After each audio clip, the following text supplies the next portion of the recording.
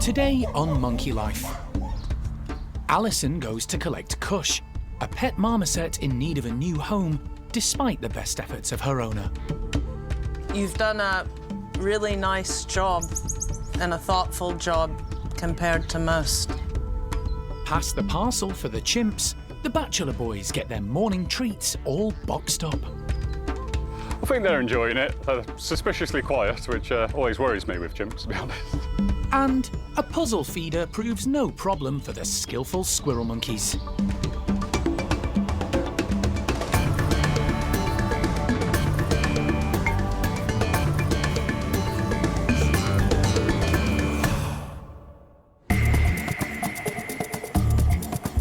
Monkey World in Dorset, buried deep in the English countryside, is the largest sanctuary of its kind on the planet. The team, led by Dr. Alison Cronin, rescue and rehabilitate abused and unwanted primates from all over the world. Anything could happen. You really have to have an open mind. The park provides a home for more than 260 primates from 24 different species.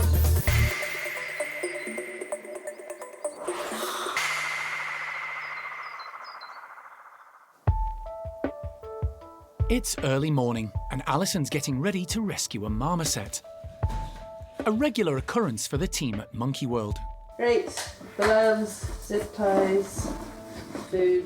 She's heading to Bristol, just a short journey from the park in Dorset, to pick up a female called Kush, who's been on the waiting list since 2019. Here we go again. The park has rescued primates from all across the globe for the past 37 years. But the UK primate pet trade is a relentless burden on its resources.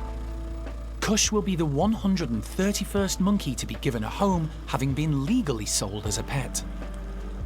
Kush's story is not unique to the pet trade. Kush and another female were actually sold for £2,000 to the gentleman in Bristol that we're about to go meet. Sadly, one of the females died, and Kush remains. And the chap sort of sounds like he knows what he needs to do for the marmoset. She's not had any issues, so she looks pretty good. But that's not usually the case, as Alison well knows. She's been campaigning for decades for a change in UK law governing the trade in primates as pets, and has been on the steering committee drafting legislation currently going through Parliament. We continue to battle on, hoping that we're going to get the laws changed. I think it's our 83rd marmoset. So yeah, quite a few primates coming in. Kush is actually going to go and join Moschino, Mozzie for short, who we rescued from the pet trade just last year. So I'm hoping that Kush and Mozzie will become our next happy couple at the park, and that all goes well today. While Alison heads to Bristol to collect Kush, back at the park, the team are prepping for the marmoset's arrival. Elle is getting a bedroom ready, with only minimal changes. Kush's owner has indicated the marmoset has good mobility, so additional safe low branching isn't needed. Just putting up some little bits and bobs, little forage tubs, just assessing the branching that we've got in there just to make sure it's all firmly up and stable, ready for her arrival. The team are optimistic Kush will bond with Mozzie. He arrived last year after being confiscated and removed from poor living conditions by the RSPCA. His previous owner was found guilty of animal welfare offences and banned from keeping animals for 10 years. He was rescued where he was kept in solitary confinement, so he really lacks the social and communication skills that marmosets really need. We've done a few intros with Moschino. They haven't gone very successfully. When we're introducing marmosets together, you've got to try and think, do their personalities match? I think the previous females that we have tried to match Mozzie up with perhaps might not have been the best for him. However, the sound of this new female is more up to his standard. If they hit it off, marmosets pair bond for life, so there's a lot at stake for both of them. Kush will spend a few days in the bedroom next door to Mozzie to get accustomed to the sights, sounds and smells of her new surroundings. When the two marmosets appear settled alongside each other, the Primate Care Staff can decide if a more close-up and personal introduction is appropriate.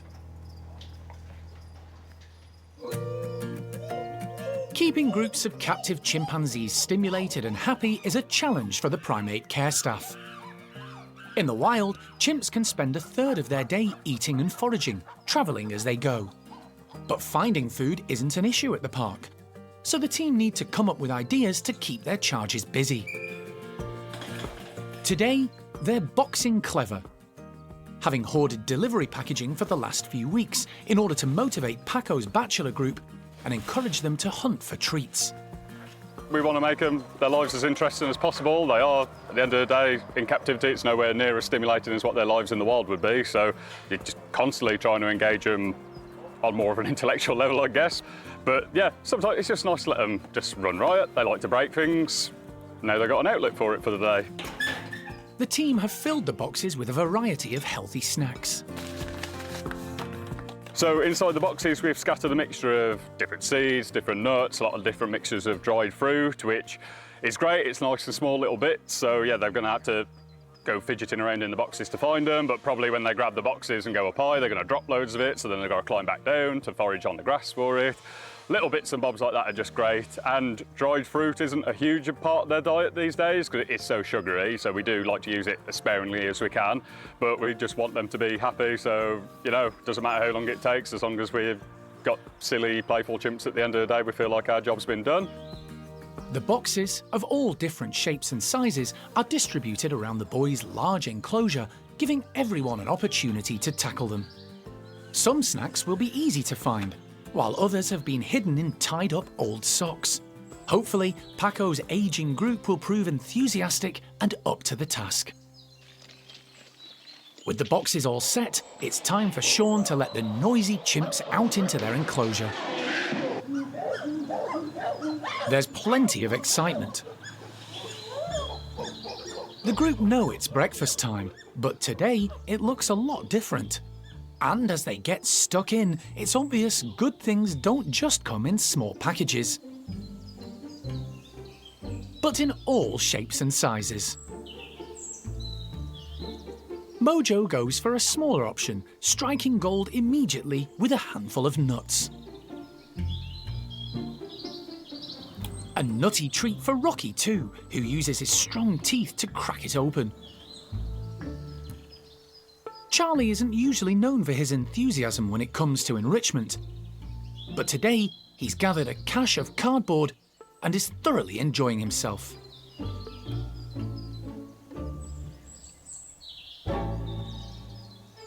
Low-ranker Kiko opts for a box nestling in a prickly gorse bush. Chimps in the wild spend most of their day foraging through the foliage. There's barely a sound as everyone tucks in. I think they're enjoying it. They're suspiciously quiet, which always worries me with chimps, to be honest. Yeah, we want them to have a challenge, you know, we don't want everything to just be easy for them. Sometimes you can feel quite mean, that you feel like you're making things too hard, but that's what's keeping them occupied. You know, it's better than them just being sat there bored. You know, we really want them to push themselves a bit. So, yeah, the harder it is to get inside the smaller boxes, and also there's more food inside the smaller boxes, so it's worth more to put the effort in for them. Sean has also left an extra hidden treat for the chimps to find. We put a few monkey nuts inside the hanging barrel. We really don't use it too often. We don't want to go overboard using the same enrichment too many times, otherwise it stops being stimulating. So this will be the first time they've had the barrel in quite a long while, actually. Sometimes with the boys, they're a little bit lazy occasionally, so they might just go, oh yeah, there's something in there, I'll go and eat something else instead. But fingers crossed they'll use it. One chimp enjoying today's boxed-up breakfast is 33-year-old Paquito. He's a playful chimp who's come a long way since being rescued back in 1997. He was found locked up in a shed in Barcelona. Oh my goodness sakes. Hello, hello. This is a big boy. Oh my. When he arrived at Monkey World, He had few social skills and no clue about how to behave with other chimps. But life with the bachelors has taught Paquito a lot, and he's now a much valued part of the troop. It doesn't take long for the chimps to work through the boxes, with only a few scraps left to find. Some of the nuts and fruit have fallen to the ground and will be foraged throughout the day. But leader Paco has found another use for the empty boxes, making a nest, before settling down for a mid-morning snooze.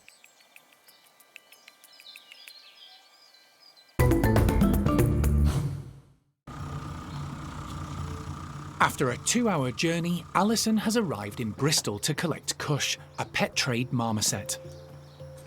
Yeah, let's go see what the score is. She's meeting owner Dean, who contacted Monkey World 4 years ago to discuss the possibility of rehoming his pet. Oh yeah, it's just knocking on the door. Are you Dean? Yeah, you come in, all right? Yeah, I'm Alison. How you doing, all right? Pleasure. It's taken more than 4 years for space to become available for Kush at the park. Oh, she's smelly. So, Dean and his father originally bought 2 marmosets from a dealer 9 years ago for £2,000. They were supposed to be a male and a female, but later a visit to the vet revealed both were females. She's well fed. She's a bit chubby. well fed, Jackie? Yeah, and her back is a little bit hunched, so she does need some D3. But she looks pretty good, don't you look worried? Dean realised early on that looking after a pet primate and keeping it fit and healthy is hard work and a full-on job. So you bought 2 of them. Was that by choice or? I thought it was a good idea at the time. It's not. And people don't understand the attention, the time span that they need. What would you say about the pet trade and these being bought and sold, sort of like goldfish? This is not a goldfish. It's no joke. I done what I could. It's still not enough. You've done a really nice job and a thoughtful job compared to most. Dean has done his best to look after the small primate, providing her with a large outside enclosure linked to an indoor cage with suitable heating. Kush has also had an appropriate diet, including live grubs and insects. But despite all Dean's efforts, he knows he hasn't been able to provide everything the marmoset needs. It's just sad that people are sort of left in this position, really.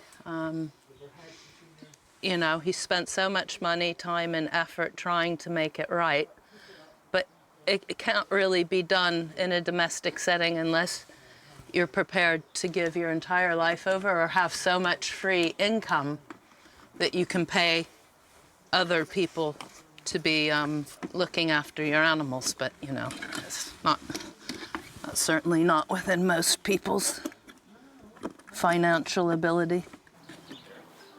With the travel box ready for the journey home, Alison now needs to persuade Kush into it. Might be able to make friends yet. Good girl. Hey, Kushti. But Kush isn't entirely convinced. She does trust Dean, however, so he steps in to help. She's looking. She has to walk in before I can do it, otherwise it's all over. Alison attempts to bribe her with waxworms, but Kush is still wary of the box.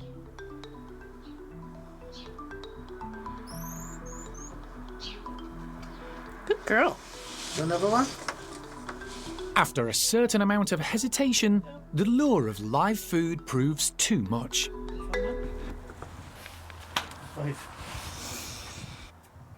Job done. She's a confident lady. It just took some time and actually going for cupboard love, really. I mean, we can say all of these fabulous things. In the end, it comes down to the waxworms. You'll be all right.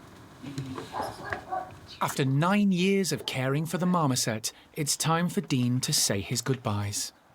Oh, mate. Thanks again. Take care. Yeah. I can't bear it. I will look after your little girl, and you bring your family down, huh? You know, it's heartbreaking. I could even cry right now. And, like, this is what I do day in and day out, up and down the breadth of Britain. This trade does more damage than also just the animals. I mean, I'm here to represent the marmosets and whatever primate in the pet trade. But the people side of things cuts me up also. It's not right. Laws need to change. They must change. Must change. Kush is blissfully unaware of the upset as she eats her waxworms and starts building a nest, while Alison begins the short journey back to the park in Dorset. The park is home to 5 squirrel monkeys, split into 2 separate groups. 3 common squirrel monkeys who were rescued together from appalling conditions at a house in Bridgewater, Somerset, called Logan, Lucille and Lopez, and a smaller group consisting of the most recent arrival, common squirrel monkey Kimbo, who was rescued last year from the pet trade, and female black-capped Neevah. Kimbo's lack of social skills and the unlikelihood of the established males accepting him meant plans to integrate him with the trio from Somerset were put on hold. But he did get on well with Neevah, so the pair have been separated off to form their own little subgroup. Today, the twosome are being given one of their favourite meals, live insects. But Primate Care Staff member Karen plans to make them work for it. So this isn't going to be an easy meal for them, which is what enrichment is about, really. It's trying to make them work for their food. It keeps them active, it makes their brains work, because they have to figure out how to get it, but then also their bodies have to work harder because they have to figure out a way to get to it and then actually get to it. The insects are hiding in sawdust, and Karen's concealing them in a large hanging puzzle. So this, when it's hung down, actually quite low. So some of the high ones, they'll come down from the top, they'll use their feet to grip onto and kind of slide down a little bit, stick their hands through. Some of the lower ones they may be able to get to from here. They might come from the sides. So they can come from all different angles. There's branching kind of all around it to give them options. But it'll be interesting to see whether the 2 different monkeys approach it differently or they approach it the same. So yeah, it'd be really interesting to see how they tackle it, really. Karen fills the puzzle with a mix of locusts and something a bit different, Morio worms. They don't get these guys very often. These are a bit of a treat. These are Morio worms, so they're nice and big and fat and juicy. When you pick them up, they try and like curl around you and try and bite you. So yeah, we obviously wear gloves anyway when we're handling food for the primates, but I wouldn't want to touch these without gloves on because they can give a little nip. Kimbo and Neevah are let out, and the insect puzzle immediately grabs their attention. The holes are the perfect size for their hands and arms to reach through, but locating the insects amongst the sawdust is a challenge, both physically and mentally, and tests their hand-eye coordination. The locusts are first on the menu. They're big and visible, although they do move quickly. Squirrel monkeys, however, are experts at hunting for insects. Their small hands are just like humans, adept at grasping small objects. Neevah prefers to hunt and take her quarry away to eat. Kimbo, on the other hand, can't get enough of the tasty grubs and is happy to gorge in situ. Squirrel monkeys are extremely agile.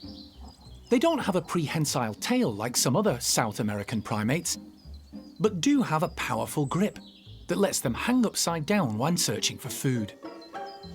It doesn't take long for the pair to master the puzzle and devour most of the grubs, eating in harmony with no friction, and happily sharing the tasty mealtime.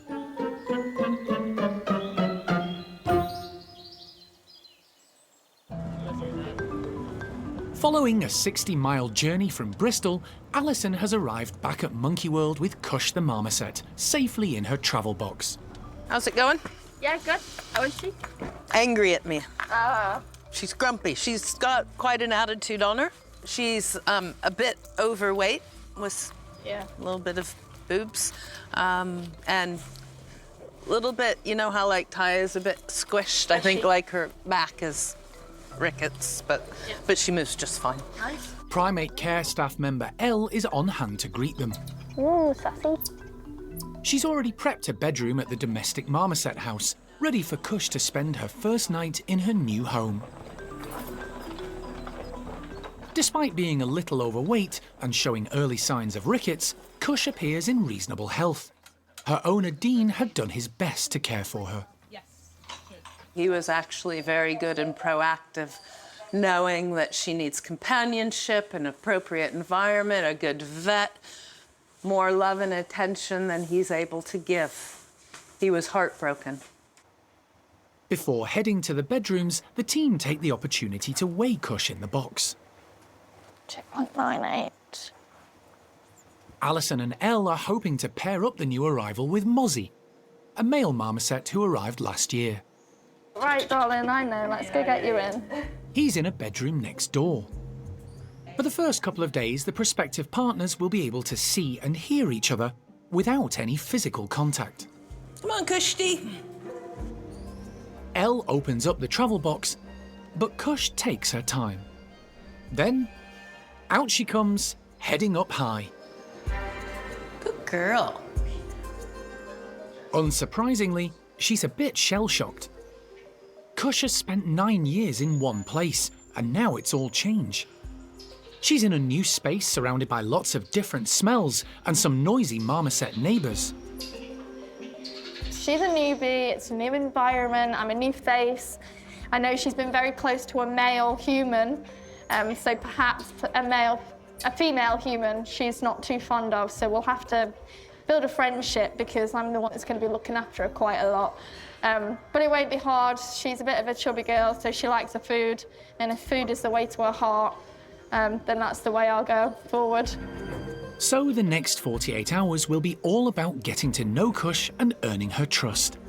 Then introducing her to a new male companion and, fingers crossed, partner for life.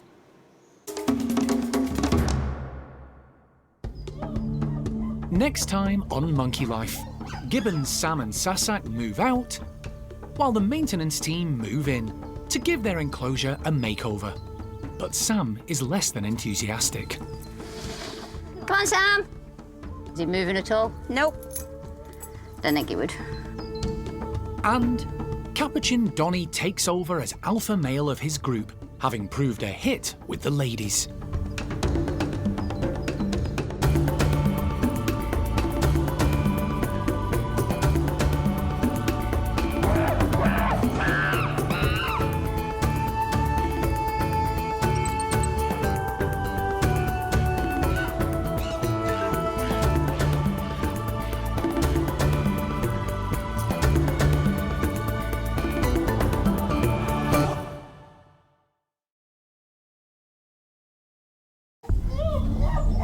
Today on Monkey Life, Gibbons, Sam and Sasak move out, while the maintenance team move in to give their enclosure a makeover. But Sam is less than enthusiastic. Come on, Sam. Is he moving at all? Nope. Don't think he would. Rehomed pet trade marmoset Kush is in need of a companion, and the team are hoping for a love match. Plans are going to be an intro with Machino, the male that's living next door, who's single and ready to mingle. And Capuchin Donny takes over as alpha male of his group, having proved a hit with the ladies.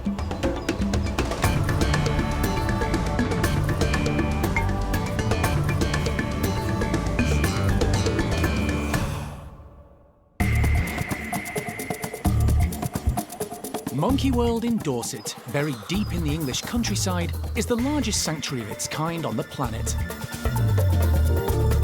The team, led by Dr. Alison Cronin, rescue and rehabilitate abused and unwanted primates from all over the world. The owners are going to be upset to say goodbye, but they're doing the right thing. The park provides a home for more than 260 primates from 24 different species.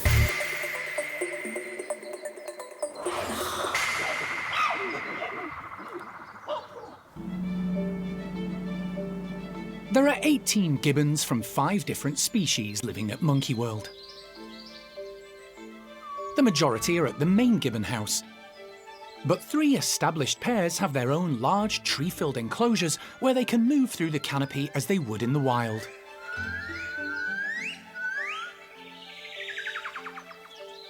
One of those pairs, Siamang gibbons Sam and Sasak, have been together for 12 years. Sasak arrived from Dublin Zoo to join Sam after the sad loss of his partner and later his son. They've been a devoted couple ever since, but today their settled existence is going to be disrupted. Their house and enclosure both need extensive renovation, which means the Siamangs have to move out while the maintenance team move in. We're going to box the Siamangs up individually. They have been being crate trained for the past 2 months in the hope that they're going to willingly walk into the box. Fingers crossed. Sam and Sasak are off to temporary accommodation consisting of 2 bedrooms and a cage enclosure at the main gibbon house. It's a very different space to the one they're used to, but there's plenty to keep them busy and interested. We'll have all of our 5 species of gibbon that we have at the park in one location. So especially when everyone starts singing, it might be a bit of a culture shock to Sam and Sasak, but being the loudest of all the gibbon species, they'll certainly give everyone else a run for their money. Right, come on, muscles. Yeah. The team are going to crate up the Siamangs one at a time. Sarah has them ready in the outside tunnel system linking the house and enclosure. They know that something is up because this is now a change in routine, whereas we'd usually just release them straight to the enclosure, so this will be an interesting step. Primate Care Staff members Lee and Kat have secured the first of the transport crates to the tunnel. We're good? Secure? Sam is up first. He's a good lad, you're going in. Come on, Sam. But he's reluctant. Is he moving at all? Nope. Don't think he would. And keeping his distance. Go on. Despite all the crate training and the offer of tasty titbits, he's not budging. Samuel, I've got treats. Time for Plan B. We're committed now. We've got to see this through. We've got to get it done. Lee has a specially designed piece of equipment that fits into the tunnel and blocks off any escape route. It means Sam can only move in one direction, towards the crate. Sam, come here. Come on, come on, come on. Go. Go, go, go. Go, go, go. And nice. It works. Keep going. Right, we're in. Well done. Good boy, Sam. Good boy, buddy. Here, have some banana. With Sam safely in the travel crate, the team move him away from the enclosure, ready to be transported to the main gibbon house. Next step is Sass. She's just witnessed all of that. Great. Come on, Sass Bugs. Let's go. Come on, baby girl. Separated from her partner, Sasak is suspicious and unwilling to cooperate. Come on, Sass. No amount of persuasion will convince her to go anywhere near the crate. Sass is still in the top. She's not coming down.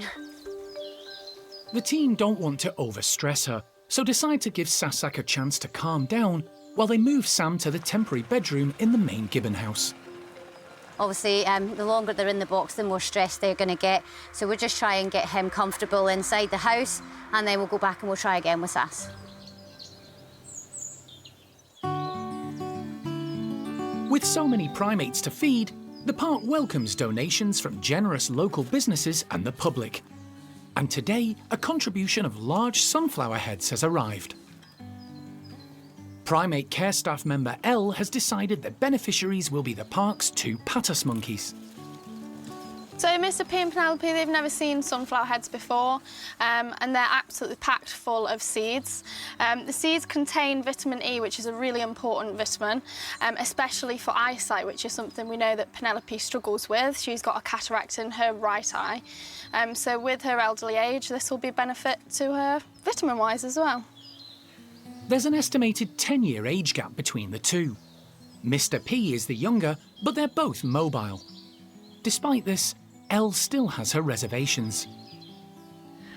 I don't know how Mr. P and Penelope are going to do with this, to be honest. It's going to be interesting for me to see as well. We've put some of them higher up, some of them lower to the ground. They've got small little nimble fingers, so they should be able to pick the seeds out of the heads pretty well. And like I said, their mobility is all right, especially Penelope for the age that she's at. Elle lets the pair out. Hi. Despite being African savanna ground dwellers who would eat seeds in the wild, they're not impressed.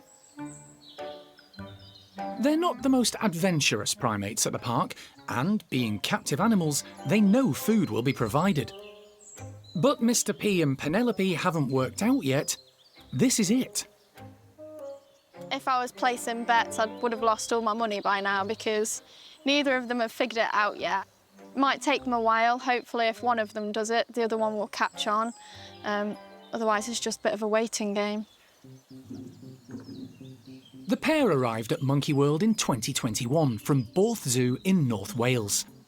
Then, Penelope was more dominant, but their roles have reversed, and Mr. P is now in charge, as it would be in the wild. The cataract in Penelope's right eye, along with her age, probably contributed. We're pretty sure she's got no vision in it, but her left eye at the minute is looking all okay. We've had to make some few changes, so some easier ladders to help her climb up in the enclosures, both inside and outside. At the minute, she's still at the point where she can forage and find the food on the floor, but for the future, it is just something that we'll have to keep on monitoring. Despite her condition, Penelope has finally realised there is food to be found in the strange objects hanging in the enclosure, and starts picking her way through the seeds. It's a good indicator for the team that she still sees well enough with her left eye.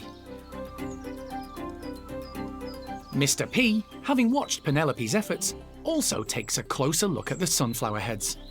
But neither patas monkeys are enthusiastic about the unusual offering. Overall, the sunflower heads weren't as exciting as what we thought they were going to be. It might be that we leave them in for a couple of days and they show a bit more interest. Penelope has gone over to one. She gave it a little bit of a tap, knocked some seeds out and ate a couple. That caught the attention of Mr. P. I think he even had a little bit of a tap, but yeah, overall, not as interested as I thought they would be. Elle will leave the sunflower heads out for the next few days. If the patas pair don't eat the seeds, then the wild birds surely will.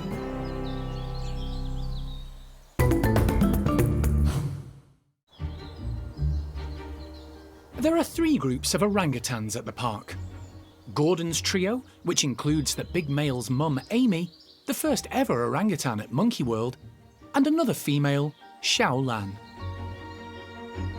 Then there's the nursery group of 6, led by female O'Sheen. It was set up to care for orphaned and rejected youngsters from centres across Europe. And finally, there's Tuan's troop, most of whom were rehomed from the Ape Rescue Centre in Taiwan. They were stolen from the wild and led traumatic lives as pets or as part of the entertainment industry. Along with Tuan, there are 3 adult females, Ame, Lucky, and Roro. The 5th member of the group is 11-year-old Awan. She was born at the park, and although still an adolescent, will soon reach adulthood. Until a few months ago, there were 6 in the troop. Then, fun-loving youngster Hujan left to join the nursery to live with others of a similar age. The move left a hole in the lives of some of Tuan's troop. The dynamics have changed a little bit, obviously, with Hujan out of the group, but I mean, the last couple of weeks they all seem to be getting on quite relaxed and lovely. And in fact, the other day, Roro actually started to groom Ame a lot, and they've been spending a lot of time together up in their corner. And Hujan has still been coming up to the fence line from the nursery and kind of having a little look across, but not really any sad looks or anything. They're just kind of getting on with things, playing, and the group are doing pretty well, to be honest, at the moment. Before Hujan came to the park in 2019, adult females Roro and the more dominant Lucky didn't get on.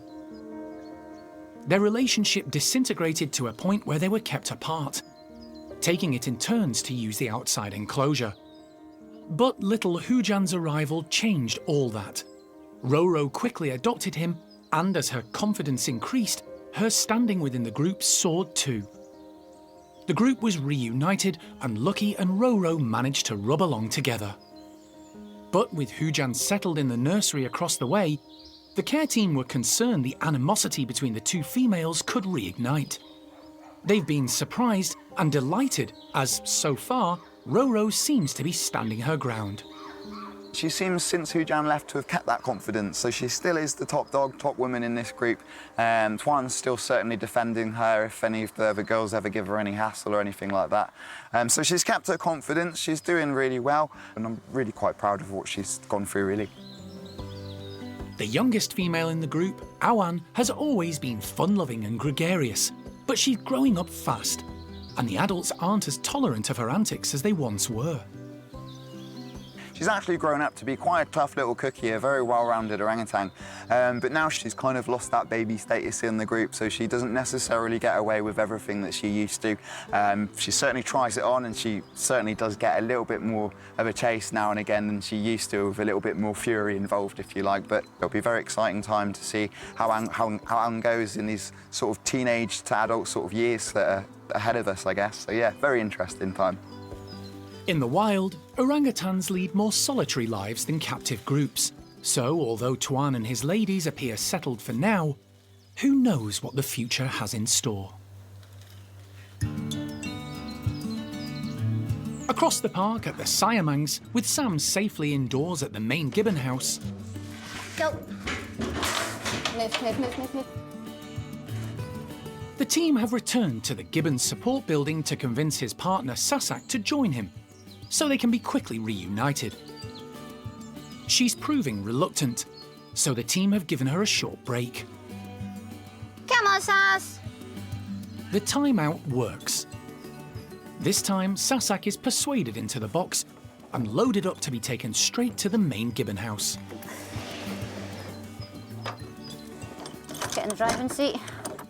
Happy they're all in. It was a little bit stressful getting them there. There she is. Where the team quickly reunite the pair. Hi. Putting pairs back together after a stressful event can be difficult, but the team knows Sam and Sasak are so bonded they'll give each other comfort. And it's only a matter of minutes before they're settled, and Sarah can open up the slide to give them access to the outdoor area. And then pop it. This time, the two Siamangs don't hold back. Yes, Sass. That didn't take long. That wasn't too bad. A little bit nervous, but yeah, curiosity got the better of them. They're soon outside, exploring and getting accustomed to their new neighbours. The move has been a success, and the team can now get to work renovating the Siamang's house and enclosure. The job will take several months, and while they wait, Sam and Sasak will have a new world to interest them, and more noisy neighbours to compete with in the singing stakes.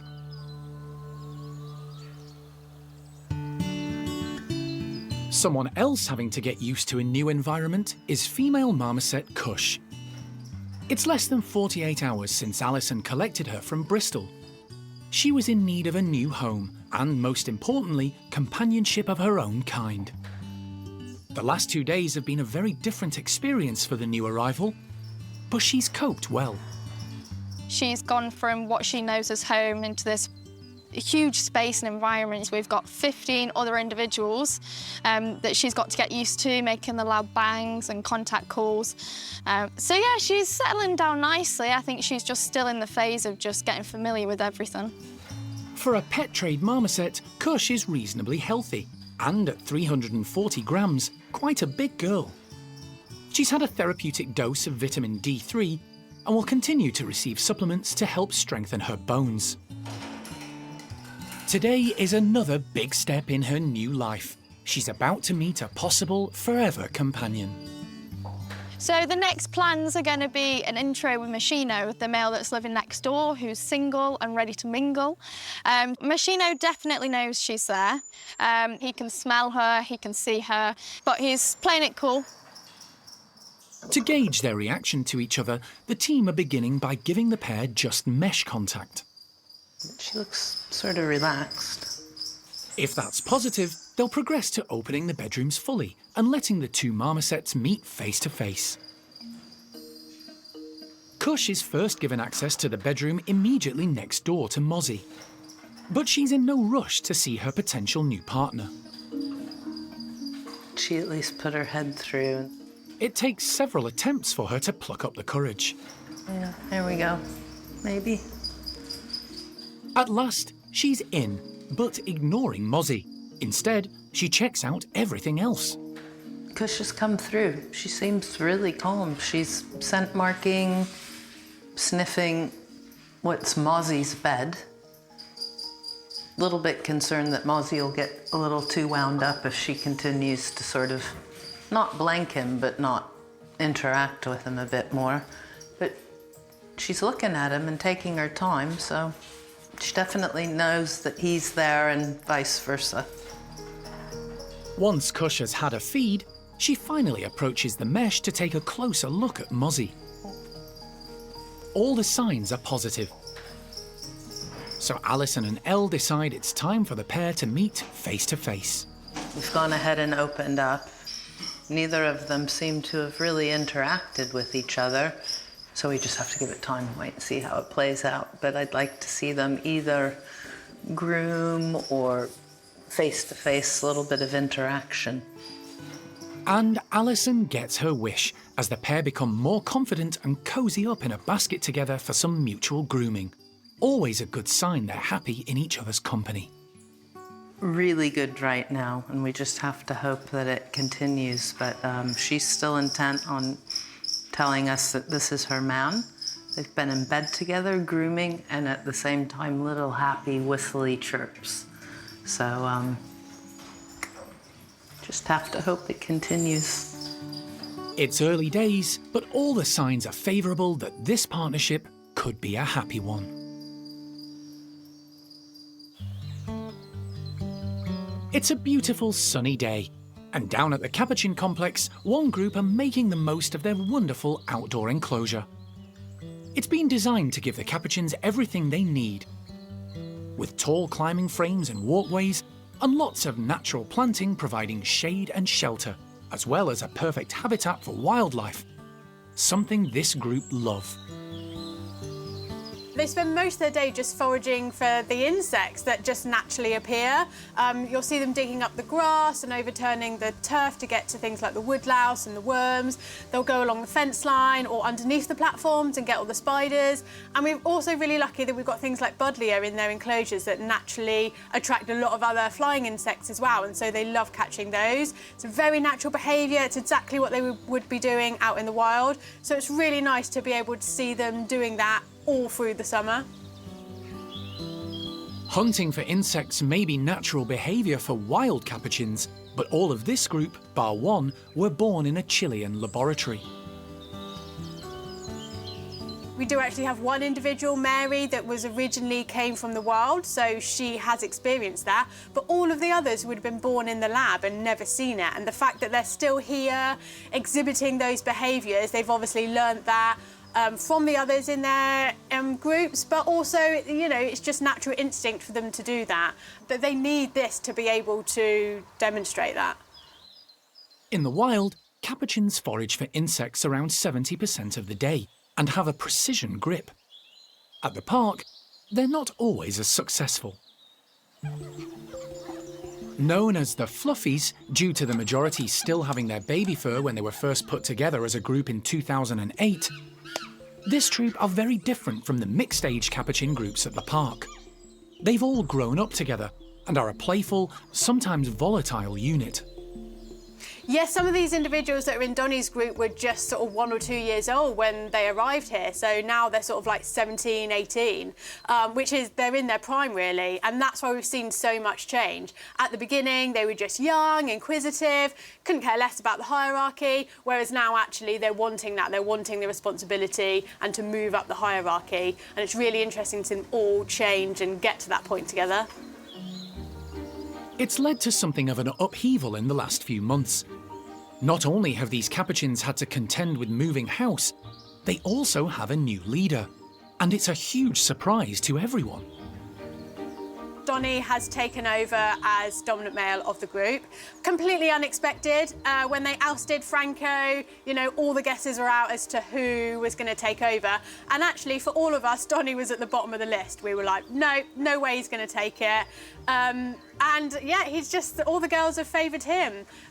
All the others gave it a go. Felipe gave it a go, William, Fabian, who all of the females really dislike. And they've chosen Donnie. So, yeah, he's not a great dominant male in terms of disciplining the other individuals within the group. But for the most part, the group is fairly settled. Even Donnie seems surprised with his newfound status.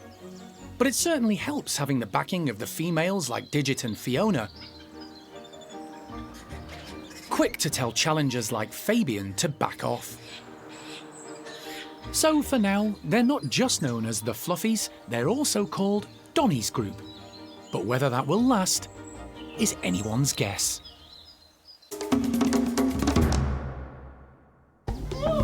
Next time on Monkey Life. Saki monkey Desmond loses his lady, Chloe, who is the oldest Saki in Europe. We just came in the morning and she'd passed on her blankets in her bed, which was very, very sad, so you can't wish for a better ending than that. And a fruity treat helps Gibbon's Peanut and Pungyo reaffirm their pair bond.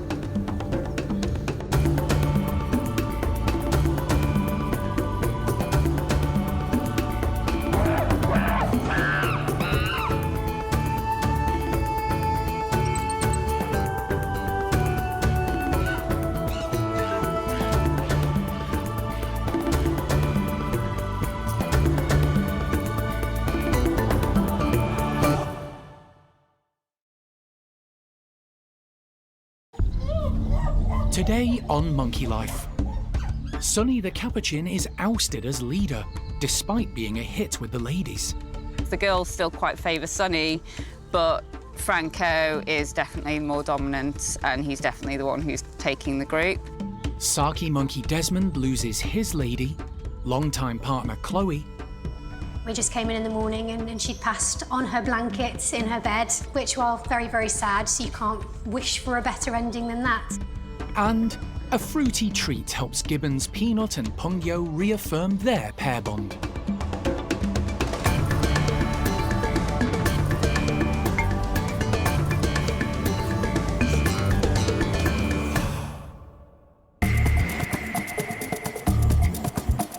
Monkey World in Dorset, buried deep in the English countryside, is the largest sanctuary of its kind on the planet. The team, led by Dr. Alison Cronin, rescue and rehabilitate abused and unwanted primates from all over the world. You just never know how it's going to work. The park provides a home for more than 260 primates from 24 different species.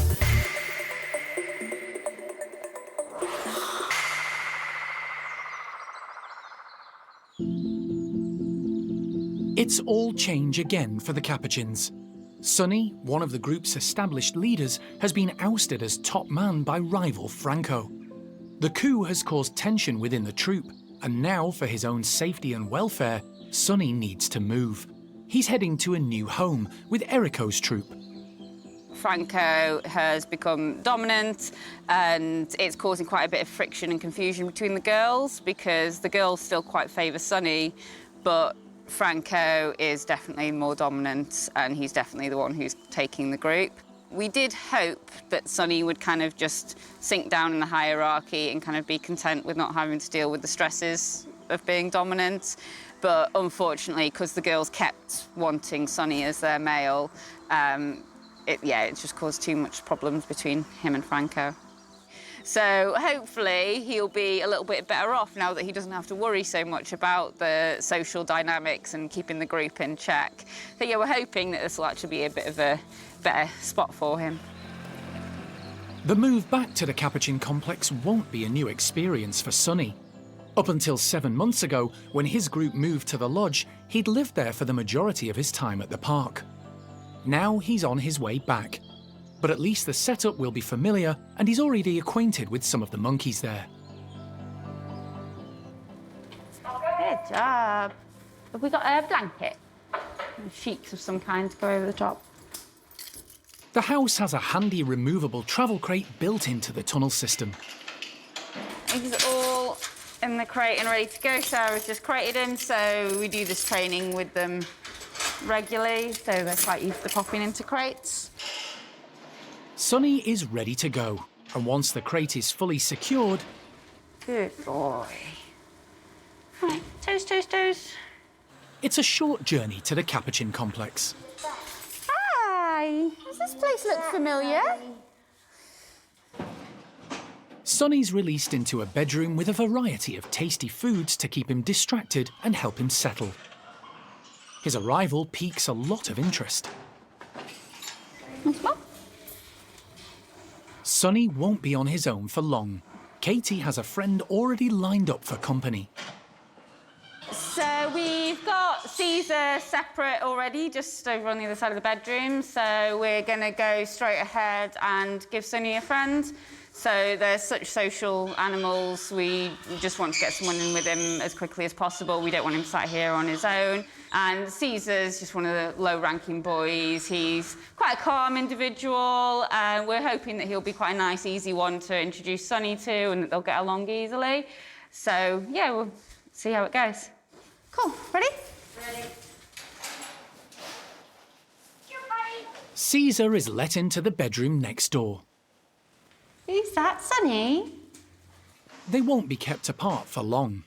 Generally, we find with Capuchin introductions, actually having mesh between them can be a bit of an aggravating factor. Capuchins quite often will shout at each other through the mesh. They're very conscious that they can't have full contact, so they'll just kind of take that opportunity to have a good shout and a scream. So we find that having mesh contact in intros actually makes it a little bit more tense between them, so we tend to just open up as quickly as possible and just see how it goes. Ready?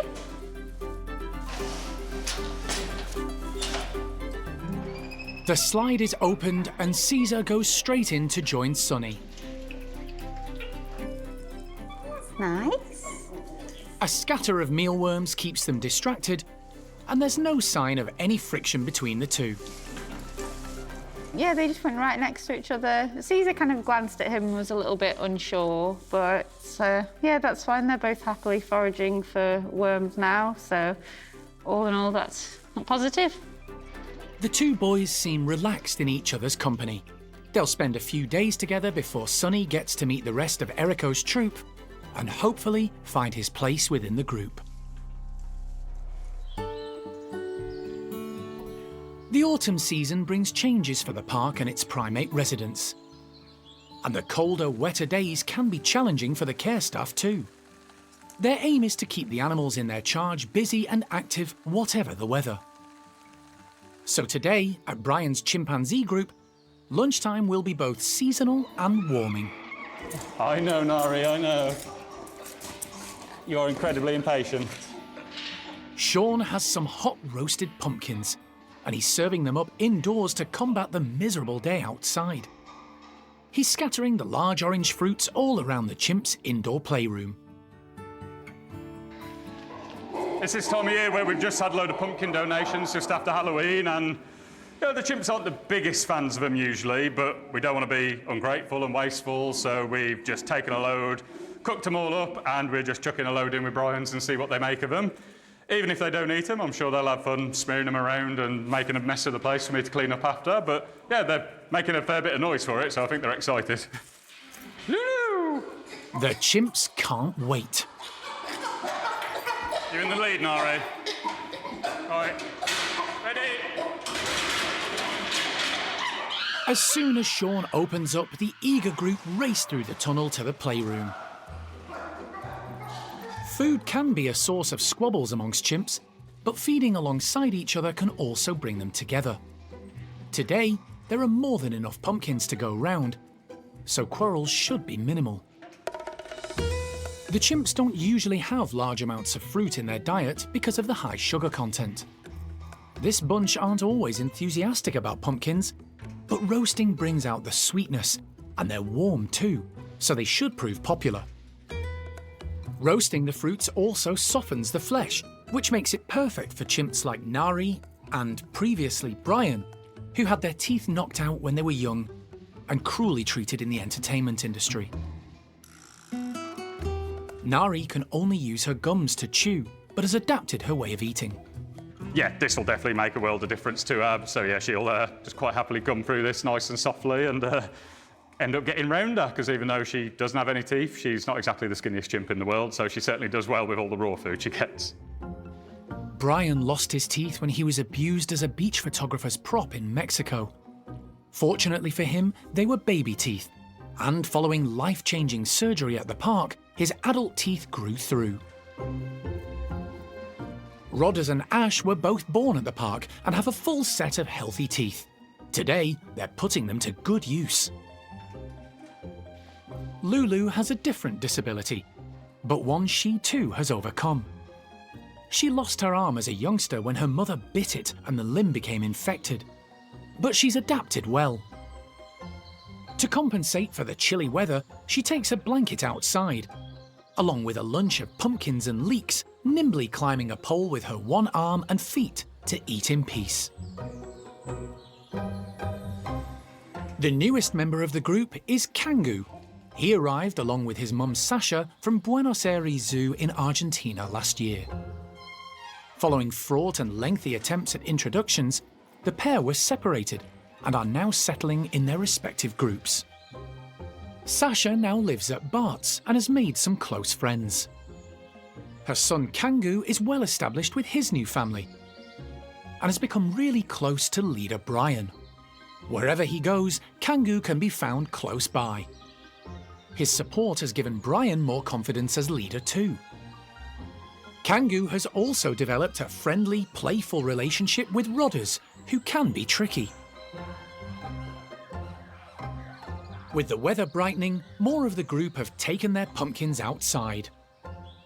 The roasted fruits have been a success, leaving them happy and satiated in the sunshine.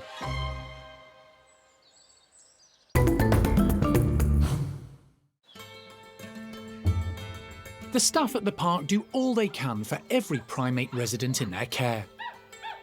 One of their top priorities is finding the animals companionship of their own kind. So it was a huge blow last week when saki monkey Desmond lost the mate whose company he cherished. The team discovered his long-term partner Chloe had passed away overnight in her sleep. Chloe was 30 and the oldest saki monkey in Europe. She was a really old lady. She did so well.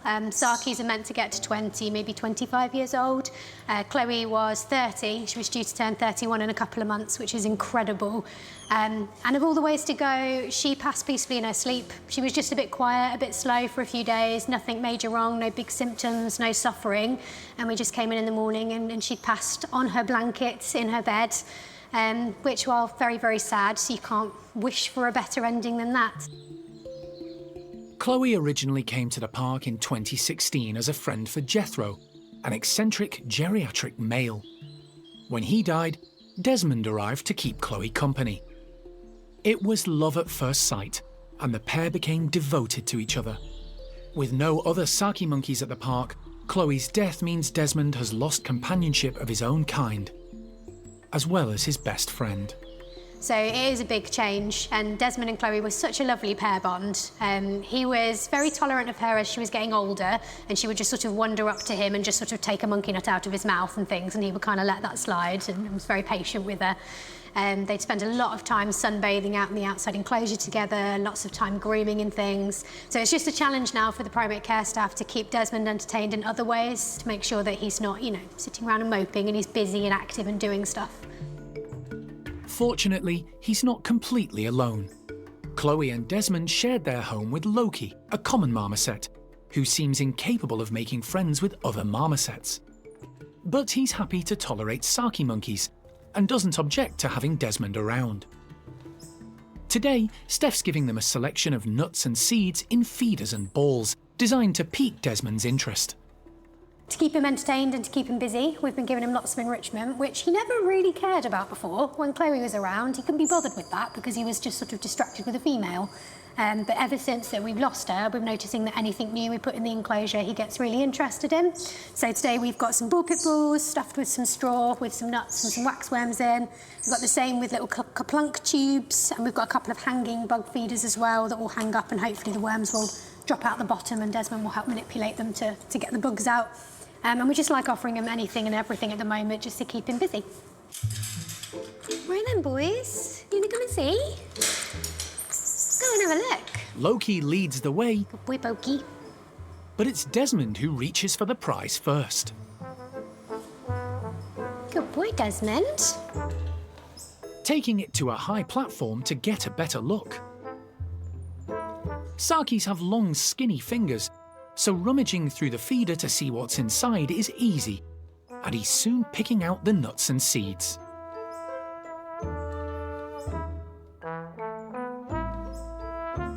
Loki takes a cursory look at one of the seed balls, but he spotted something much more to his liking in the other bedroom. The tasty waxworms he adores. Desmond's happy to tackle Loki's rejected feeder ball, fully embracing the day's challenge. I think Desmond previously didn't really bother with enrichment and things that we would put in the enclosure. I think because a lot of his time was made up with looking after Chloe. Especially the last few years, he knew she was slowing down a bit and he was very protective, so if she hadn't come in yet, he wouldn't come in yet either, and if she'd gone to bed, he had to go to bed as well, and things like that.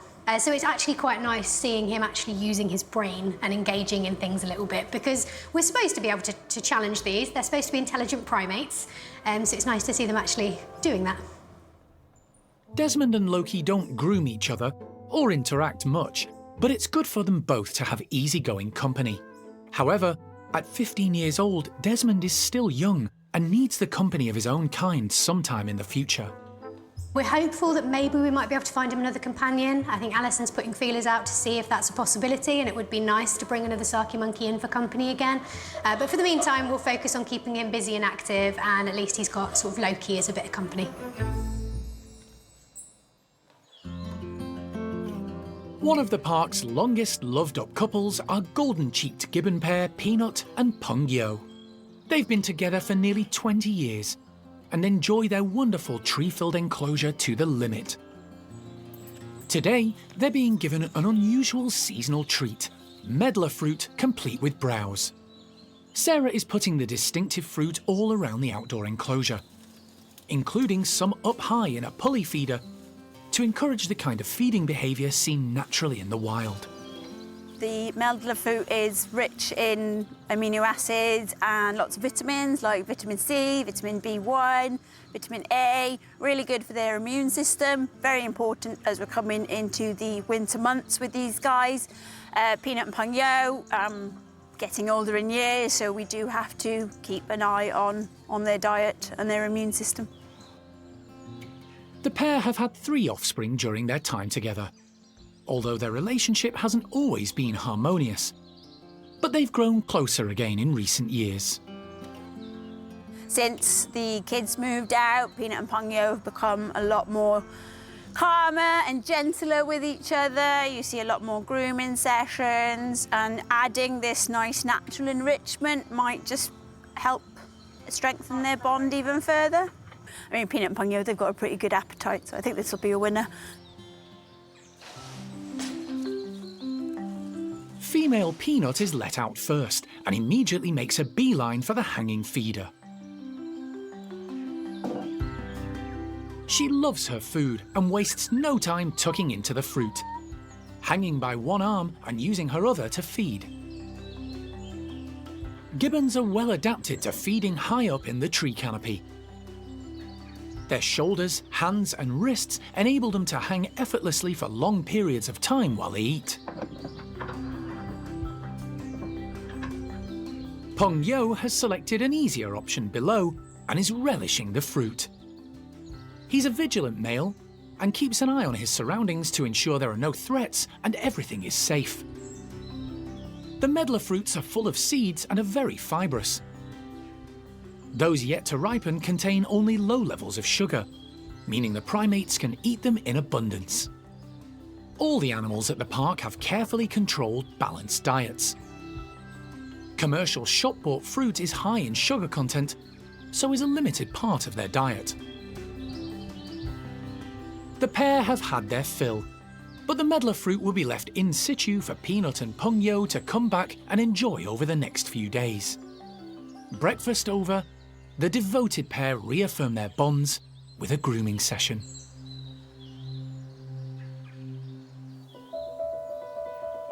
The colder weather at the park affects all the animals, but the smaller primates are often more susceptible to the chill than their larger counterparts. However, it's still important for the care staff to keep them active and occupied. Today, with the sun out, Steph is planning to help 3 of the park's squirrel monkeys make the most of the warmer temperatures. She's amassed a collection of different squashes, of various sizes and colour. Inside, she's hidden lots of wriggly grubs, something the 3 squirrel monkeys love to eat. So these sort of chillier mornings, the monkeys can be a little bit less keen on going out into the great outdoors. So this should hopefully get them up and interested and outside. When it's really, really cold, we don't push it too much because obviously we want them to be warm. But daylight today, it's actually reasonably mild. So I'm hoping that we can get them up and active because being active and being busy and investigating things in the outside enclosure is really good for them. It's important to replicate natural feeding behaviours. So Steph has strung up some of the squashes on branches and attached others to the hosing high off the ground. These guys spend their lifetimes in the treetops, so it's important for us to hang up the food high. We encourage them to sort of stretch and use their bodies, use their lovely long tails for balance as they sort of reach out and try and get the food. And that's just really important to get them physically active, using all of their bodies and using their brains.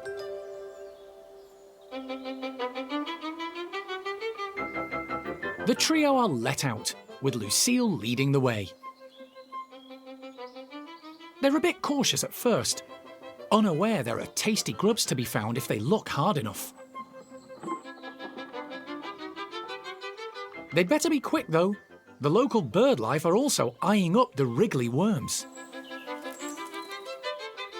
Logan works it out first, prompting the others to follow suit.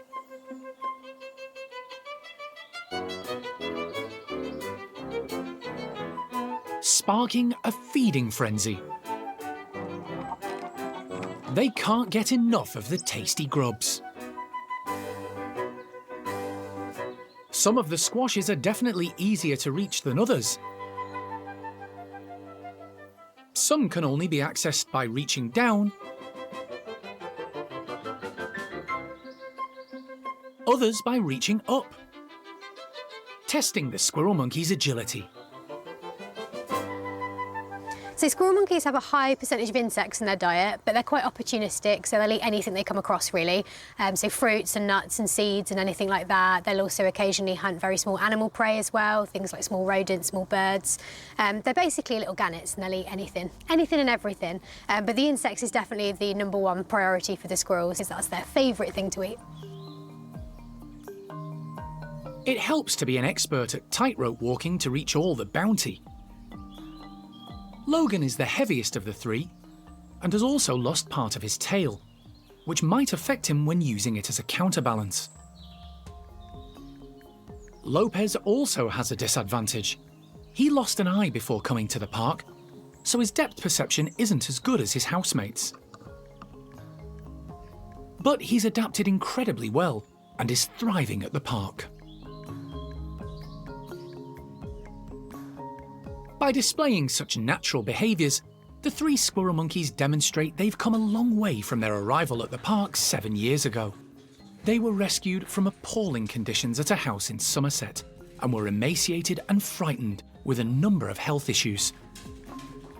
But thanks to the dedication of the Primate Care Staff, they're now a fit and healthy trio who love being outdoors.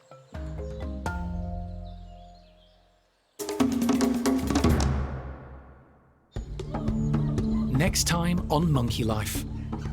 Serious concerns over the health of Sylvie, one of the park's last remaining stumpies. She's nice and steady. Well, no, shall we just get a lateral x-ray now? And we've got a lovely bunch of coconuts. Erico's capuchins compete for a tropical treat.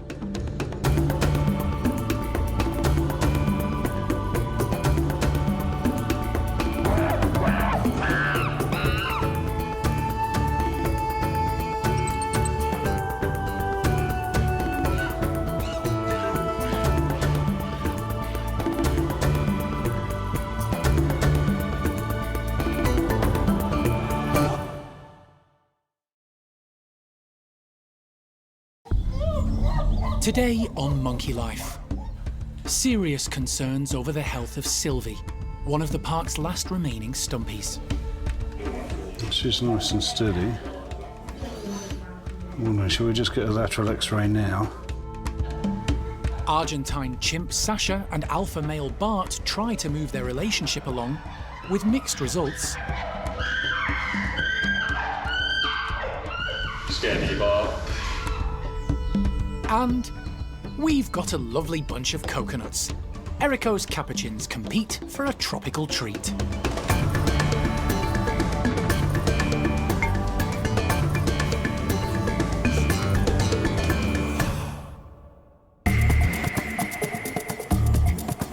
Monkey World in Dorset, buried deep in the English countryside, is the largest sanctuary of its kind on the planet. The team, led by Dr. Alison Cronin, rescue and rehabilitate abused and unwanted primates from all over the world. Boxes secured into place, everything's good. The park provides a home for more than 260 primates from 24 different species.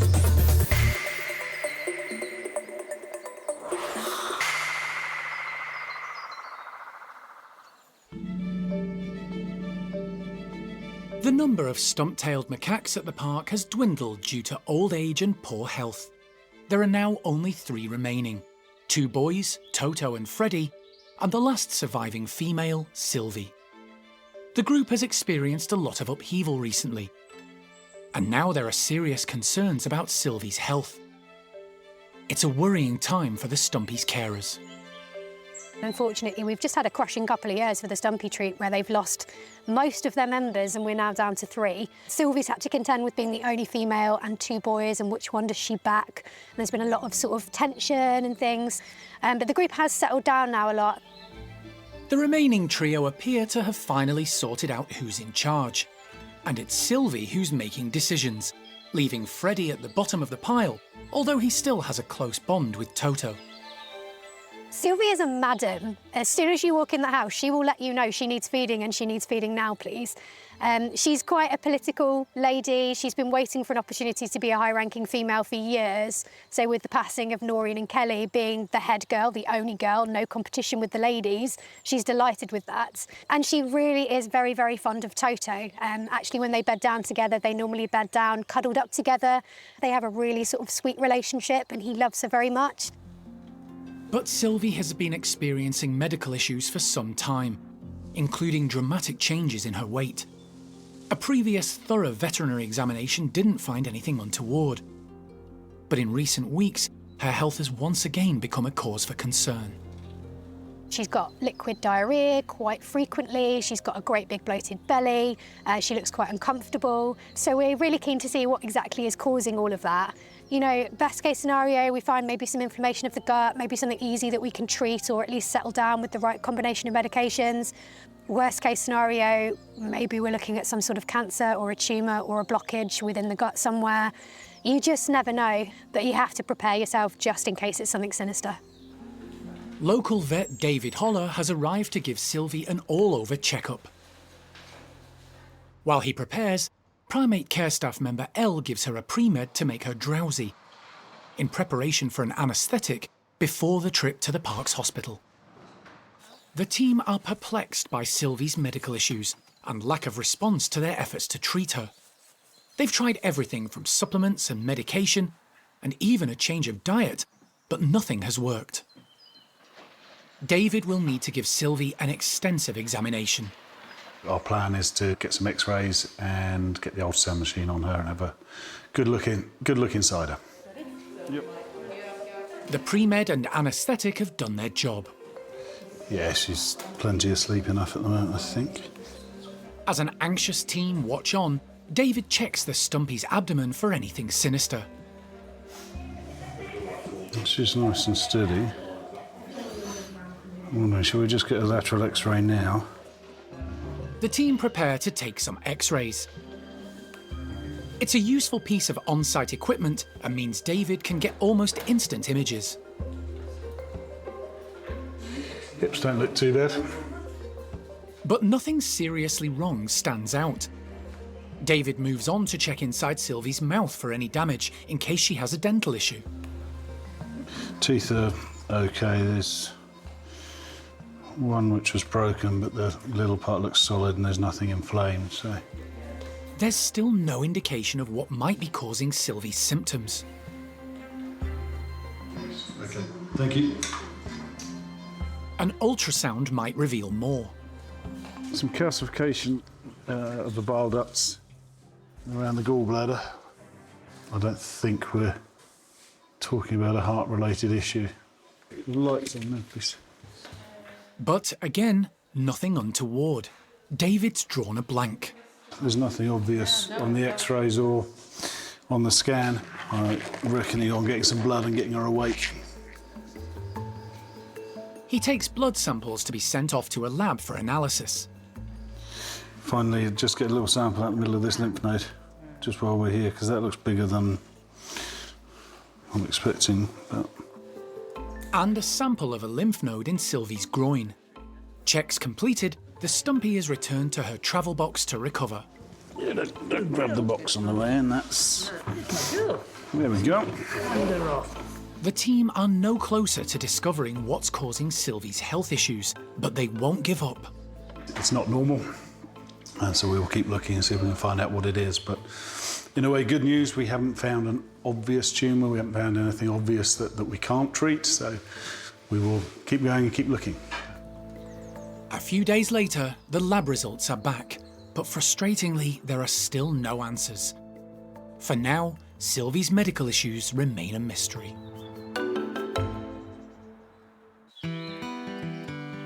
It's been a few weeks since Siamang gibbons Sam and Sasak moved to a temporary home at the main gibbon house to allow the maintenance team to give their permanent facility a much-needed renovation. Despite the upheaval, the pair have settled in well and are getting used to their unusual neighbours. Today, Primate Care Staff member Sarah is going to give the Siamangs a seasonal treat: rose hips on the stem. She's hanging them up high to encourage canopy feeding, just as they would in the wild. It's a perfectly natural enrichment item for them. It's seasonal, so hopefully the Siamangs will like them. It'll get them up high. They'll be able to forage nice and naturally. They're not going to miss them. They're nice and colourful. Along with the brightly coloured fruit, Sarah has added green beans to today's menu. The pair love the outdoors, and as soon as the slide is opened, they head outside.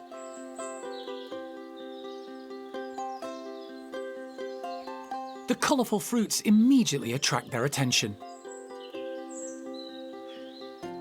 Sam is first to inspect them.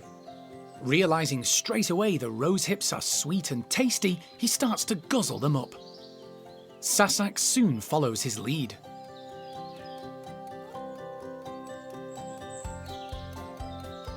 The rose hips are a good food source, full of antioxidants such as vitamin C. In the wild, fruit and leaves make up a large part of a Siamang's diet, although they also eat insects and flowers. Today's enrichment is a bit different, because the rose hips come with a prickly problem on the stems, and the Siamang's hands are not best suited to help solve it. So having the elongated fingers and a really short thumb puts their hands in that lovely hook-like position to move through the trees as quickly as they do, but of course they're not as dexterous in being able to manipulate food items and enrichment items and things like that. The rose hips was a really good idea because they are nice rounded shape, so they can sort of pick off the bits that they want and then hopefully avoid the thorns. This is quite a good lesson to learn for the gibbons, of what not to touch and what to touch, because not everything is edible. And I'm sure Sasak found that out today. The rose hips have proved popular, and the green beans make an excellent second course. The two Siamangs have settled in their temporary home, and to remind everyone this is now their territory, they start singing.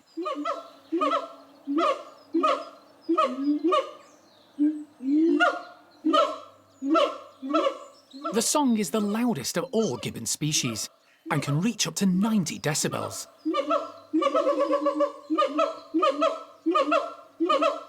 Their large throat sacs inflate, amplifying the sound as they perform duets with complex vocal structures. The male and female have their own parts of the song to sing and form a perfect harmony, demonstrating their strong bonds and letting everyone know Sam and Sasak are in the house.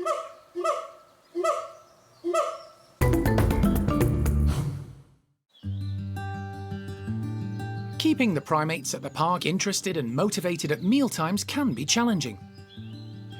The Primate Care Staff do their best to liven up the animals' day, but it doesn't always work. A few weeks ago, the park's pair of patas monkeys snubbed an offering of sunflower heads laden with healthy seeds. They showed little interest, leaving the team a bit deflated. But undeterred, today Primate Care Staff member Finn is having another go with a different seasonal offering: whole pumpkins. We have carved some holes in them for the patas, just a kind of different way of displaying their food for them in the morning. We've had some lovely pumpkin cooked up, so we've got the insides of a pumpkin here, which has been roasted. We've also got the beautiful carvings and some of their favourite treats, which are the Mario worms, which they absolutely adore, so hopefully it will be an exciting morning for them. The Primate Care team take great care over the animals' diet. Food is tailored to each individual's needs and health, whether it's a diabetic chimp like Bart, or a primate missing a few teeth like one of today's recipients, elderly Penelope. She has had quite a few teeth out now, so we do make sure any food that we do give her is manageable and she can obviously chew on it or consume it. So yeah, it's just a good way of also allowing them to be patas monkeys, but within captivity instead of the wild. Finn opens up the slide. Mr. P is first out, soon followed by Penelope. Mr. P is younger than his partner and heads straight across to inspect the large fruits, spotting the grubs inside. Penelope is less enthusiastic. She used to be the more dominant of the pair when they first arrived at the park, although in the wild, that's the role of the male. Now, Mr. P tucks in first, and he's certainly enjoying today's breakfast, going from one pumpkin to another. Plucking the grubs and seeds from the pumpkin flesh requires great dexterity and hand-eye coordination. Mr. P has no problem. But Penelope has a cataract in her left eye. Today's enrichment will help the team monitor how well she's managing and how much she can and can't see. No such issue for Mr. P, as he moves on to his third pumpkin. Penelope eventually tries the pumpkins too, eating some of the soft flesh. I think that Mr. P is definitely enjoying himself. He came running straight out and was definitely curious to all of the new things that have been put up around the enclosure. He's using those foraging skills to look inside of each pumpkin, figure out what's in them first before he chooses which delicacy he would want. Yeah, it's been 10 out of 10 and thumbs up. Having proved more popular than sunflower heads, the pumpkins will be left for a few days, so the patas can keep enjoying the tasty flesh and seeds. That's if Mr. P doesn't knock them all off first. It's been just over a year since Argentine chimp Sasha arrived from Buenos Aires Zoo, along with her son, Kangu. He's now settled in Brian's small group, but Sasha's integration into one of the park's larger chimpanzee groups has taken longer than expected. Now, at last, she's beginning to embrace life as part of Bart's troop of 16. She is now in with mostly everyone and she's developing some stronger relationships, hitting a few little bumps in the road with the likes of Chatter and Mickey, who, yeah, just been surprisingly standoffish with her. But fortunately, the longer she's spent with the others, she's building up more alliances. Yeah, she's doing really, really well. Having had little social interaction with other chimps at the zoo in Argentina, It's taken time for Sasha to fully understand chimp etiquette and the importance of establishing strong alliances. As a result, Bart's troop haven't been together as one since she joined. If she can't make friends, there's just no place for her in the group. Yeah, she's not going to stand a chance, particularly with this lot. They're just one of the longest groups on the park. They've got such solid relationships. She's going to need them going up against someone like Bart, who is just such the pampered little prince of the group. Like, everyone adores him. If she doesn't have any friends, and he decides to go for her, she's really in a lot of trouble there. So, yeah, no, they're incredibly important for him. The only chimp Sasha has yet to meet is Gamba, historically something of a troublemaker.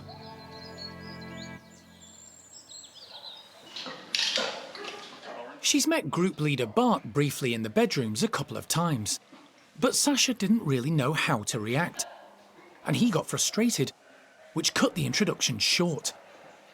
Today, the team are trying a different tack. They've not been the love at first sight that we hoped for, to be honest, but we think moving forward to find out realistically how they are going to be with one another, we need to open up and see how it goes. So, yeah, we'll give them a nice big space inside the playroom and, yeah, just let them crack on with it. But also we kind of have the facility that if it does start going wrong, we can break it up. But, yeah, we just had to bite the bullet and hope for the best, really.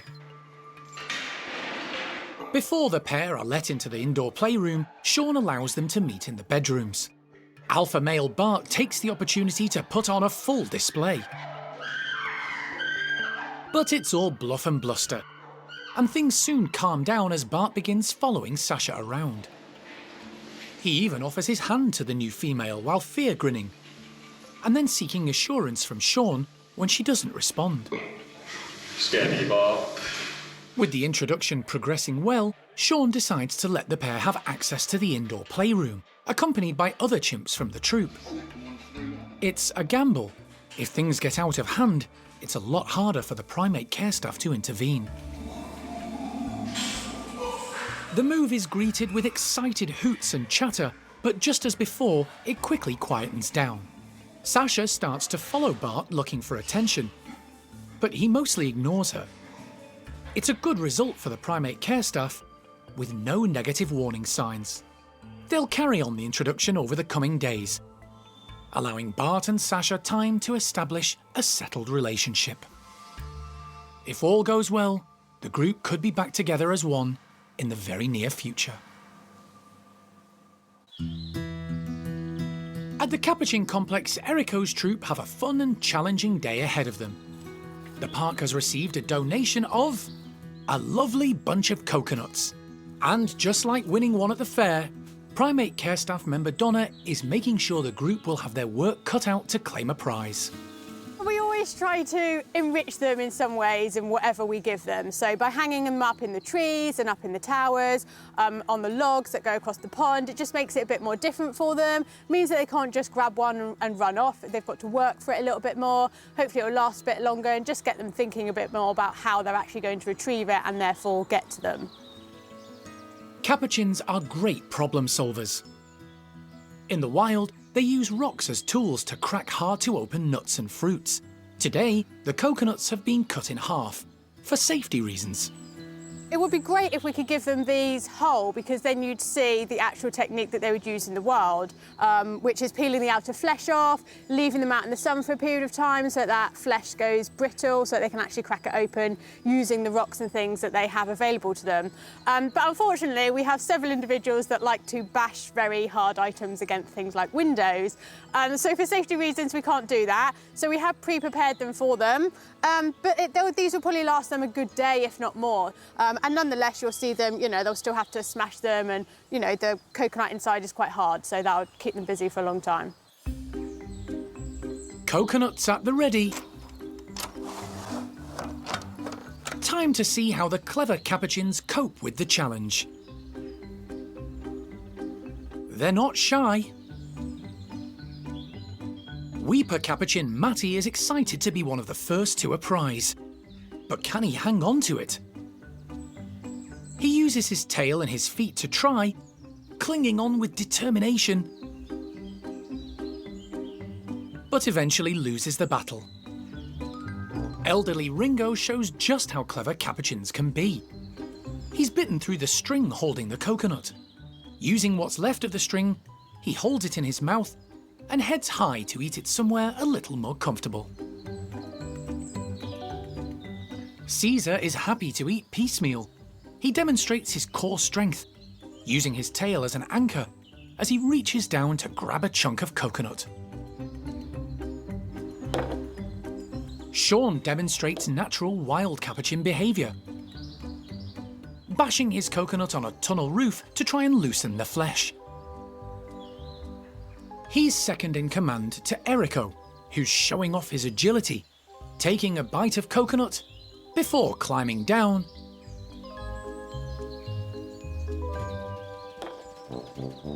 to claim another and change tactics. Erico's always very noisy, but he's actually doing really well. He's using the hard bolts and the logs that are in the enclosure to try and smash the coconut out of the shell. So that's exactly what he should be doing, you know, that he's using the tools that he's got to get to the food as easily as he can. But yeah, he always likes to make a song and a dance about everything. The group are enthusiastic about today's task. Capuchins have extremely long and sharp teeth, particularly the males. Although the coconut flesh is quite hard, they can easily tear it free.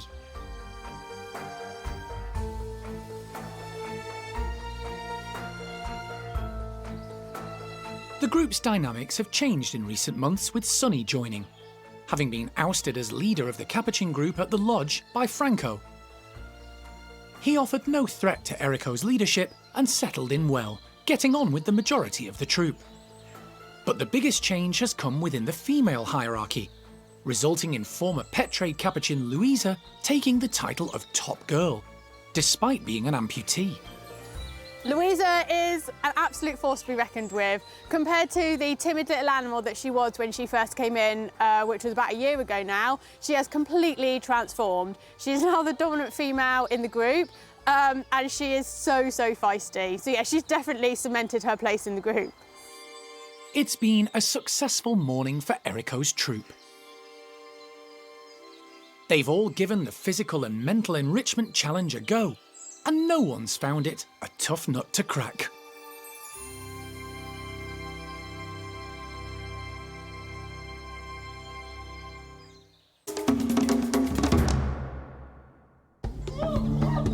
Next time on Monkey Life. It looks like there's a love match in the pipeline for Saki monkey Desmond, who recently lost his partner. She's going to be younger, she's going to be more agile, probably going to encourage Desmond to live a bit more of an active life. And rough and tumble for Woolly brothers Levi and Leroy.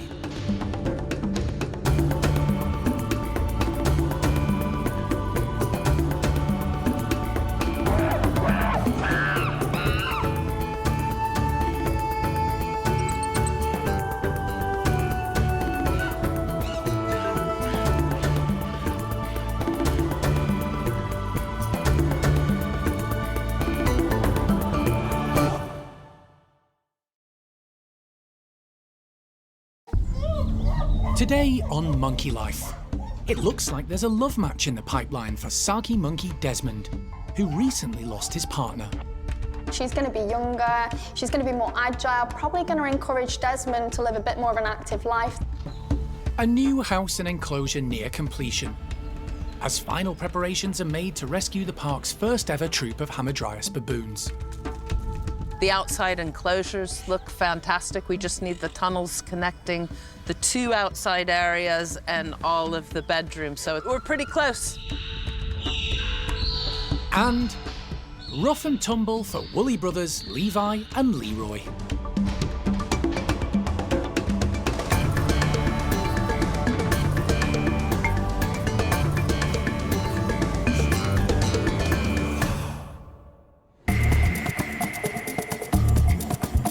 Monkey World in Dorset, buried deep in the English countryside, is the largest sanctuary of its kind on the planet. The team, led by Dr. Alison Cronin, rescue and rehabilitate abused and unwanted primates from all over the world. So far, so good. Nice job. Really nice job. The park provides a home for more than 260 primates from 24 different species.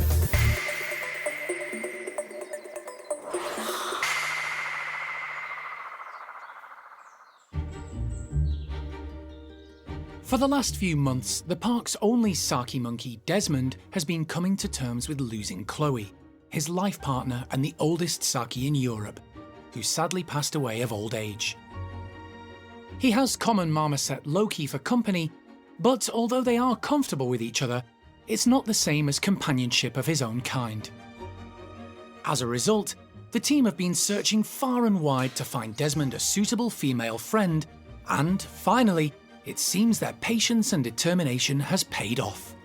This new female is called Neevah. She's a young female. She's coming from Wingham Wildlife Park down in Devon. And she's just getting a little bit older in her family group, sexually mature. And naturally in the wild, she would move off and start having her own family. She'd meet a partner. So instead, she's coming to Monkey World and she's going to meet Des. At just 6 years old, Neevah is 10 years younger than Desmond. She's never experienced anything other than life in her family group, which includes both parents and siblings. The move will be a big but necessary change for her. Hopefully Desmond will fit the bill as a new life partner. To make Neevah's transition as smooth as possible, one of the park's primate care team will be spending time with her at Combe Martin.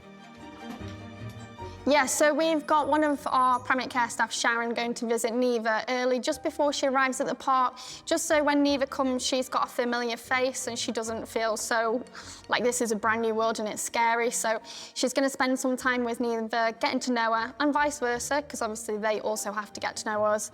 And then when she arrives here at the park, she'll already know Sharon. Desmond and his prospective mate won't meet straight away. As with most introductions, they'll spend a day in adjacent bedrooms, getting used to the sight, sound and smell of each other. The Primate Care Staff can't wait.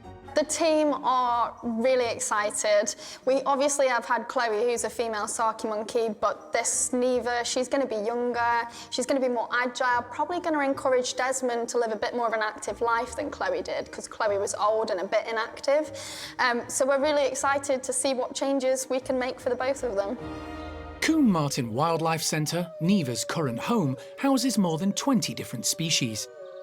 But there's one in particular the Monkey World team want to take a closer look at when they visit to collect her.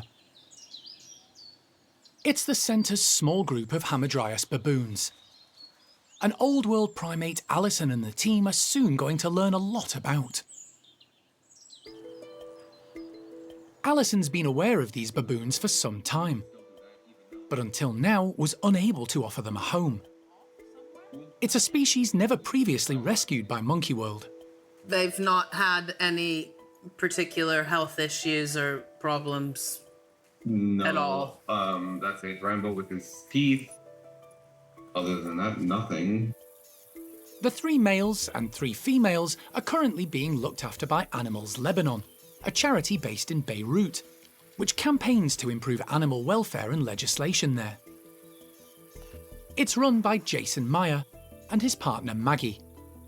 All 6 baboons originally came from a small zoo in Lebanon and have been looked after by the organisation in the hills above the city since 2017. They've been on Alison's radar ever since, but there's never been space available at the park until now.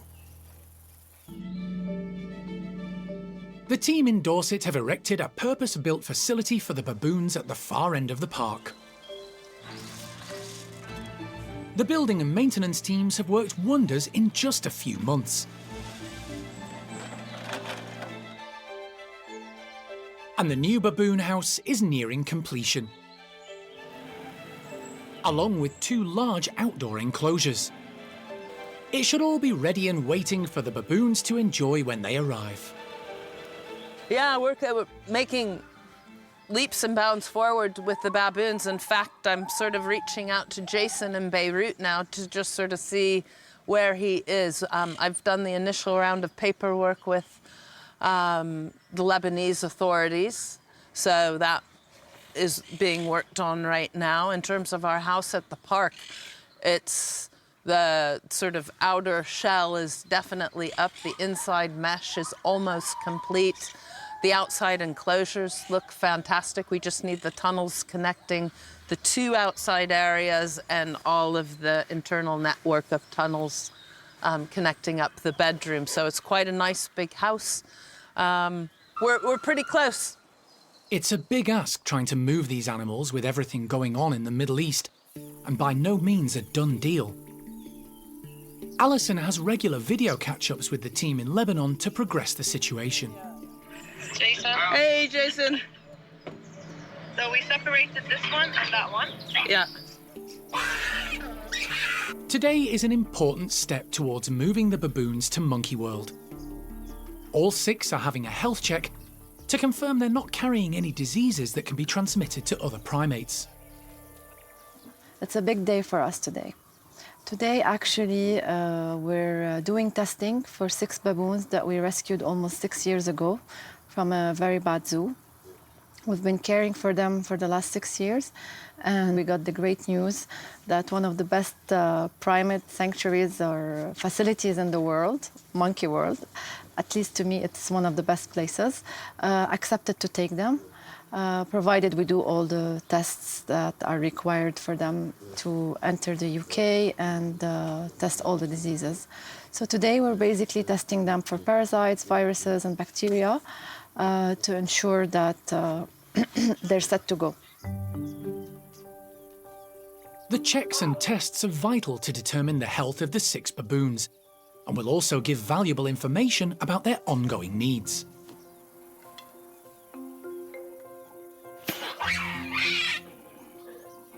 The baboons need to be darted with an anaesthetic by the vet. The majority of the larger primates in Dorset have been trained to accept an injection by hand. But the remote location means the team in Lebanon have not been able to do this. Very little is known about the baboons' earlier lives. First up are the 3 females. We don't know their ages. They haven't changed since we got them. I mean, they're the same size, the same character. They're drama queens, and we love them. Once the females have been inspected, it's time to move on to the larger males. The youngest is around 7 years old, and he's thought to be the son of Rambo, who's estimated to be about 25. He's the oldest of the group and their leader. It's a long day in quite difficult conditions, but eventually all 6 baboons have been examined. All the medical checkups today went smoothly. They all seemed very healthy. Their teeth were clean. The vet checked everything. I mean, we scanned them for the microchips. Their vitals were okay. They all seemed very healthy. We just now have to await the test results. If the tests come back all clear and the relevant authorities give the green light, it's only a matter of time before the park in Dorset welcomes Rambo and his family.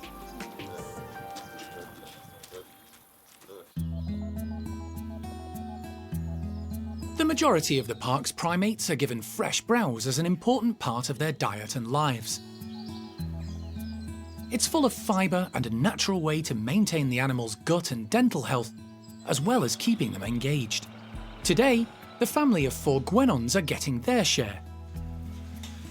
Necessary pruning around the park means there's a surplus of apple, pear, willow and hawthorn browse, with blossom and catkins attached. It's something a little unusual for this small family. So obviously the browse is visually attractive, it's different to all the plants that they've already got in their enclosure, and it's going to offer a lot of different smells, especially with the blossom. It's going to let off a really nice sweet smell, so hopefully give them a little bit of stimulation, both physically and smell-wise. The guenons love to eat new buds and leaves. The team hope the blossom will be an attractive alternative to the new growth on the trees and shrubs in their enclosure, which they love to feed on, sometimes a bit too much. The Primate Care Staff open up the slides. The guenon family are quick to react, rushing straight out into the enclosure.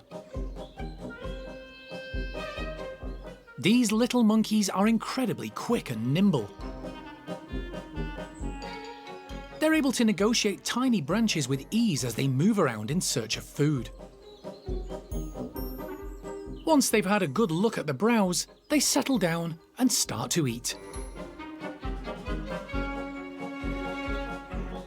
At nearly 4 years of age, female Nala is the youngest and most energetic of the troop. The fresh green leaves capture her attention and she tucks in.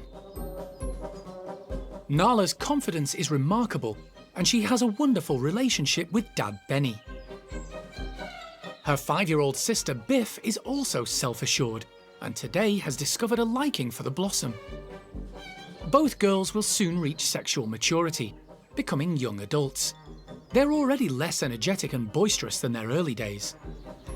It's a sign they're growing up and maturing. Which is good news for Mum Nia, who took a back seat when her daughters were young and running riot around the enclosure. She's now a lot more involved and has become closer again to partner Benny. Obviously, when they had young children, they had a lot of other things to think about other than themselves as a relationship. Now they're a lot more closer now the kids have grown up. So we see a lot of head wobbles, nice little hellos. So it's really lovely. They're a little family unit again. They spend a lot of time together, all really positive. The browse and blossom are proving a hit. Everything is edible, with plenty of health benefits. And even if they don't eat it all, some of the bigger branching will provide additional structures for the troop to climb on. It all adds to the variety of life for the Guenons.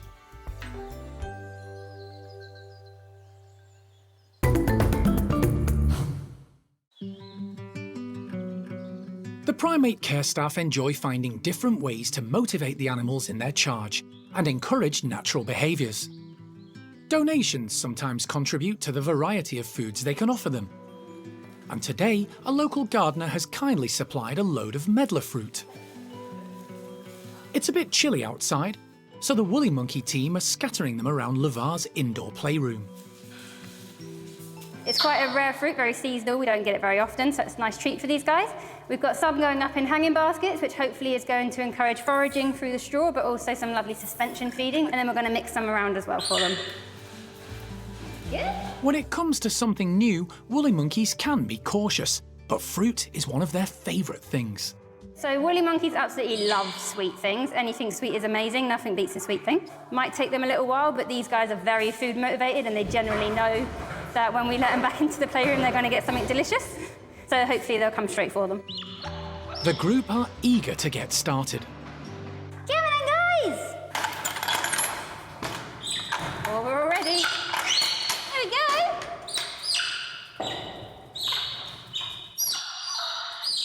There's lots of excited trills as they all rush in. They head straight for the suspended feeders. Picky Pichua rummages through the straw, discarding one fruit for another more ripe choice. It's a delicious cheer! So this is what we call a trill. So it's a noise that they make just when they're really excited. It's essentially them being like, oh my God, this is amazing. And it kind of sets everyone else off. They can't keep anything a secret from each other because they do just let everyone know. There's plenty for everyone.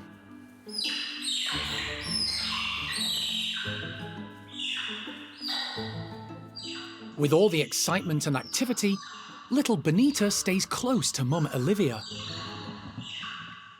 While some of the larger woolies, like Zingu, rifle through the feeders. Some of the medlar fruit fall to the floor. Easy pickings for young adult Cosmo, who looks momentarily overwhelmed by the amount of fruit available. But then demonstrates dominance and bad manners by snatching one out of Olivia's hands. Leroy shows off, demonstrating just how agile woolly monkeys are, hanging from his long prehensile tail while collecting the fruit and grazing contentedly. Olivia and Pichua use the same technique. Woolly monkey tails are incredibly strong and act as a fifth limb. The park's woolies use them for suspensory feeding, just like their wild counterparts. The younger and smaller woolies have an advantage. Their smaller hands and arms fit through the holes in the baskets more easily than the big boys. Working out how to extract the fruit once you've got hold of it proves a challenge for Benita. But her determination and agility brings success. The oldest woolly monkey at the park, and one of the oldest in captivity in Europe, is Levar. At 33 years old, he's still very much in charge of the group, but age is catching up with him. I think he is starting to step back a little bit when it comes to this sort of thing, just because everyone else gets so excited and the other big boys are in there. He doesn't want any of them to have any cause to get overexcited and sort of redirect and cause a problem. So he tries to sort of stay out of the way a little bit. He will do some displays to let everyone know that he is still the boss.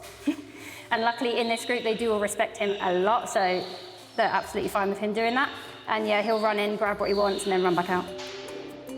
The medlar fruit are laden with small seeds and full of fibre and vitamins, a great health benefit for the whole group. The Primate Care Staff are pleased all the woolies have tucked in. Then, with breakfast over and plenty of energy left, the two youngest boys in the troop, brothers Leroy and Levi, enjoy a rough and tumble play session.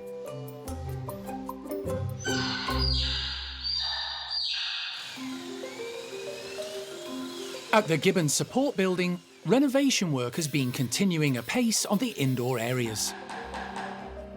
The structure and enclosures normally house two pairs of gibbons, Golden Cheeks, Peanut and Pung Yo, and Siamangs, Sam and Sasak. The maintenance team started the project on Sam and Sasak's side of the house, with the pair moving temporarily to the main gibbon complex. That left Peanut and Pung Yo on their side, where they've been able to observe all the goings-on, and plenty has changed. The windows of the Siamang's playroom have been replaced, which wasn't an easy job. The poles are gone, replaced with more natural trees and branches, which will be more challenging and interesting for the gibbons. Would it put too much pressure on that, your end? The angle. With the Siamang half of the house complete, the team moved on to next door, Peanut and Pung Yo's quarters. To save a load of stress, especially for Peanut and Pung Yo, we moved them across to the Siamang side of the house so that work could then be done on their original playroom, get some new branching up, some new flooring, new hosing, everything, just to fix everything up, make it a bit more natural. Yeah, and now the plan is to move them back across and give them run of the whole house. The Primate Care Staff have just finished the final touches, and Peanut and Pung Yo are about to return to their original space. Good girl. Not there quite yet, hang on. Ali opens up the slides. The two golden-cheeked gibbons will need to move from the Siamang playroom, through a bedroom, and then into their own brand new playhouse.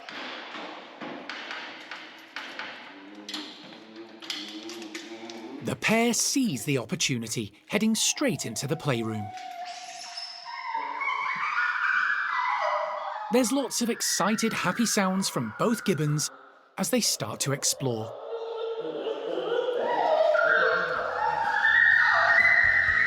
I haven't heard Peanut make noises like that before. She was really excited. Pung Yo as well, he was squealing at the same level as Peanut, which was just really cool to see. It's like a behaviour we've never really seen before from him.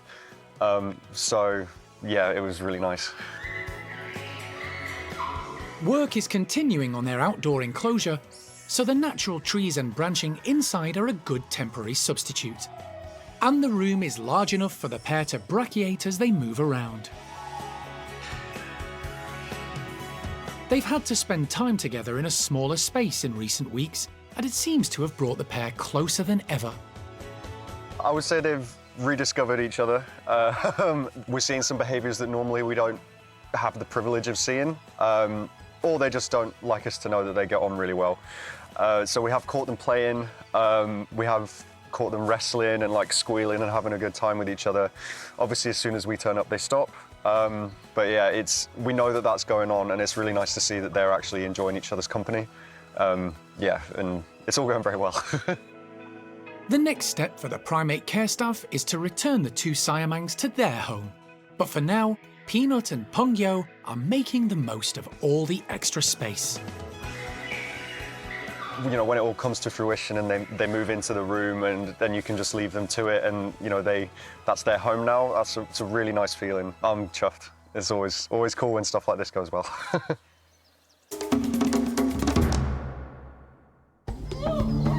Next time on Monkey Life, Alison's in Devon to collect Neevah, a possible love match for the park's solitary male saki monkey, who's lost his longtime partner. I suspect that there'll be a lot of flirting from the minute she walks into the house. And, despite the offer of treats, Bengal slow loris Bobby opts for a duvet day.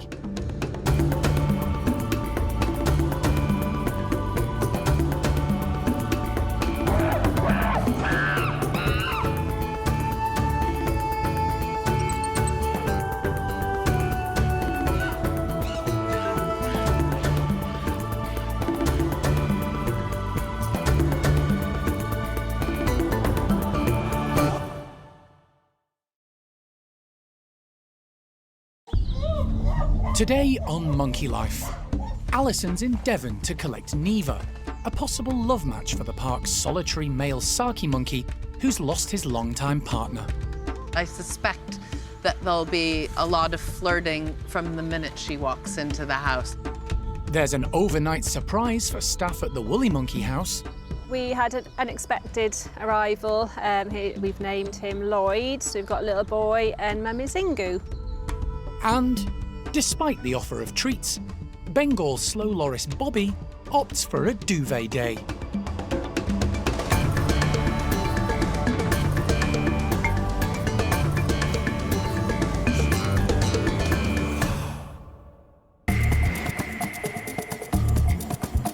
Monkey World in Dorset, buried deep in the English countryside, is the largest sanctuary of its kind on the planet.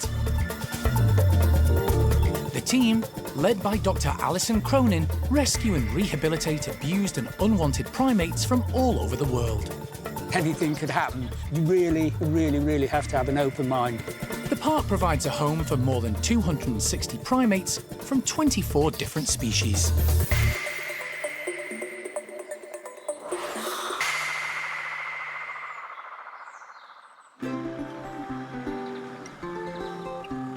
Alison's arrived at Wingham Wildlife Park in North Devon, just a few miles from the coast.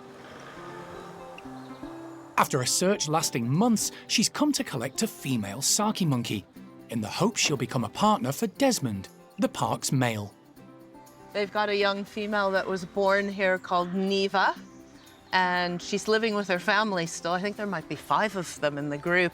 And Mom has just given birth about 6 weeks ago, so she's had the chance to see her mum looking after what's her younger sibling, and it's time for her to graduate and come meet Desmond, so hopefully they'll get on. Alison is meeting up with the Wildlife Park's head keeper, Louisa. Hi, I'm Alison. Little pleasure. You can work at Monkey World. Everybody wears shorts years round. Yeah. Are you guys wanting to head down and see Neevah? Yeah, that would be fantastic. Set in 28 acres, Wingham Wildlife Park is home to a variety of animals and birds, including a number of primates. Their family of 5 saki monkeys is well established and includes a new baby girl just a few months old. Big sister Neevah is 6 and soon to reach sexual maturity. Now is the ideal time for her to move on and meet a male partner, as she would in the wild. Hopefully, she'll take a liking to Desmond. Hi, you guys. Neevah. Some of the group are in their outside enclosure. Hello, mister. Wow. And they seem to be enjoying themselves. Oh, you? I know. So Neevah's a lovely individual. She's a really sweet-hearted saki monkey. She's kind. She's got a bouncy, energetic side to her, though. But although she still plays a lot with her family, we've started to notice that she's spending a lot more time separate from them. I think she's just pushing the boundaries a bit more, and she's getting to that age that she would naturally be pushed out from her family group. So she has still got a great bond with them, but we're looking forward to... Well, I'm going to miss her, but we're looking forward to her heading off and obviously having a boyfriend, obviously with you guys down at Monkey World. So Alison is delighted to see Neevah in her home environment. What a fabulous time she's been having with her father and her brother bouncing around the enclosure. I think enclosure-wise we'll be able to match that, and hopefully her adult hormones and maturing will mean that she's attracted to Desmond. I suspect that there'll be a lot of flirting from the minute she walks into the house. I think he'll start purring away at her. While the Coombe Martin team prepare Neevah's travel crate, Alison takes time out for another mission. She's keen to take a look at one particular primate species housed at the park, which has never been rescued by Monkey World: hamadryas baboons. Coombe Martin has a bachelor group of 3 males who've lived at the centre for nearly 10 years. They were rescued by a Spanish organisation from appalling conditions in Europe. Wow, look at Omar. He's stunning, isn't he? What a bottom. Woo. Alison has good reason to take a close look at the baboons. Monkey World is planning to rehome 6 of their own very soon. The 3 males and 3 females are currently being looked after by an animal charity in Lebanon. It would just be silly not to sort of check in with people who have been managing them for years. You always learn something just hearing about their characters, their interaction, how they deal with each other. And the baboons are very different. Yeah, new species for the park. Very basic, as Jeremy would call roughy-tufty monkeys. They're terrestrial, so ground-dwelling, and very expressive in their faces, their vocabulary, how they communicate with each other. Yeah, so all a voyage of discovery for us, and I suppose one of the first steps is here in Coombe Martin, seeing how they're getting on with their baboons. Alison wants to view the baboons' living quarters. 3 bedrooms. We've added in a lot of ramps, but that's more just due to the fact as our boys have got older, they've struggled with some of the higher platforms. Back in Dorset, work on the new baboon house at Monkey World is nearing completion, so any advice from Louisa is welcome. Our boys don't like the rain. They will basically pull a face every time it rains. They'll bare their teeth, stick their tongue out, and they just go. If it's sunny, they're fine, but depending on the weather, they're very fair-weathered. It could be some time before the 6 baboons from Lebanon make their way to Dorset. But now it's back to business, and one smaller female monkey is definitely moving there today. But first, Louisa has to entice Saki Neevah into her travel box. Hi. Good girl. Fingers crossed that the training has done the trick. It's just so much nicer for an animal to walk willingly into a box rather than to have to chase them or actually grab hold of them and put them in, so. Time to find out. Good girl. Well done, sweetie. Job well done. Neevah walks straight in and is soon safe and secure in the box. Good girl. Do you miss her? Yeah, I'm gonna miss her a load. She's a sweet pea, but doesn't mean we won't go to see her down at Monkey World. Ooh, she's a bit of a chunk. What was her weight? 1.88. Which way do you drop this bit? Yeah, the mesh bit forward so I can see her. Time for a few goodbyes before setting off. I think we're all good. We've done papers, we've done everything Yeah, you've got else. diets, and obviously the pellet and that side of things, so yeah. I think it was everything. Thank you. It's so lovely to meet you. No, you too. Honestly, hopefully anytime. she settles in really well. Yeah. It's a 2.5-hour journey back to the park in Dorset, where a new life and a new male partner are waiting for Neevah.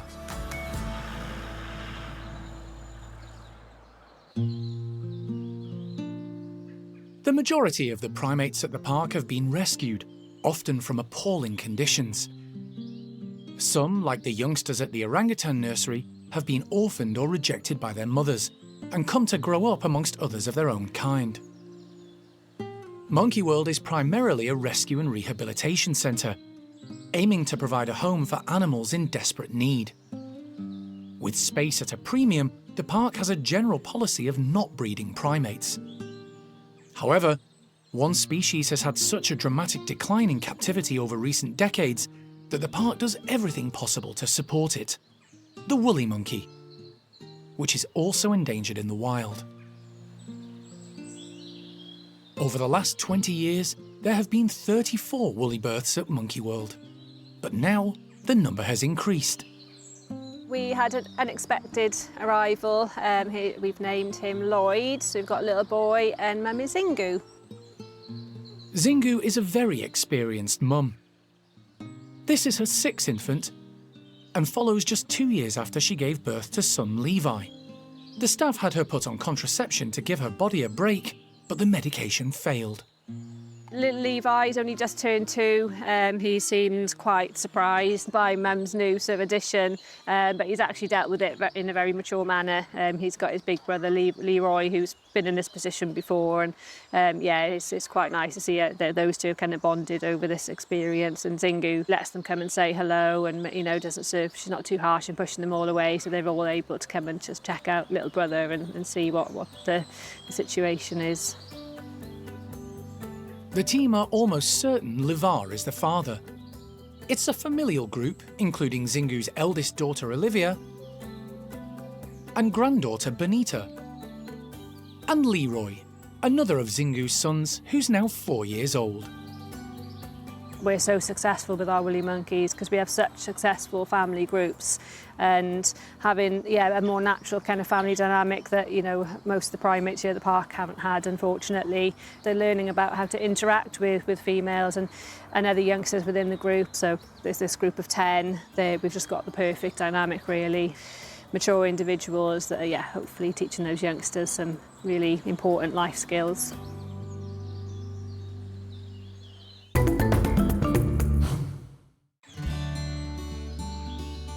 Keeping more than 260 animals healthy and happy requires a huge amount of time, money, knowledge and understanding, and a whole lot of food.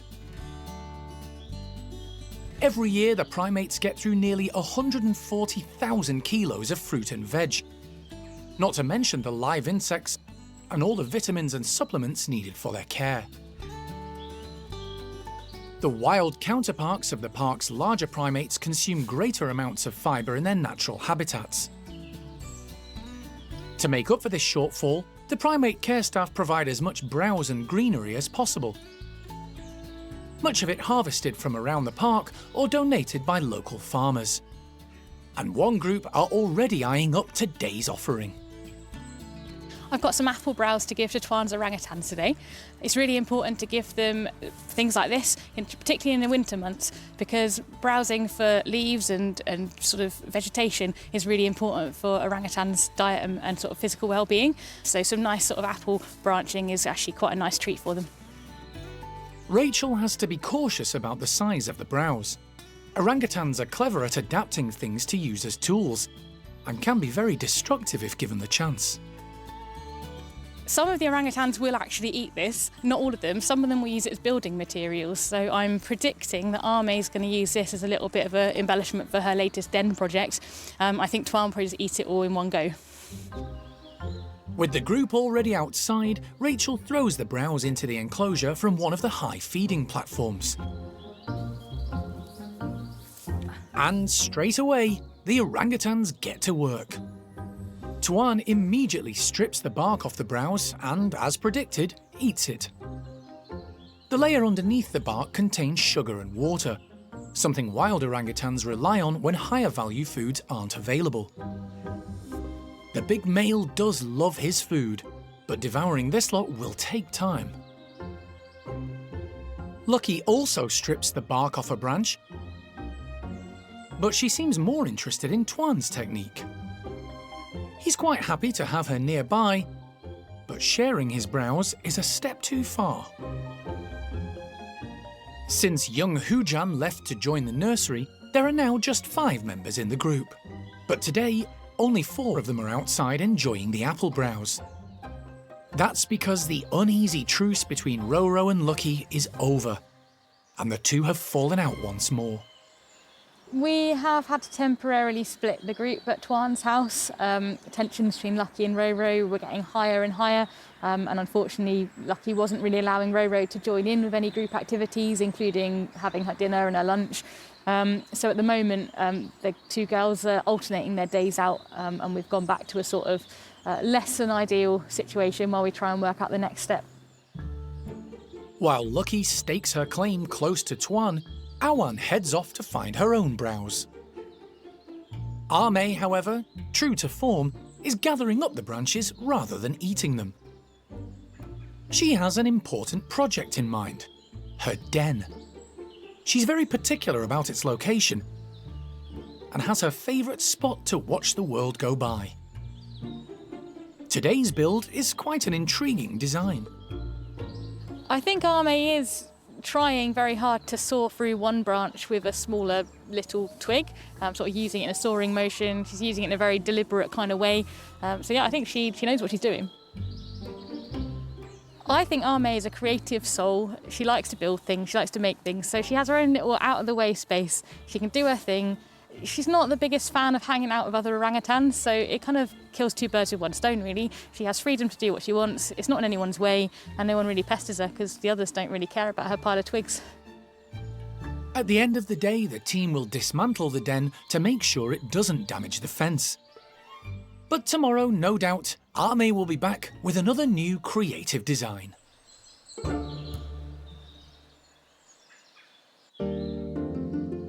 The park is home to a number of primates native to Southeast Asia, but none so puzzling as the small nocturnal Bengal slow loris. It's now 10 years since Alison flew to the Maldives to rescue Boo, Monkey World's first ever slow loris. Hi, you. Since then, there have been 9 other arrivals, including Bobby, who was born at the park. Dr. Marina Kenyon has been studying a similar species for many years in the wild and at Dao Tien, Monkey World's sister sanctuary in Vietnam. The centre there has had great success rescuing, rehabilitating and releasing pygmy loris back into the wild. While in the UK, Marina continues to learn more about the Bengal loris, a unique and secretive species. With all loris species, we're learning as we go along. There's very limited wild data, and in particular with the Bengal. They live different altitudes. There's a huge size range from 2.4 kilos to 1 kilo. They're living in quite different habitats. But in Vietnam in particular, we're finding the Bengal are hanging out more in the better parts of the forest, where the thicker trees are. So that's what we've tried to do here. We've made it much more like a section of primary forest. So we just have to watch now and let them show us what they need. Today, 2 of the park's lorises are being given one of their favourite foods, live insects. Primate Care Staff member Ali is adding a challenging aspect to the treat by using insect feeders. The loris have got very strong grips, so they'll be able to hopefully hang onto these just by pressing their palms against the wood. In terms of manipulating the insects out of the holes, that could be a bit more difficult. That's why we've got 2 different sizes of hole. So these ones are slightly larger, probably for slightly larger insects like crickets. Hopefully the insects will just come out of the hole and they can grab them. If the insects do come out and they aren't aware of them, we're going to put a small container like this underneath so that they can catch them, and then they'll forage through the shavings. The 2 lucky recipients are female lorises Boo and Bobby. There was a 3rd member of their group, Bruce, who recently passed away after a short illness. But the 2 girls are coping and getting on well, despite not having a male in the house. Loris are a nocturnal species, sleeping during the day and travelling and eating at night. Their house at Monkey World is adapted so they think it's nighttime during the day, and vice versa. Red light is used to monitor them, as they can't see it. Loris aren't known for their speed, and today 5-year-old Bobby isn't even sure she wants to get out of bed. Boo, however, is taking an immediate interest in the feeders. In the wild, insects and gum from tree bark are Loris's main food sources, and their great sense of smell, amazing eyesight, and the ability to hang from tiny branches makes them expert nocturnal hunters.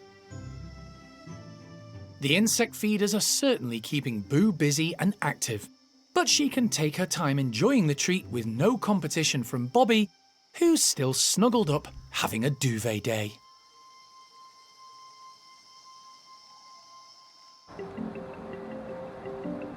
Following a 2.5-hour journey from North Devon, Alison has arrived back at Monkey World with Saki monkey Neevah, safe and secure in her travel box.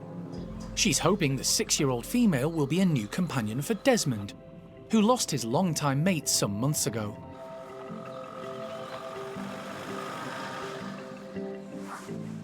She's not made a sound the whole way, so I think she's a little bit shy and like, why is this happening? Neevah's left her family behind, along with everything she's ever known. But hopefully her growing maturity will help her embrace this new life and, for the first time, a male partner. She's taken to the Saki monkey house, where, unaware of the potentially life-changing moment, Desmond is busy eating. The 16-year-old male has been without companionship of his own kind since Chloe, his life partner and soulmate, passed away from old age.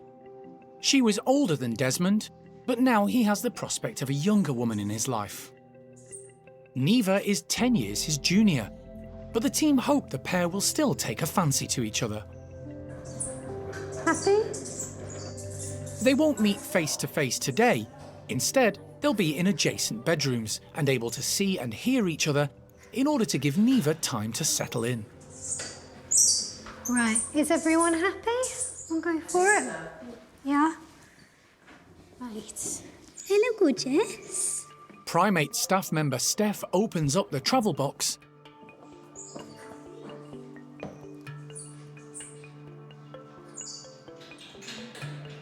But Neevah is rather reluctant to step out.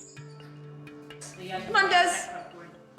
Perhaps it's the sight of Desmond, along with his housemate, common marmoset Loki. Hey, Desmond. Or the fact they share the house with a group of squirrel monkeys. Another sight Neevah isn't accustomed to. This is an awful lot for a young lady to take on board, leaving your family, moving to a new home, and then coming into a house both with squirrel monkeys and a slightly loopy marmoset in the mix. Good boy. Neevah takes her time, until, finally, plucking up courage, emerging, and heading up high for safety. She's out. Good girl. Who's that, Desi? It's all a little confusing for the young Saki monkey. However, there is one familiar face. Primate Care Staff member Sharon spent a couple of days at Wingham Wildlife Centre getting to know Neevah. I think we don't want to push it with these guys. We'll probably keep them separate tonight, and then when we come in tomorrow, they'll have sort of settled. Neevah will be happier with her surroundings. Desmond will have got the testosterone displaying out of his system, and hopefully we'll be ready for an open up and an introduction. We've certainly seen a little bit of tongue flicking, some positive signs, so fingers crossed tomorrow we can open up and all will be well. It's been a hectic day for young Saki Neevah.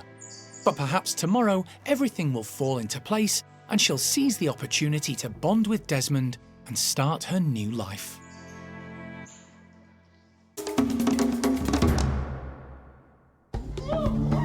Next time on Monkey Life. It's medical day for 2 of the park's primates, and for one, it's a rather delicate problem. That's a fairly gnarly looking testicle. And Saki monkey Desmond gets to grips with his potential new partner Neevah.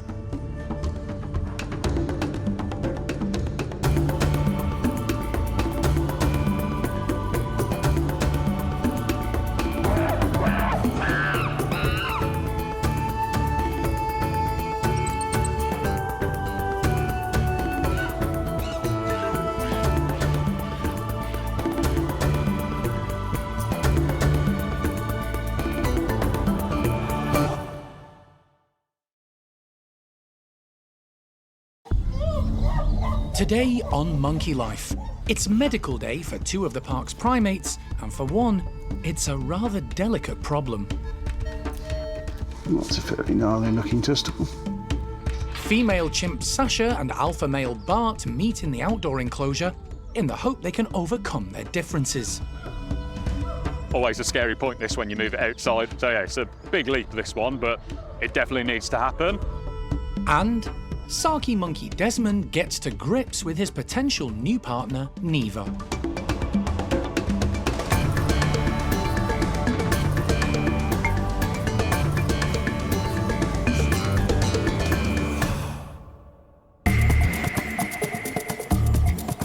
Monkey World in Dorset, very deep in the English countryside, is the largest sanctuary of its kind on the planet.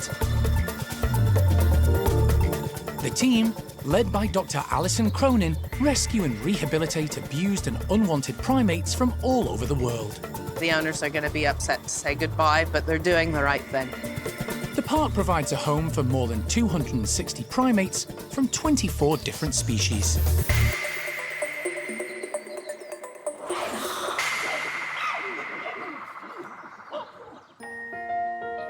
The park's vet team are in for a busy day. They've 2 primates on their list with very different issues, and both could take some time.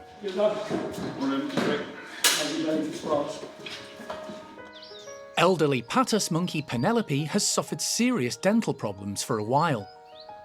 Because of her age and previous complicated dental surgery 2 years ago, the team have been reluctant to give her anaesthetic unless absolutely necessary. But now the time has come.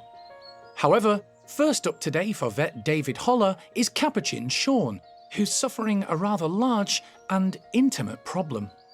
He's been noticed over the last couple of weeks that his one testicle enlarges and then reduces. So David's come in today just to check it, make sure we're okay. If he's happy, we'll put an implant, which will hopefully then reduce that even more. If David's concerned, then he'd get brought to hospital, X-ray, and then a possible procedure of surgery to remove the testicle if it's needed. David's keen to take a look at Sean. Is that the pre-med for Sean? Pre-med for Sean. Because he's unsure if Sean will need surgery, David wants to perform an initial examination in the bedrooms at the Capuchin Lodge. I will go down, I will call you as soon as he's had it. Once David's had a good look at Sean's problem, he'll decide if he's to go under the knife. Primate Care Staff member Donna is going to give Sean an oral pre-med. The Capuchins have all been trained for just this scenario, so she's able to give him the medication designed to make him drowsy. When everything's ready, David heads down to the lodge where the team are waiting. He explains the options. There are really sort of 2 main routes that we're going to go down. One is if it feels not definitely like a tumour, is implant him and just see if it shrinks everything away and everything goes down. Okay. The other is if it is still very enlarged and feels knobbly, and particularly if the other one is conversely softened, is taking him up to the hospital and just taking that enlarged one away. With the pre-med topped up with anaesthetic and Sean out for the count, David can now examine him in one of the bedrooms. That is huge, isn't it? It doesn't take him long to make a decision. So I would say that we're better off taking him up and taking that testicle off. Okay. The enlarged testicle needs to be removed, and that requires surgery. The team place Sean in a travel crate and whisk him straight across to the park's hospital, where he's intubated. Everything's set up just to get a quick X-ray of him. It's ready to go. Yeah. David starts by taking a couple of X-rays to check there's nothing else untoward, and also for Sean's records in case he needs to be seen again in the future. Yeah, no, that's fine. Let's get ready for surgery. With no other obvious problems revealed, David can get to work removing Sean's enlarged testicle. It's a straightforward operation, requiring a small incision to pop the testicle out. That's a fairly gnarly looking testicle.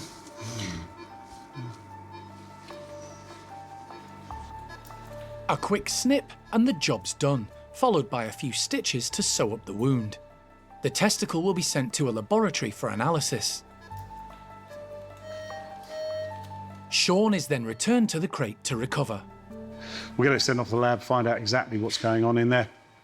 In the meantime, put an implant in to suppress testosterone, which means that hopefully, the other testicle isn't going to kick straight into the same process. Plus, it may just help within the group because he's the second in command of the group, and so keeping his testosterone levels down and stopping him challenging for supremacy could be an advantage. The Primate Care Staff take Sean back to the lodge, where he'll be closely monitored. 1 down, 1 to go. David's next patient will be along soon. Thank you, David. Patus monkey Penelope.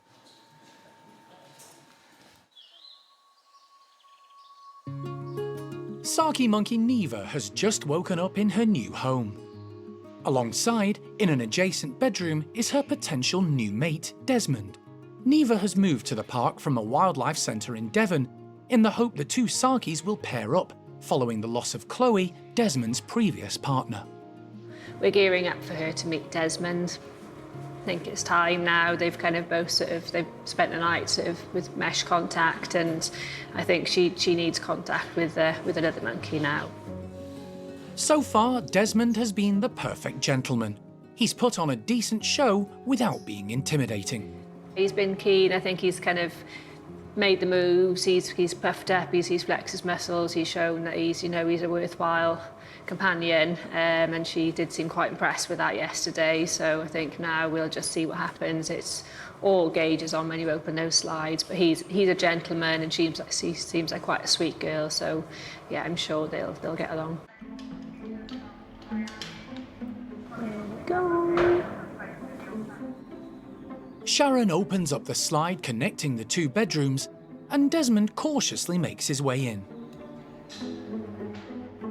A little unsure, Neevah tucks herself up in a corner, curious but wary. The Primate Care Staff have put out breakfast to keep the pair occupied. And at first, Desmond's appetite takes priority over his love life. What do you think, Des? But after a quick snack, he makes his move, cautiously leaning across to greet Neevah. It's looking positive. He's trying, and she's tongue-flicking him as well. Saki monkeys are generally gentle animals, and Desmond's calm approach seems to appeal to Neevah. They start flirting using their tongues. I mean, tongue-flicking, yeah, is basically a flirtatious behaviour. She's inviting him to come and mate her. They seem to be quite instinctive, and we saw this yesterday with them as well. They were both sort of tongue-flicking through the mesh at each other. So, yeah, that's her just welcoming him towards her. With things going well, Desmond decides it's time to take things to the next level. Desmond is an experienced male. He has had offspring before in the past, so he should, in theory, know what he's doing. He is vasectomised, so we won't be having any babies here at the park. We've done that because all of the offspring that Desmond has fathered have had some health issues, so we want to make sure that he doesn't have any more offspring that have any health conditions.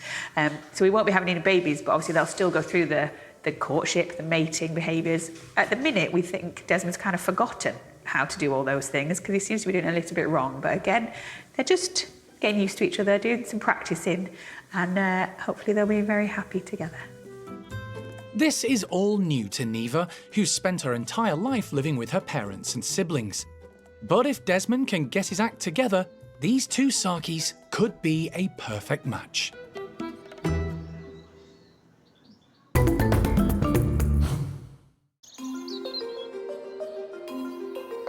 It's been nearly a year since Argentine chimp Sasha and her son Kangu arrived from Buenos Aires Zoo.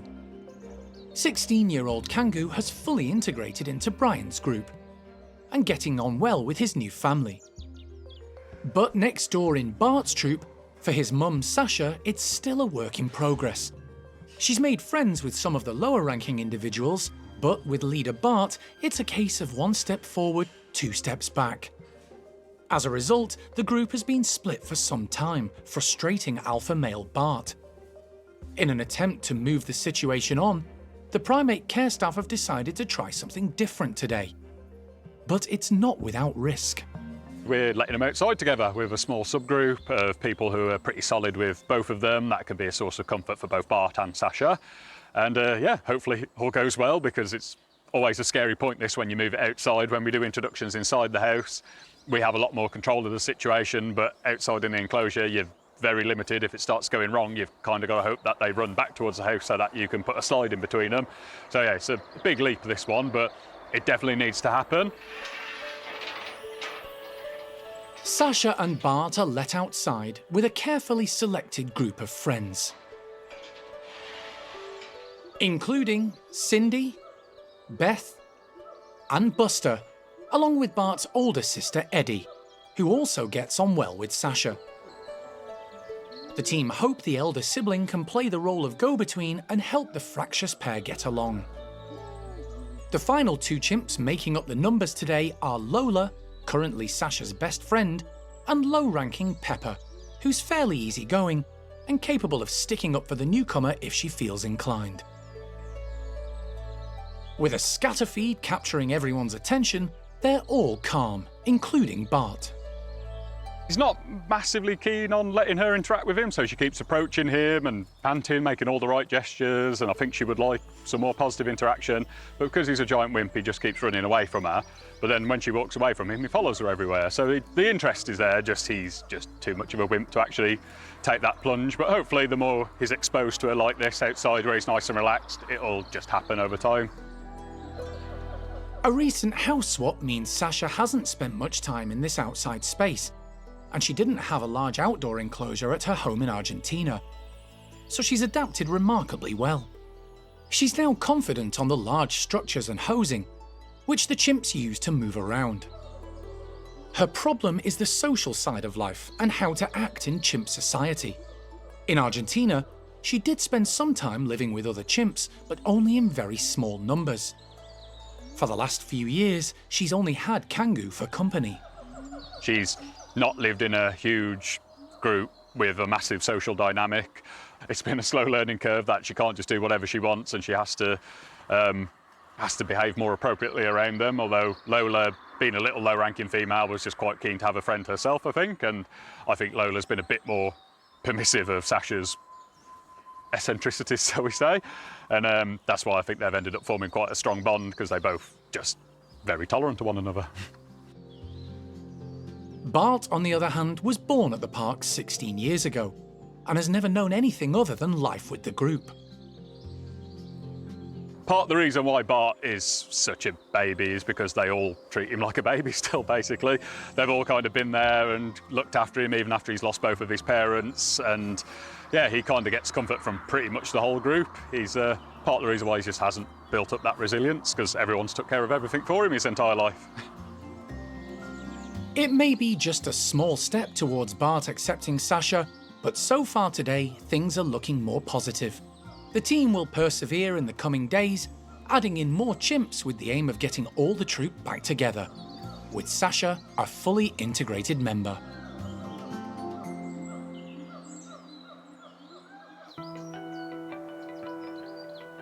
While Capuchin Sean recovers in one of the bedrooms at the lodge following surgery to remove an enlarged testicle, Thank you. Primate Care Staff member Steph is already preparing for the next patient, elderly Patus monkey Penelope. We're aware she's got some health issues. She's had bad teeth before. She's pretty much fully blind in one eye from cataracts. And she also gets the shakes down one side of her body. So she's just an old wobbly girl, which makes her a bit more of a risk for a vet day and to undergo an anaesthetic. So we're just keeping everything crossed that this goes smoothly. A few years back, Penelope underwent an in-depth medical investigation involving an endoscopy. She also had quite a few of her teeth removed. Wildlife vet Nick Masters, who performed the procedures, was concerned about a number of other teeth, but felt the elderly Patus had been under anaesthetic long enough. Today, vet David Holler is taking over where Nick left off. The incidence of problems under anaesthesia increase massively if you go over an hour of anaesthetic, so it's safer to do 2 shorter procedures than it is to do 1 really long one. So. The Primate Care Staff have given Penelope a pre-med to make her drowsy, and she's had an anaesthetic to knock her out before being brought to the hospital. So we've got our hole under the jaw that we were worried about in the first place. Penelope has had an abscess on a tooth recently, which the team treated with antibiotics. She's also on medication for arthritis.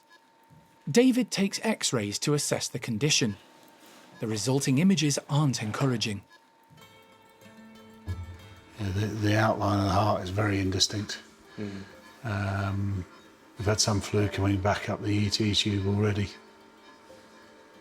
Arthritis running through just about everything. So that's in her sternum there. The x-rays confirm what the team already know. Penelope is very elderly and has serious health issues. David poses the question they really don't want to hear.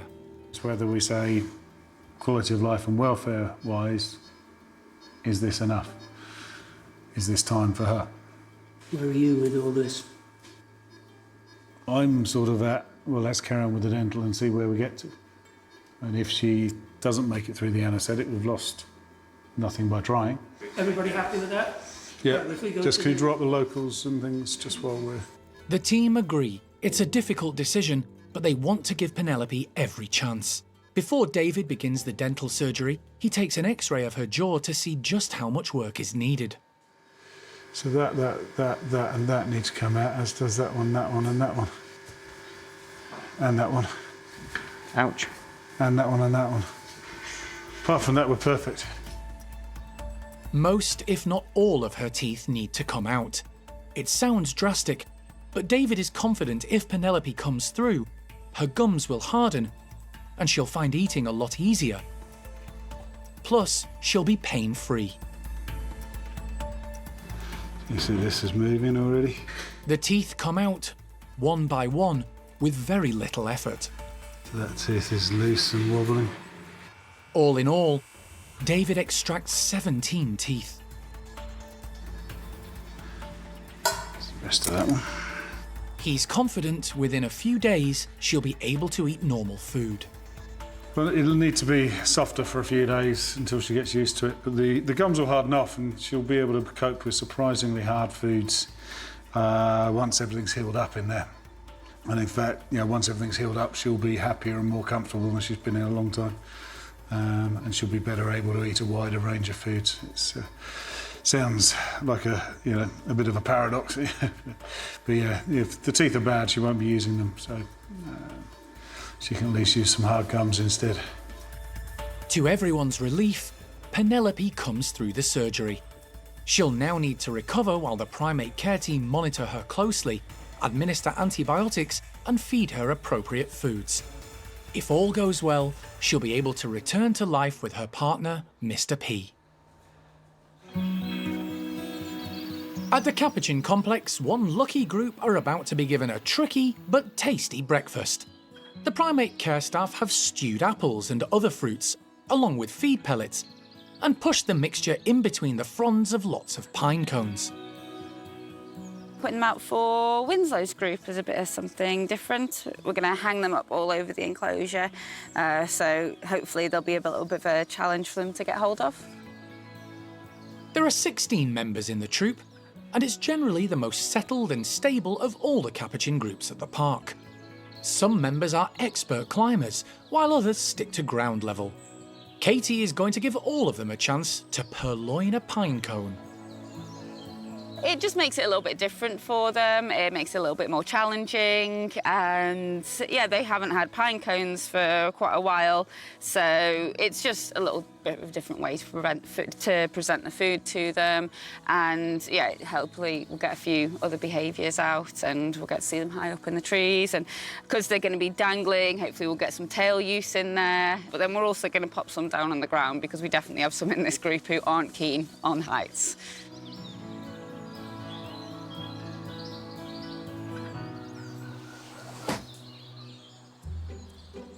The slide is opened up, and the Capuchins head straight out, eager to explore, and to discover what treat Katie and the team have cooked up.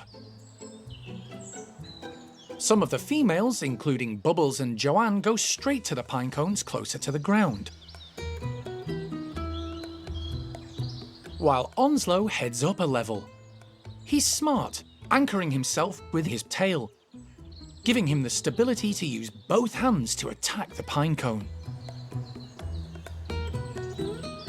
Leader Winslow tries a different technique, smashing his pine cone on a tunnel roof to break it apart, showing similar tool use behaviour to wild capuchins. Apart from Dodger and Babe, all the capuchins in this group came from a laboratory in Chile, although some of the older individuals, such as Debbie, were wild caught. She was a dominant female for a long time, until Babe took over when she arrived from Spain in 2009. But now, she's also taken a back seat. She almost just doesn't seem interested in hierarchy so much anymore. She loves being outside, she loves climbing, she's always busy, always doing something. And whereas I think she used to direct that a little bit more at the hierarchy and what the other monkeys were doing, now she's kind of not as interested and she's off doing her own thing. So yeah, she just seems to have been happily retired a little bit. And Esther's definitely more of a dominant female and more involved in the hierarchy now. But overall, they're actually really stable. The whole group seems to have calmed down a little bit compared to what they used to be like. Current dominant female, Esther, has found a sunny spot in a tree where she's well balanced to tackle a pine cone. Dodger, one of the two non-lab monkeys in the group, arrived 3 years ago. He'd been kept as a pet, and after a false start in another group, has finally settled to life in Winslow's troop. He's a bit of a ground monkey, but today he's being more adventurous. With plenty of pine cones to go round, all of the capuchin group have tackled the tricky feast, and it should keep them both physically and mentally challenged for the rest of the day.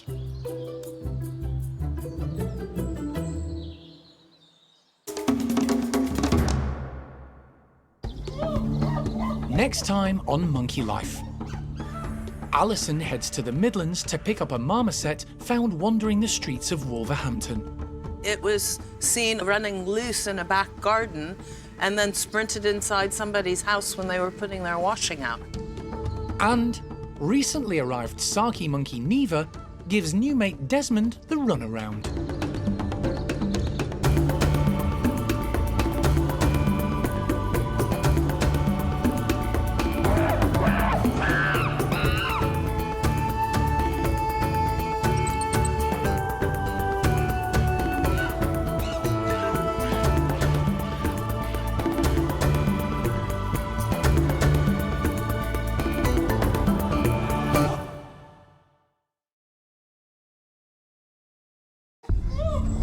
Today on Monkey Life, Alison heads to the Midlands to pick up a marmoset found wandering the streets of Wolverhampton.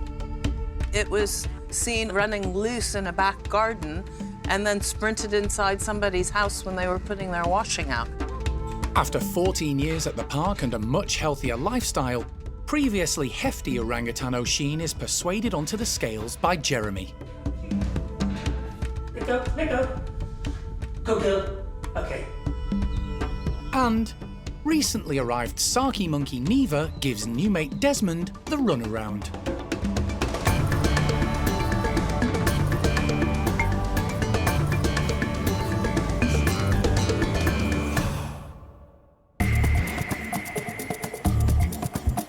Monkey World in Dorset, buried deep in the English countryside, is the largest sanctuary of its kind on the planet. The team, led by Dr. Alison Cronin, rescue and rehabilitate abused and unwanted primates from all over the world. You just never know how it's going to work. The park provides a home for more than 260 primates from 24 different species.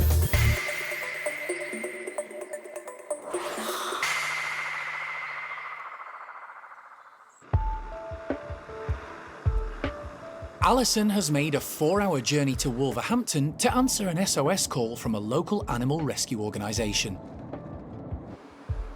Wings and Paws have taken in a Jeffroy's marmoset, who's being cared for by one of their volunteers. Always the interesting bit, never know what you're going to find. The marmoset, now named Marcel, is believed to be a male, but where he came from is something of a mystery. Basically, it was seen a couple of weeks ago running loose in a back garden and then sprinted inside somebody's house when they were putting their washing out. So a local animal rescue organization has taken it on and has been looking after, they've named him Marcel, been looking after Marcel in the meantime, waiting to see if anybody comes forward to claim their marmoset, and nobody has. It's hard to believe that a couple of weeks ago he survived several days out in the cold, but it's possible, I guess. So we're going to have to piece this together. It's a little bit of a mystery, and mainly try and get Marcel sorted out with an appropriate life. It's not the first time Alison's rescued a marmoset found roaming the streets. Back in 2018, female Freya was found on scaffolding in the Tower Hamlets area of London. It's really dangerous. You know, it's cold overnight. They can't survive the temperatures overnight. There's a world of danger out there for them. So it's just awful. And it's an indicator that, you know, the trade is growing and expanding. When you start finding marmosets running loose on the streets of Britain, there's a problem with the pet trade. For the last 2 weeks, while the rescue organisation tried to find his owner, Marcel has been looked after by a volunteer local family. With no luck tracing his origins, Marcel has had a temporary home in a small cage in one of the children's bedrooms. Hello, mister. It's okay. So he's lost part of his tail. With his concerned carers watching on, Alison tries to gain Marcel's trust. Right, let's see if we can make friends a bit. I brought some waxworms, also some crickets. Ooh, it's okay. Ooh. So what have you guys been feeding him? When he first came, he was absolutely starving, so he was eating anything. So I shopped to the shop, got him some cashew nuts, strawberry the first day, and then I Googled and it said you shouldn't give him too many fruits. So he's had a bit of boiled egg. He really likes the mealworm. Here, try that. Try that one. It's tasty. I feed him, but he spends, obviously it's Jacob's bedroom, so he's used to Jacob. And he sleeps in, that's his little bed that he absolutely loves. Okay, so it'll be interesting to get a weight on him. Don't like the look of those. Oh, there is some solid feces. I was going to say, normally they're a bit more firm. Yeah. Alison isn't too concerned about Marcel's condition. Pretty active, pretty alert. Missing a third of his tail. It's a boy. I see some solid feces, but then what looks like a bit of a splodge as well, so we'll check that out. Yeah, pretty good. His mobility's good. Now the tricky bit, persuading Marcel into a travel box. Let's see if I can just marry the box up to the door, and I'm going to put some grapes and things inside of it. And then if it's okay, I'm going to ask if I can steal his hammock. Scent marking is so important to them. Alison adds a few tasty treats, while Jacob takes the chance to say goodbye. With the travel crate married up to the cage, it's time to tempt Marcel to take a leap of faith. Good boy, come on, good boy. Is he in? He's in, I think. Yeah, he's in. Yeah, you're good. Ta-da. Amazing. Oh, I'm so happy for you, Marcel. In a matter of seconds, he's in and secure. He's pretty friendly. He's calm, and it also is a testament to how you guys have looked after him. Thank you so much, because he's calm and confident, so that makes a big difference. With Marcel content in the box, Alison takes the opportunity to collect a few samples. This is just some of his poop that we'll look at in the hospital under a microscope, just to make sure that he doesn't have any parasites or bacteria that we need to deal with. So Alison is happy to assist Wings and Paws and take on Marcel. They've done their best for him over the last few weeks, but recognised he needed expert care. Lovely. Thank you. No. Best of luck with everything you guys do. Thank you so much. It's been an unusual few weeks for the young male marmoset, but he's now on his way to a new life in Dorset. The nursery orangutans are all outside enjoying the warm sunshine, having fun, or in Oisin's case, relaxing. There are 6 members of the group. The 2 youngest are 6-year-old Hujan and Kyan, born just 2 weeks apart. Mimi and Rika, 2 young females, are a few years older and heading to adolescence. But 9-year-old Bulu Mata is already maturing. In the last year, his appearance has changed dramatically. He's bulked up, his fur has grown much longer, and he now has the classic Sumatran orangutan beard. Bulu has always been and still is a very sweet animal. But now he's grown up and really his personality is starting to change. He is less reserved now. He will push his weight around a little bit. He is still really playful though, and we see him interacting a lot with the younger animals in the group, so that's really good to see. But all of those changes now that he's starting to come into adolescence are what we would expect from a dominant male. Bulu Mata's size and personality change have led to one member of the group becoming a little wary of the adolescent male. 27-year-old Oisin. The behaviours that Bulu is displaying are really subtle. So he's not chasing Oisin, he's not pulling her hair or being nasty. He'll just sit next to her when she doesn't want him to sit next to her, or hold her hand when she doesn't want her hand held. So they're not horrible, he's just proving a point. Bulu is now bigger than Oisin in both size and weight. It's a real turnaround. When the female arrived from South Africa in 2010, she was obese, weighing in at 100 kilograms. Oisin's upbringing was unique.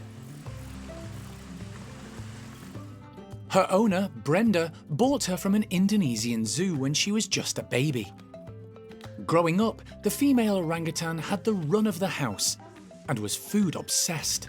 That's the dog's food. That's the puppy's food, sis, man. Come. Of course it's Puffy. Let's go. What do you want? Yeah. Okay, here's your custard. And she had the run of Brenda's ranch too. It was an enormous and emotional decision for Brenda to part with Oisin and allow her to come to Monkey World. But she was becoming too much for Brenda to handle, and she also realised the humanised female needed interaction with her own kind. On here. No, on here. A few weeks after she arrived, Jeremy persuaded Oisin onto the scales. Give me a hand. Take those back. Good girl. Good girl. And now we got away. Good girl. Fast forward 14 years and Oisin is less than half that weight. But with the others growing up and getting more competitive, the Primate Care Staff want to check Oisin's weight, so they're going to try and get her on the scales again.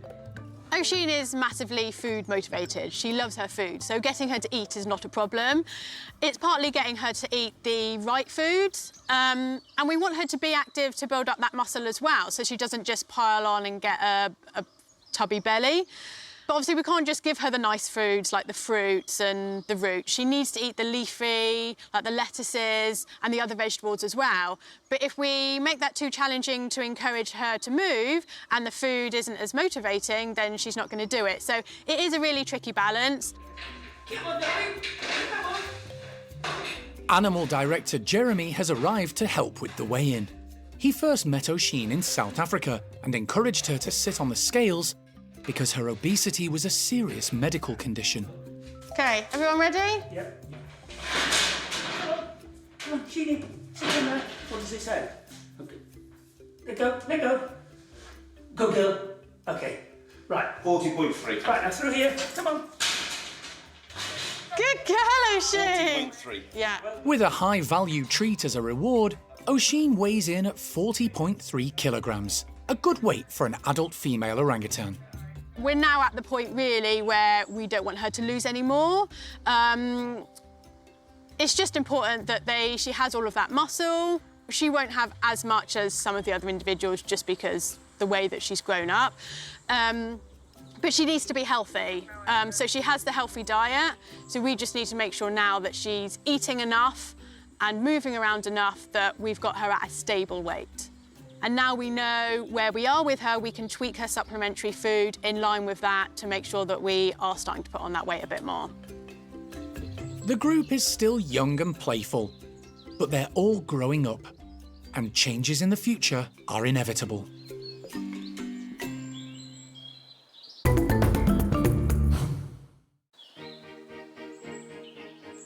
The sun is out on a lovely autumn day, and the park's 3 spider monkeys are sunbathing in one of their favourite spots, an outside tunnel. The trio are about to be given an unusual fruit they haven't sampled before. Does that look delicious? Medlars. Yeah? They've come over and everybody's had a good look, so yeah, I think they'll be quite excited to see what these are. They've never seen them before. Katie is skewering the fruit on the trees and shrubs in the enclosure to encourage natural feeding behaviour and persuade the trio to use their bodies as they would in the wild. It's known as suspensory feeding.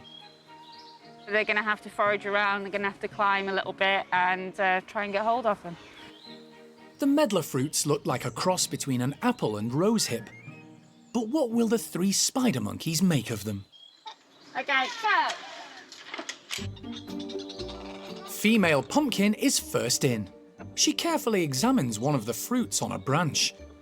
She's picky. Some are more ripe than others, and she tries another. That's not right either. Hanging from her long prehensile tail, she reaches down for another fruit. In the wild, spider monkeys are known to eat more than 250 species of fruit, which makes up more than half of their varied diet. Flint is also on the lookout for a juicy, ripe medlar. He's one of 2 males in the group. The other is Hickory, who's quite a bit older. They've been trying the foods. Some of them have stopped and ate them, so they're definitely intrigued, but I'm not sure it's their favourite food to date. In the wild, spider monkey groups are led by males, but female Pumpkin is in charge of this trio, and she's very food-focused. Hickory normally hangs back and lets his housemates get stuck in first. But today, he joins in straight away. He quite often likes novel things. When we give them new bits of enrichment, one of his first reactions is often to come over and laugh about it. He sometimes holds back a little bit when it comes to food. He'll let the other 2 investigate, and then he'll go over after once they've lost interest a little bit. So, yeah, he definitely seems to like the fact that it's something new going on. All 3 spider monkeys now seem taken with the medlars, which have a flavour similar to apple puree mixed with citrus. Pumpkin's making lots of happy noises. She's obviously enjoying the fact that there's new stuff going on. Yeah, so it's just kind of the noise she makes when she's happy. It's a very strange kind of noise, yeah. There's nothing else I can think of that sounds quite like a spider monkey happy noise. Pumpkin, Flint and Hickory eventually have their fill and head back to their favourite spot to enjoy the sunshine.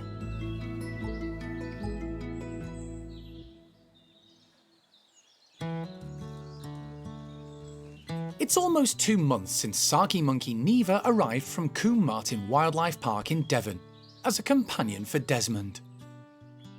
It was a big move for the 6-year-old adult female, but she's settled in well, and her relationship with the park's male Saki is going from strength to strength. She was quite nervous when she arrived, lots of weird sounds and noises for her to get used to. Even though she's zoo-bred animal, she was also a little bit nervous about the public. I think the window was just a bit closer than what she was used to. But now she's doing really, really well. She's settled in lovely. She's formed a really nice tight bond with Desmond now. We're starting to see lots of really lovely grooming sessions. We've got quite a lot of sun at the moment, so big sunbathing and grooming sessions happening. And she really doesn't care about her weird adoptive son, which is Loki the marmoset, who also lives in that enclosure. Neevah is very different from Desmond's former partner, Chloe, who was 30 years old when she passed away. This young female is confident and incredibly agile, particularly when navigating the ramps and branches in the outdoor enclosure. It's been a bit of an eye-opener for Desmond. She's really curious, she's reaching around for leaves, she's looking at all of the blossoms and the buds and things that are coming through, and she's just really using the space. And I think Desmond is finding that a bit weird, that he's got a female that's sort of running here, there and everywhere, and he's got to keep up because he was used to a much more sedate lifestyle when Chloe was around. The third member of the household, marmoset Loki, who doesn't get on well with other marmosets, is also benefiting from the arrival of the young newcomer. He's happier living with the Sakis than with others of his own kind. But the team were a bit concerned how he might take to the new lively female. So Loki actually seems quite happy that there's a new female Saki. We've seen them coexist. They'll sort of eat in the same areas. They don't bother each other. But we didn't think there was much relationship there going on. But actually, when Chloe passed away, Loki was a bit out of sorts. He was a bit quiet. He was a bit weirded out by everything. I mean, he actually seems really, really relaxed. And I don't know whether it's having this sort of younger, energetic animal in the enclosure. He is bouncing around through foliage. He's playing. He's sort of here, there, and everywhere. And he seems to have a little bit of a new lease of life as well. It's a positive result all round. Loki has his bounce back, and Desmond has a new love interest. So we're just delighted that this has gone so well. Now we've managed to get him this young female, even if she's keeping on his toes a little bit. It's just absolutely wonderful. So couldn't be happier that we've got a loved up match.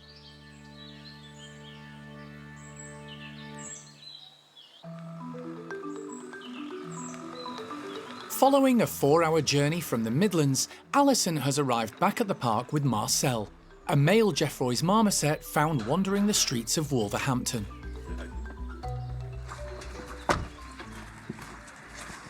So, I think he's an escape artist. Oh no. He's missing the end of his tail, but he sort of tested every bit of the box the whole way. Yeah. Alison takes Marcel into the marmoset complex to release him into a temporary bedroom, where he can be assessed over the coming days. There's some Geoffroys. While they prepare, staff member Lee examines the fecal sample Alison collected earlier on to test for parasites. The results will help the team to assess Marcel's health and ensure no infections are passed on to any other primate. It doesn't take long for Lee to get the results. Yeah, pretty boring really, didn't find anything. You know, it's always very interesting when you find things, but good news so far that his sample, from what I've seen, is clear of any parasites. So I'll let the team know, but I will ask for a second sample tomorrow so that I can double check. Oh, Freya's looking at him like he looks nice. Marcel is also getting a first look at his new housemates. Opposite him are Fred and Freya, also Geoffroy's marmosets, and a long-established pair at the park. Initially, Marcel will be able to see and hear his new neighbours, but without any physical contact. But first, Elle needs to persuade him out of his travel box. Anytime you're ready. Yeah. Well, that was easy. Confident Marcel is straight out and onto the mesh for a look around. Good boy. He immediately demonstrates his mobility. Moving around okay? Yeah. Elle opens up another slide, giving Marcel access to 2 bedrooms. While he explores his new surroundings, the team check his weight. By weighing the empty crate and subtracting the amount from one they took earlier with him in it, they get an accurate reading. 400 grams. So he's fine weight. It's a good weight. Despite the fact he's missing part of his tail, Alison is pleased with Marcel's overall condition. He's a little bit sort of hunched up, but I think it's more him being puffed up, sort of showing off, and finding his feet. He's also been inside the box for 4 hours, so we'll have to see how he goes. But his mobility's good, his coat is good, he's missing 1/3 of his tail. He's a little bit scratchy. You know, we've had a few marmosets arrive from unknown circumstances, and I think he's going to be another one of those mysteries. But no, nice little lad, Marcel. Because Marcel was an emergency rescue case, Alison doesn't have a companion lined up for him yet.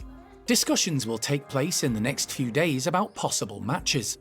Until then, the staff will concentrate on building up trust with the mystery stray marmoset and starting him on an appropriate diet.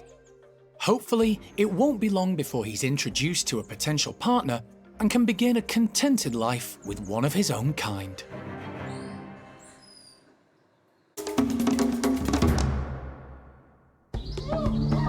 Next time on Monkey Life. Operation Siamang. The team formulate a plan to move Sam and Sasak back across the park to their newly renovated home. We've got a bigger crate, which we're hoping will be a lot less stressful for them. And baby woolly monkey Lloyd tests out his climbing skills while Mum Zingu watches on.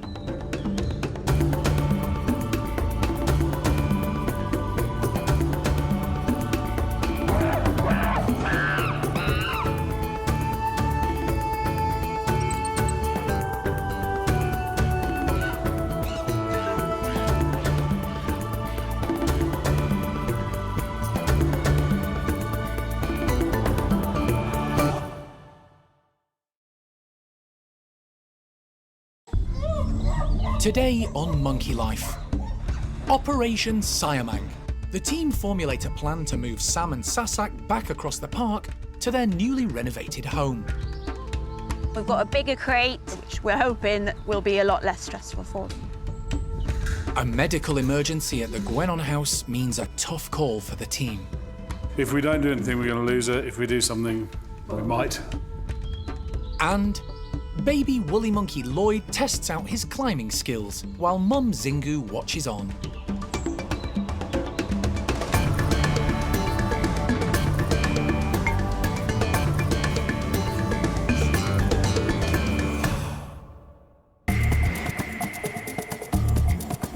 Monkey World in Dorset, buried deep in the English countryside, is the largest sanctuary of its kind on the planet. The team, led by Dr. Alison Cronin, rescue and rehabilitate abused and unwanted primates from all over the world. Box is secured into place, everything's good. The park provides a home for more than 260 primates from 24 different species.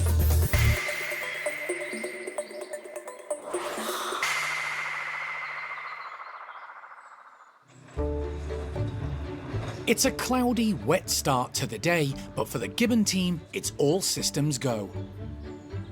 Siamang's Sam and Sasak are about to move back from their temporary accommodation at the main Gibbon house to their home at the support building. Perhaps not ideal weather conditions for it, but fingers crossed that it's got to be done rather sooner than later. So, yeah, fingers crossed they do it. The bedrooms and playrooms have been completely renovated and transformed. And work is also well underway on the pair's outdoor enclosure too. They'll have plenty of time to enjoy their new indoor surroundings until they can be let back out into the trees.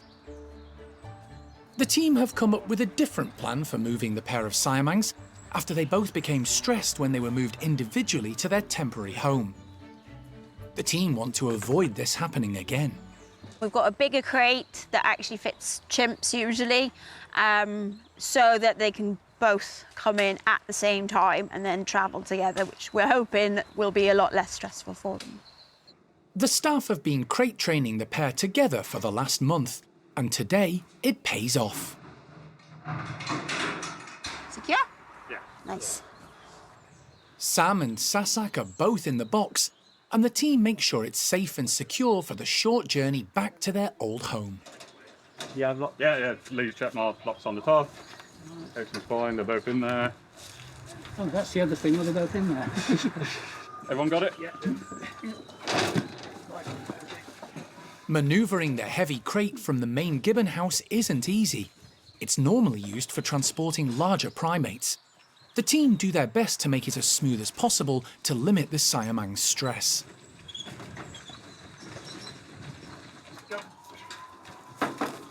It's a good result. It takes less than 20 minutes for the pair to be crated and returned to their home at the support building. They came into the crate perfectly well. Now it's just lining the crate up with the slide and hopefully they'll go straight in. Before I open up, are we happy it's all secure inside? Correct, they've only got access to the playroom at this point. Everything's in place. Time to open up. Oh no, that's good. Yeah, that can just come out. I think they're very eager. 1, 2.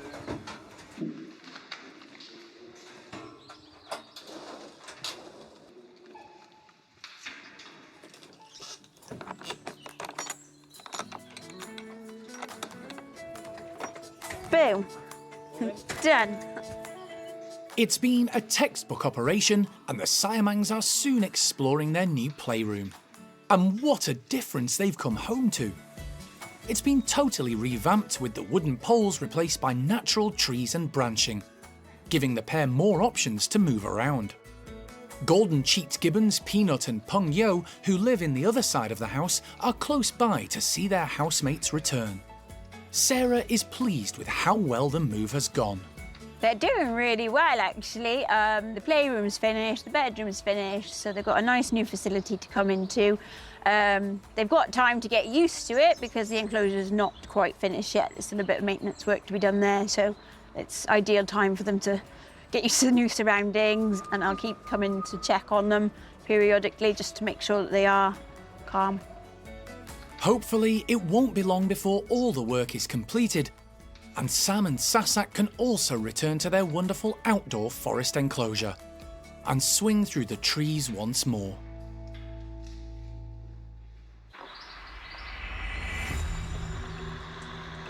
There's a medical emergency at the park. Local vet David Holler has been called in to examine one of Monkey World's youngest primates, 4-year-old Gwenon Nala. For the past week, the normally bouncy Nala has been off her food and very quiet.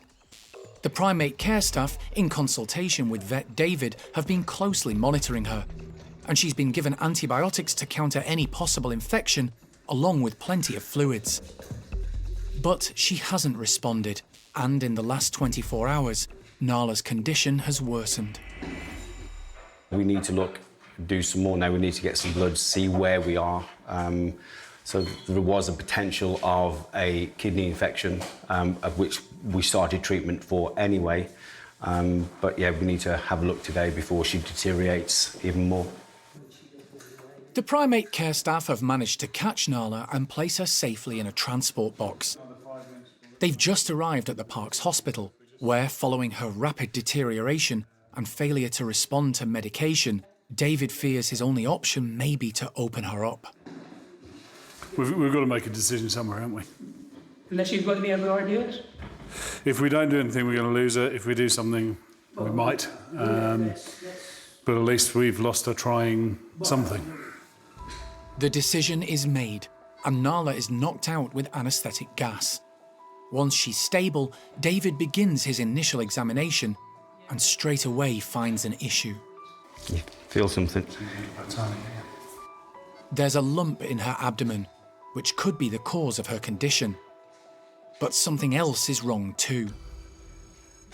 She feels cold to me.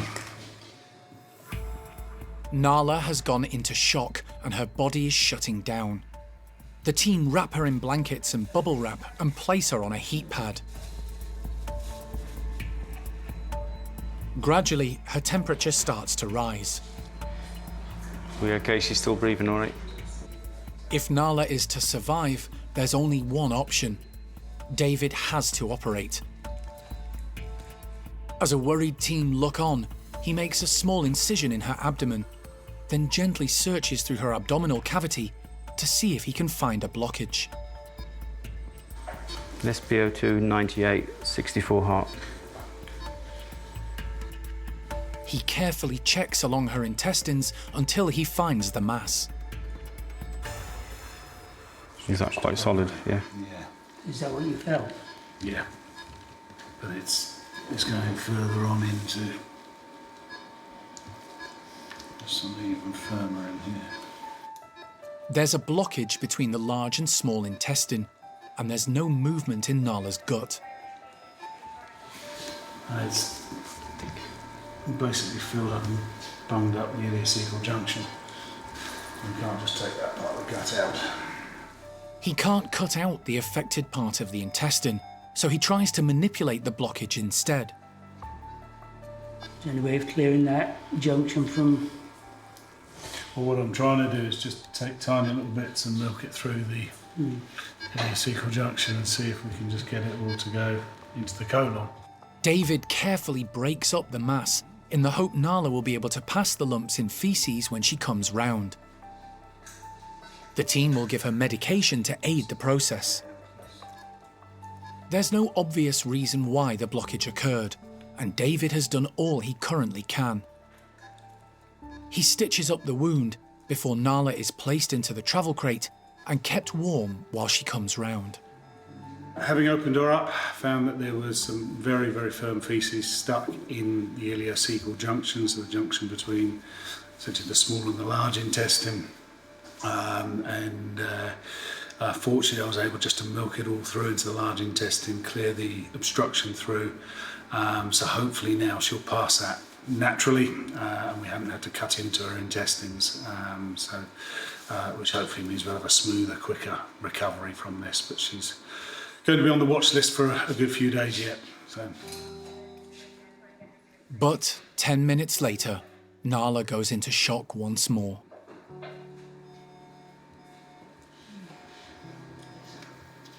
It's changed slowly, she's gone.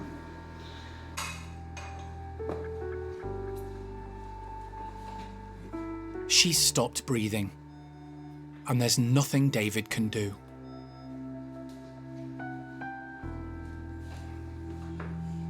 A devastated team can't believe it's happened so quickly. You do everything you could, David. Unfortunately, halfway through recovery from the anaesthesia, Nala's just passed away. It was all a bit too much for her. There was a high chance that she was toxic already, and that things were ahead of us, and she was doing that thing that primates do, which is fighting on and not telling us quite how unwell she was. It's a distressing blow for the staff. But their main concern now is how will Nala's family react to their daughter and sibling not coming home.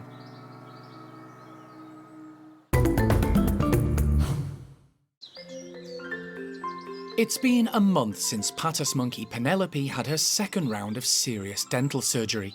All of her remaining teeth were rotten and had to be extracted. Following their removal, she was given pain relief and antibiotics to aid her recovery. Her gums have now started to harden up, but the surgery has meant a rethink of her diet for the Primate Care Staff, as well as considering how to present her meals in future. Softer foods are now the order of the day.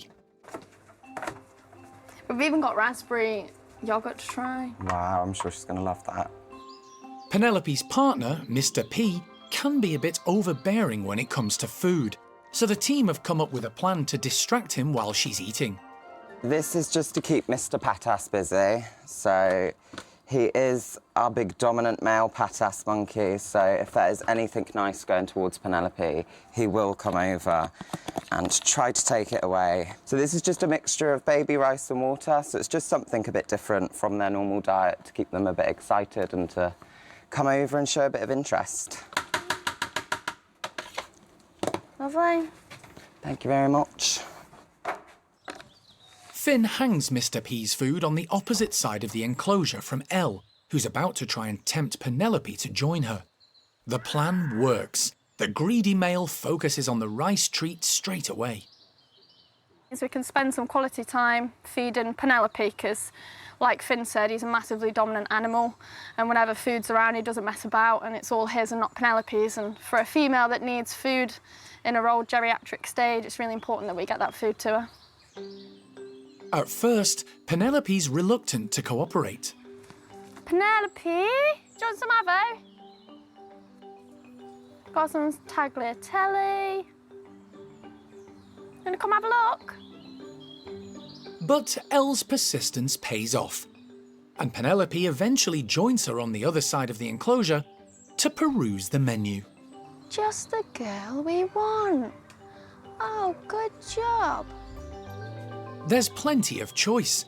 Cooked sweet potato and pepper, spaghetti and avocado, a particular favourite and very healthy. Obviously, she's got no teeth in her mouth whatsoever, so she's going to find it quite difficult to eat the normal food sources that we do give to these guys. As time goes on, the gums would, you know, stiffen up, harden up, and then it would make it easier for her to try harder foods. She's never going to be able to eat an apple, but definitely try and attempt to eat some of the softer sides of food. She does love her avocado.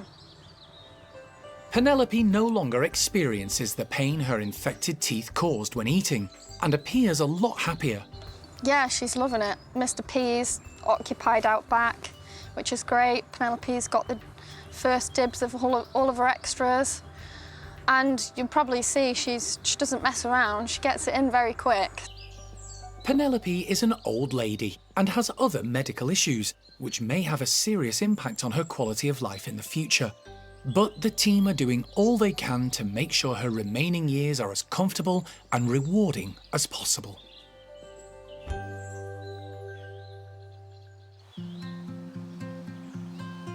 The outside temperature at the park has begun to drop, and some of the primates have started to cozy up and spend time indoors.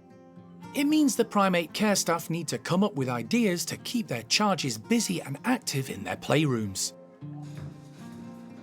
At the Capuchin Lodge, the team have collected up bags of leaves from around the park. Primate Care Staff member Katie is spreading them all over the floor of the indoor playroom and then concealing grubs, insects and other food amongst them. This is the first time we've put all these big leaves in this year. We do try and do it for them on a regular basis over the winter because it is nice. But yeah, this is the first time they've had big piles of leaves for a long time. So yeah, hopefully they'll enjoy it. There have been some changes at the lodge recently. A few months ago, Sonny left the group and Franco took over as leader.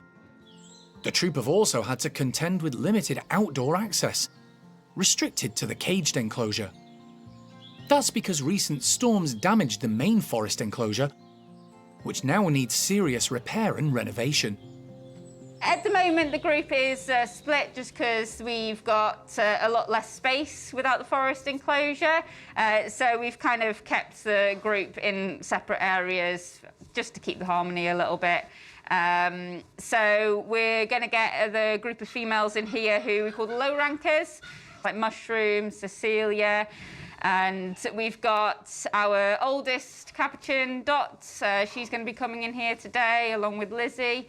So yeah, there's quite a few of the maybe less familiar faces who will be coming in today. Along with the low-ranking girls will be top man Franco and one of the older boys, second in command Bruce. Once all the slides are open, the troop pile in, with Bruce leading the way. Capuchins love to forage, and the piles of leaves will put their skills to the test.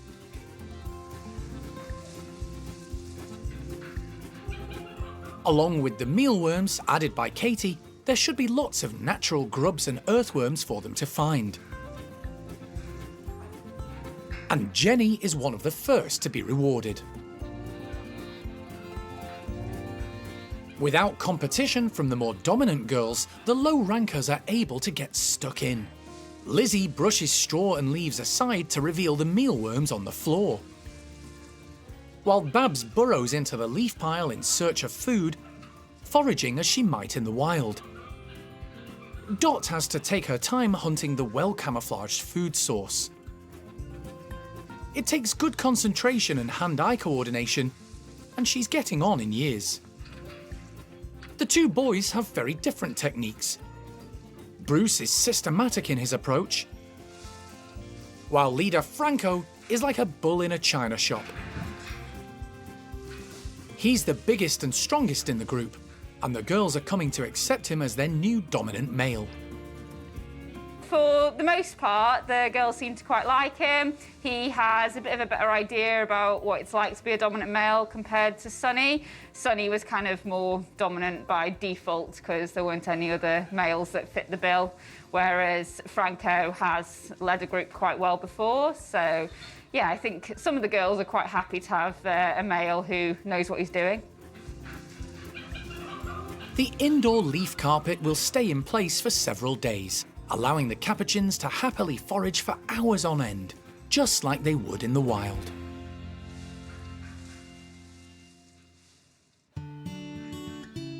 It's nearly 4 months since the park welcomed a surprise baby woolly monkey they named Lloyd. His mum, Zingu, has once again proved excellent at bringing up her infant, and he's thriving in Levar's group, growing up alongside his brothers, a half-sister, and other extended family members. True to character, they're all just a bundle of fun. Levi in particular is really enjoying little brother, and he's kind of encouraged him to kind of play off her a little bit, and we're seeing him becoming quite independent, which again is pretty standard for Zingu babies. She's so laid back and just kind of lets him explore a little bit, isn't too panicked. So yeah, he's thriving so far. At 4 months old, Lloyd is still reliant on his mum.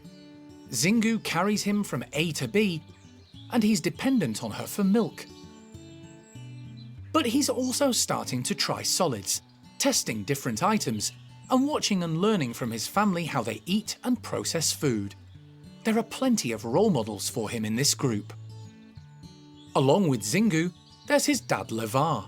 He's the oldest woolly in captivity in the world, and as a father to 12 babies, he's a very experienced dad.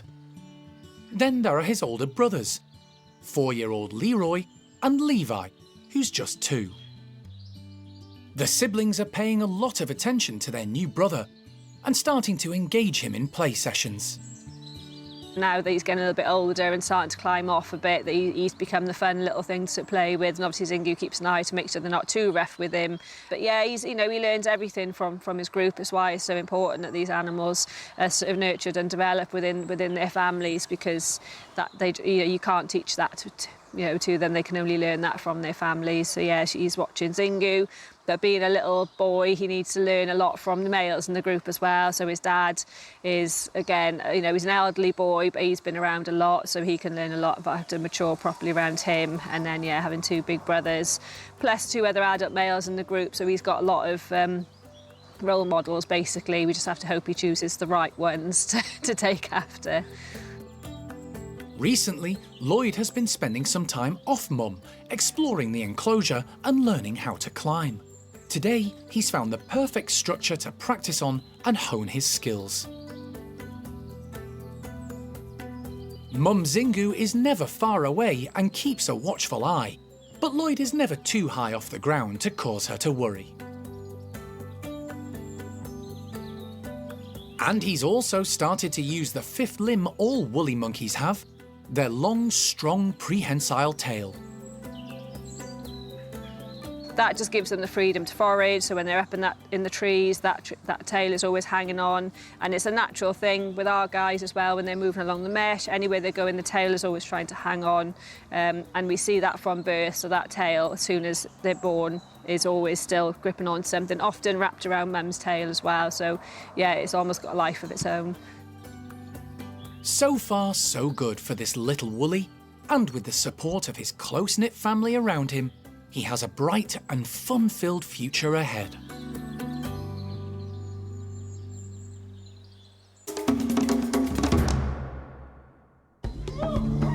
Next time on Monkey Life. In Vietnam, it's a race against time to reach 2 rescued baby silvered langurs for sister sanctuary Dao Tien. They're not pets. They should be in the wild, in their family groups, in the forest. That's where they belong.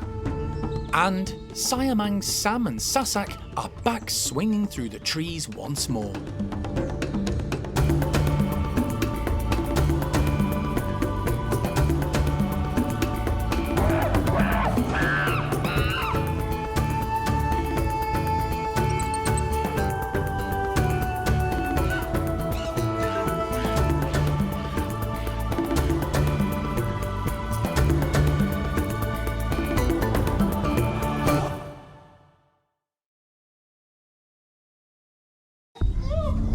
Today on Monkey Life. Recently arrived marmoset Marcel enjoys a newfound freedom as he ventures into the outdoor enclosure for the first time. Yeah, he's doing really good. I think he's loving it. He's calmed down a little bit now. I think the excitement was a lot to begin with. In Vietnam, it's a race against time to reach 2 rescued baby silvered langurs for sister sanctuary Dao Tien. They're not pets. They should be in the wild, in their family groups, in the forest. That's where they belong. And Siamang Sam and Sasak are back swinging through the trees once more.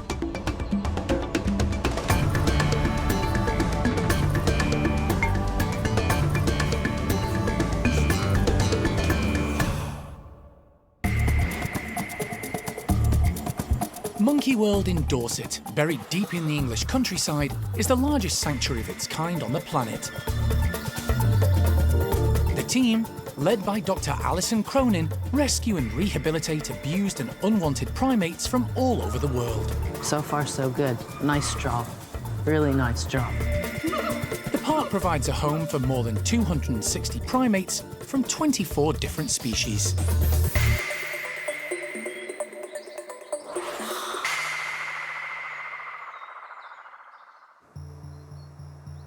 For more than 35 years, Monkey World has been dedicated to rescuing and rehabilitating primates from across the globe. However, in recent times, a large proportion of those needing the park's expert care and attention have come from a lot closer to home. The UK's outdated pet trade laws have kept Alison and the team on the road, regularly rescuing unwanted marmosets from across the country. And, despite all their efforts, Alison still has a long waiting list. When the small primates arrive, they're given a health check. And if they're male, a vasectomy, before the staff do their best to pair them up with a partner, hopefully for life. It's a really important step for these social animals. Here at Monkey World, we've got a few different species of marmoset. We've got Jeffroy's marmoset, black tufts and common marmoset. So we do have a range of different species. They are all unique. Common marmosets, they have kind of this skin-coloured face with a little black around the edge and white ear tufts. Jeffroy's marmosets are a little bit bigger than common marmosets, and they differ because they have a white face, a white around their face, and then also black ear tufts. So they do look physically different. Despite the marmoset facilities being full to bursting, emergency calls still have to be answered. Jeffroy's marmoset Marcel arrived under such circumstances just last week. He was found running around in a garden in the Midlands. Alison collected him and brought him back to Dorset. Unfortunately, there's no partner for him just yet. But in preparation, he's had a full health check and a vasectomy. So when a female is available, he'll be ready. Until then, he does have some noisy neighbours to keep him company. He's got Jenny and Clyde, the little old couple, next to him. I mean, they're fairly easy. They probably won't give him much hassle. It's more the Tamarind girls that are just next door, the other side. Obviously, we've got Red and Mo. They're both an old female couple living together. They're quite vocal. They're quite aggressive over food with each other, which does cause a little bit of a stir in the house at main feed times. But hopefully, he'll settle down quickly. The girls will soon learn to leave him alone, and the house will just go back to normal. Today is the next big step in Marcel's rehabilitation. Elle is going to give him access into one of the specially designed outdoor enclosures. While we've been revamping the outdoor enclosure, he has had tunnel access, quite a big long stretch of tunnel, and that way he still gets to get a little bit of sunlight, which is really important for vitamin D3, something that a lot of primates lack in the UK primate pet trade, from where they're kept in hamster cages, bird cages, on indoor houses. So the fact he's even been able just to get a little bit of sunlight to help him physically is important. Time to let Marcel get a taste of the great outdoors. Whoa! After a cursory look around, Oh, his face. he's off, sticking to the mesh at first. Oh, bless him. You can jump on the branches. Before gaining confidence and starting to explore. Oh, good job. It doesn't take long for Marcel to feel at home in his new outdoor area. The outside enclosure is probably the closest to the wild that Marcel's ever going to get to, with all the greenery and the branches and the trees and the shrubbery. There's bugs that he can forage outside. A lot of our marmosets spend majority of their time in the nice weather foraging outside for the bugs, for the extra protein, sunbathing. It gives them the additional space from the inside enclosures as well. So yeah, outdoor enclosure is massively important for marmosets. Despite missing part of his tail, the young marmoset's balance and agility are good, and he seems comfortable on the branching as he takes in all the new sights and sounds. Yeah, he's doing really good. I think he's loving it. He's calmed down a little bit now. I think the excitement was a lot to begin with. To be honest, I think he's so absorbed by his environment and the new world that he's now just come into that he's got plenty of entertainment. He's got the public right outside of his enclosure for a lot of entertainment. He's been shouting at the tamarins next door. But mostly he's just been exploring around, really, looking at all the different trees and just having a great time.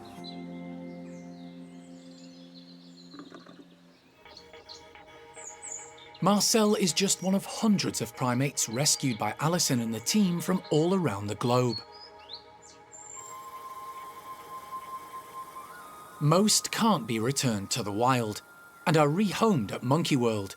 But 6,000 miles away, in southeast Vietnam, the team at sister sanctuary Dao Tien do their best to rehabilitate and release some of the country's most endangered species back into the wild. They include golden-cheeked gibbons, black-shanked duke monkeys, and pygmy loris. Lee Butler has been involved in the running of Dao Tien for many years. He's just arrived to oversee the building of a new emergency rehabilitation centre, which is much needed.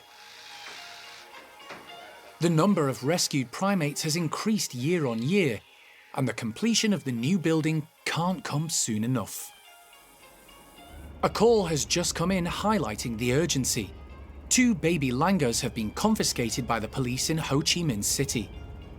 Animal manager Ms. Fong is travelling 120 miles south to collect them. We had a phone call from Cat Tien National Park who said the police department in Ho Chi Minh City, District 1, had confiscated 2 silvered langurs from a street seller. So she's on her way now to pick them up. Hopefully they're still okay. So we'll sit and we'll wait, and she'll probably be back around about midnight. Ho Chi Minh City may not be far in distance, but it's a 5-hour car journey to the centre of the busy, buzzing metropolis. Formerly known as Saigon, it's the most populous city in Vietnam. It's early evening by the time Ms. Fong arrives at the police station. There's very little information about the 2 baby silvered langurs, although they're thought to be about 4 to 5 months old, and the circumstances in which they were found were distressing. It was a street seller who had them in a cage on the side of a busy road in Ho Chi Minh City. Dreadful conditions. We don't know how long he's had them. The parents would have more than likely been shot or trapped in snares. And then the youngsters are taken away as a byproduct. It's so traumatic for the youngsters. The two tiny langurs, one male and one female, are currently in a plastic crate and have been left in the corridor of the police station, where Ms. Fong gets her first look. Unsurprisingly, they're frightened and traumatised. Stolen from their parents at such a young age, there's no way of knowing what they've endured over the last few days or even weeks. But they're in safe hands now. Ms. Fong is an expert in caring for young primates and has looked after many suffering a similar fate. There are a number of formalities to be completed before she can begin the journey back to Dao Tien. She contacts Lee and sends him a photo of the two infants. The female looks a little skinny, and the male seems a little bit more active from what I can see, brighter in the eyes. But until they actually get onto Dao Tien, where we can make a better and proper assessment, fingers crossed, as always, Miss Fung will do her best, honour her journey home to make sure they're okay and that she's given them milk, water, so that when they come here, we've started that process. With the paperwork done, the two langurs can now be transferred into a more suitable travel crate. It's vital they get to the centre as soon as possible to start the long process of rehabilitation they so desperately need.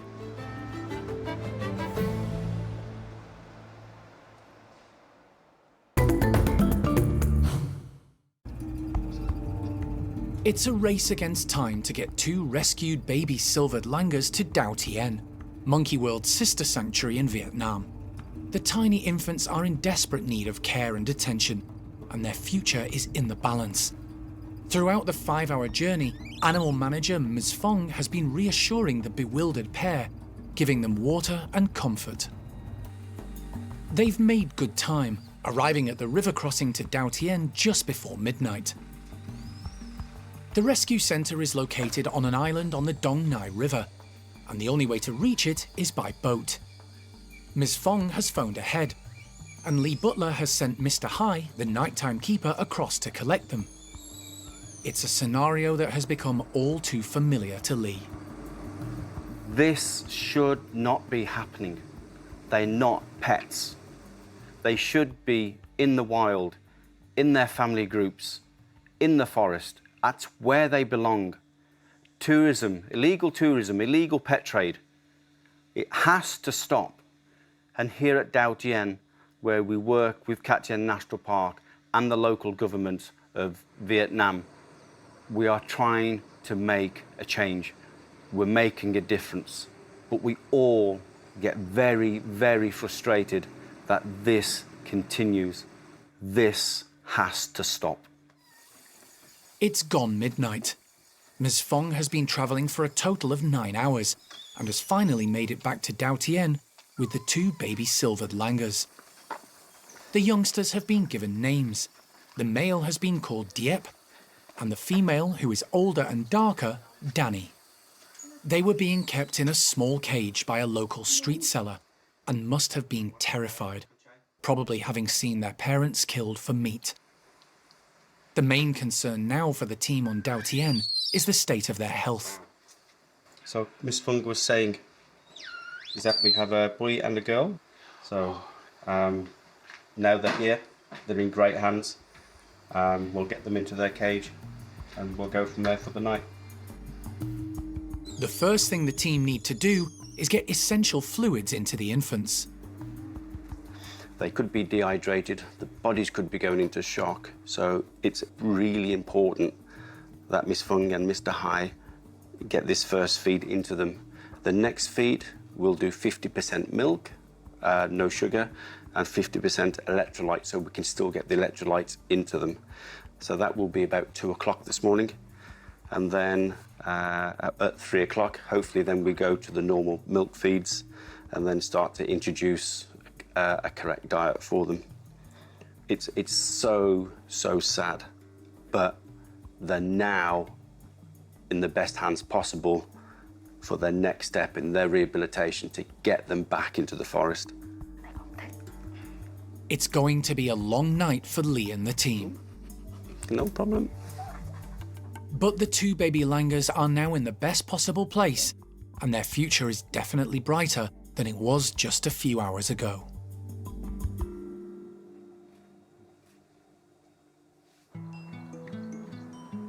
It's been a long time coming, but today Siamang gibbons Sam and Sasak are being allowed back into their wonderful tree-filled enclosure. The Primate Care Staff and the maintenance team are doing the final checks and a bit of last-minute TLC. It's been 9 long months since the Siamang pair last swung through the trees here. In that time, their indoor playroom area and bedrooms have also been renovated. Sam and Sasak moved back into their indoor space 3 months ago and have been enjoying the benefits of their new facilities. But the atrocious winter and early spring weather delayed the renovation of their outdoor enclosure. Until now.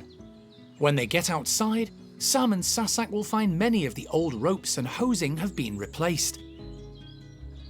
The fence line and stream have been fixed, and their pulley feeders have also been moved to different areas. It'll give the Siamangs plenty to explore. We've sort of let the enclosure go a little bit wild to a degree. The lichen and the moss has grown on the trees and on some of the older ropes and things like that, so they're going to have to use their brains really to manoeuvre around the enclosure and relearn everything that's changed. They'd had it all mapped out in their heads over the years, and it's a great thing that we do at the park. We try and change the enclosures every so often just to keep them on their toes a little bit. The enclosure is all set, and Sarah opens the slide to allow the Siamang pair out.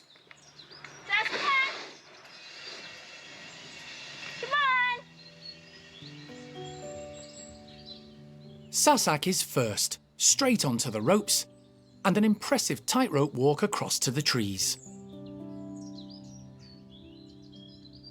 Sam isn't far behind, like his mate, heading up high to the tree canopy. The space is very familiar to them, but the changes mean the pair will have to learn new ways of moving around the enclosure, familiarising themselves with the new ropes and planning new routes. Amazing, they're out, they're up high, they're together, they're checking out all areas of the enclosure. They have had a look at the river, don't seem fazed by it, which is a good sign. Sass is a little bit wobbly on some of the new rope that's been put in, but that's only going to build her muscles up even better. And yeah, they're just trying to work out how to get to that pulley feeder where their breakfast is, because of course it's all a little bit different in there now, so this will take them a while to get used to it, but pleased. Sam and Sasak seem happy to be back in the trees. After a cautious start, testing the flexibility of the branches and ropes, they've found their feet and their confidence has grown. And they finally made it across to the pulley feeder.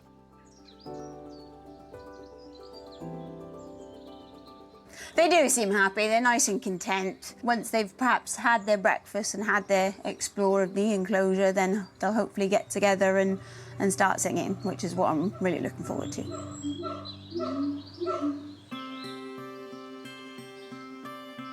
It's a beautiful day at the park, and all of Hananya's chimp group are outside, taking advantage of the warm sunshine.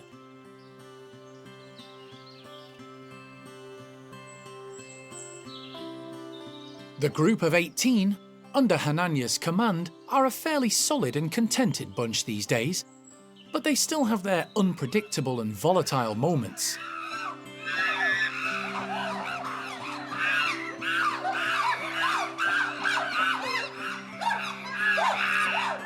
They're so dramatic, and they kick off over the slightest little thing, and they just have no ability to de-escalate. This group really is something else. Nearly all of them were rescued from across the globe. Hananya from Israel, along with Shamak, Cookie and Zeynep from Turkey, Honey from Dubai, and Kiki from Lebanon. Many of them came from Spain, and Tuti from Saudi Arabia. But there is one exception, 10-year-old Thelma. She was born at Monkey World to Mum Cherry and Dad Hananya, and her arrival had a profound impact on the troop. Thelma, from day one, has always been very important to the group. She's been the only baby they've really known in such a long time, other than when they were younger themselves. And like being brought up by Cherry, everyone has kind of adored her from the day one, although Nanya, I think, has always had mixed feelings about her. But yeah, she's so important to the group, and she really is the future of things, to be honest. Like, she's younger and stronger than everyone else. Well, not at the moment, but she eventually one day will be. She's always going to be a big player, and so, I mean, definitely, as they all get older and feel a lot more vulnerable, a lot of them are going to be cozying up to the younger, stronger individual. So, yeah, she's got a big future, I imagine. At 10 years old, Thelma is now classed as an adolescent and is heading to adulthood and finding her place in the group. From day one, she's had a very different upbringing to the rest of the troop, who, due to their orphan backgrounds, had to figure out how to be chimps. Thelma was born to it, raised by Mum Cherry and looked after and pampered by a whole host of uncles and aunts. Chimps like Arthur, the lowest ranking male in the group, have never been far from her side since the day she was born. I think she does have a reputation as a bit of a terror and not terribly nice, and it's really, I find it very unfair. She is just finding her niche in the group, and I mean, she's not going to have to battle too hard because she's already had quite a high-ranking position already, but she's got to find out where she stands and see what works. She's seen from day one how things lay in the group, who's in the power position, who's low ranking. She's a bright girl, she understands very much where she fitted in, so she's very aware of her power in the group, and it's kind of been easy going for her, basically. She's kind of made sure everyone knows that they know she's more important than them, but she's not gone overboard with it, I like to think. One chimp Thelma was close to growing up was Cookie, a low-ranking female in the troop. But as she's got older, aware of her unique standing, Thelma has started testing individuals like Cookie to see what she can get away with.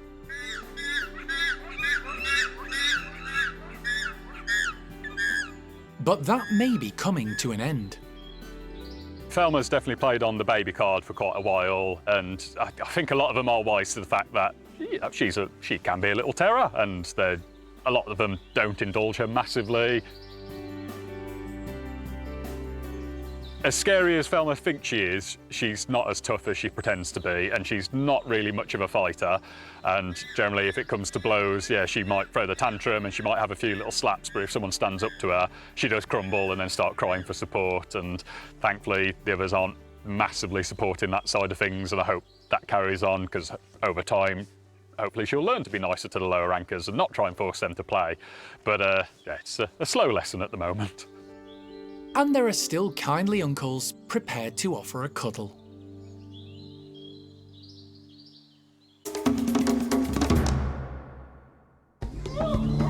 Next time on Monkey Life. With the maintenance crew hard at work, it's all changed for some of the park's capuchins, with 31 of them on the move. Good girl, Laura. I'm going to go move this lot down and then start work on Franco and Jenny again. And a frustrating puzzle for Gibbons, Kitty and Paul.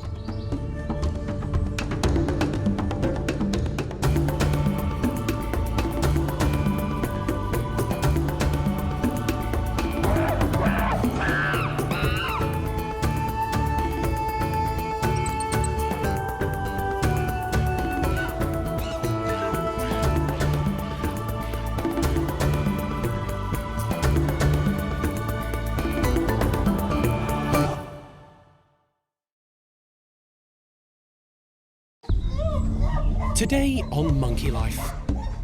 With the maintenance crew hard at work, it's all changed for some of the park's capuchins, with 31 of them on the move. Good girl, Laura. I'm going to go move this lot down and then start work on Franco and Jenny again. The Gwynons prove less than cooperative when it comes to taking medication. Look, she's pulling that back out. And a frustrating puzzle for Gibbons, Kitty and Paul.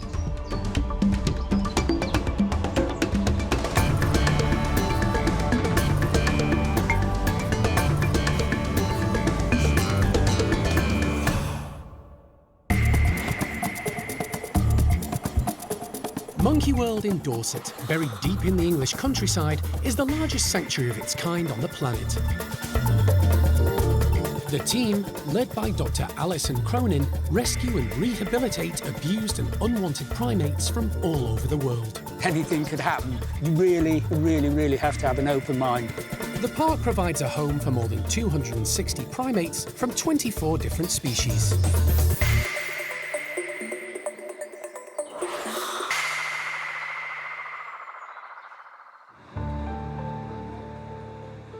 The forest enclosure at the Capuchin Lodge has fallen victim to the weather. A series of storms struck with such ferocity it caused floods, took down some of the trees and destabilised part of the fence line. The maintenance team have been working flat out to dismantle, repair and renovate the enclosure. But unfortunately, one of the wettest winters on record has hampered their progress. The essential repairs have restricted the amount of outside space available at the lodge, which has caused friction for the group of 19 Capuchins living there.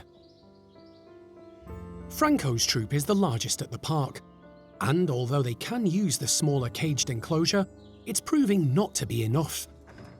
But now the Primate Care team have come up with a plan they think will ease the problem. So today we're swapping Erico's and Franco's group again. It's just over a year ago we switched them initially. Obviously Franco's group are going back to the complex. They came up here as Sonny's group. We've had a lot of drama in the group and it's now Franco's group. And then Sonny will be coming back up here with now part of Erico's group who are returning to their old home back at the lodge. Erico's know the lodge very well. They're used to the lodge. They're a smaller, older group, so hopefully they'll cope better with the reduced space that they've got at present, and eventually they'll get their big enclosure back, and there's a lot of tree climbers in that group, so they'll enjoy having their forest closure back in the future. Since the arrival of 88 Capuchins 16 years ago, all rescued from a Chilean laboratory, the Primate Care staff have got used to switch-arounds, sometimes moving individuals and, occasionally, entire troops, whatever is required to meet the Capuchins' needs. They are all trained to sort of come into the crate for a ward. It's usually part of their routine. Obviously, some individuals are more nervous than others. Some, like Franco, should come straight in, but the likes of Lizzie and Dotter are sometimes a little bit wary, so we'll just have to see how they all react to it today. Capuchins are very inquisitive, so there's lots of interest in what's going on, and the regular training, along with Toby's patience, are paying off. Good girl, Laura. These monkeys lived in small cages at the laboratory before being rescued. So the Primate Care staff want to box and move them as quickly as possible to keep stress to a minimum. We've got a few of the lower-ranking females now, plus we've got Dottie in there somewhere as well, so I'm going to go and move this lot down and then start work on Franco and Jenny again. The well-designed tunnel system and the use of removable crates enables the team to quickly gather up the Capuchins.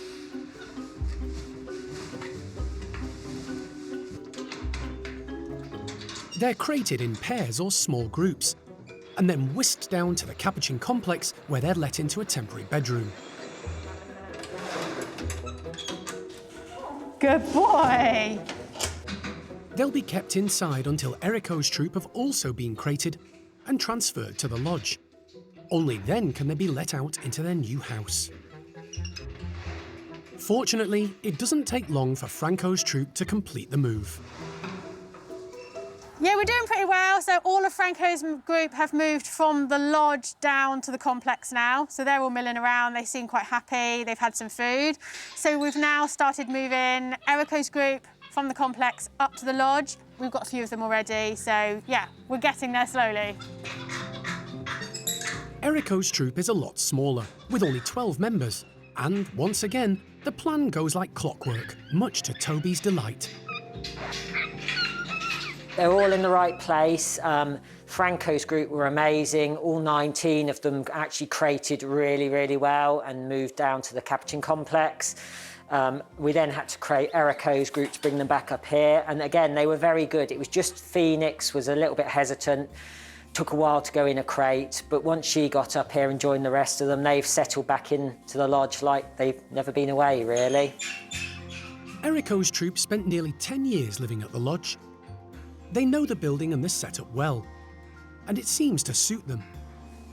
The Primate Care Staff hope the extra space will help reduce the tension in Franco's troop, and the change of environment will keep them busy and occupied.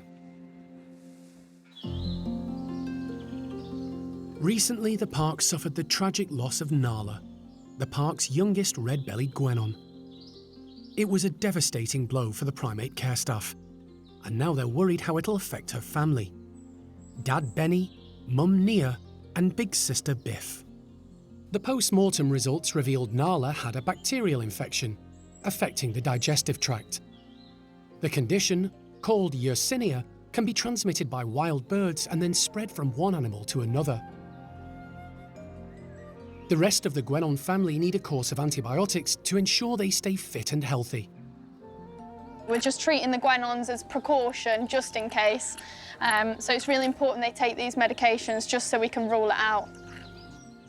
But persuading the 3 guenons to take the antibiotics could prove difficult. They don't stay still for long. Hello. You gonna be a good girl?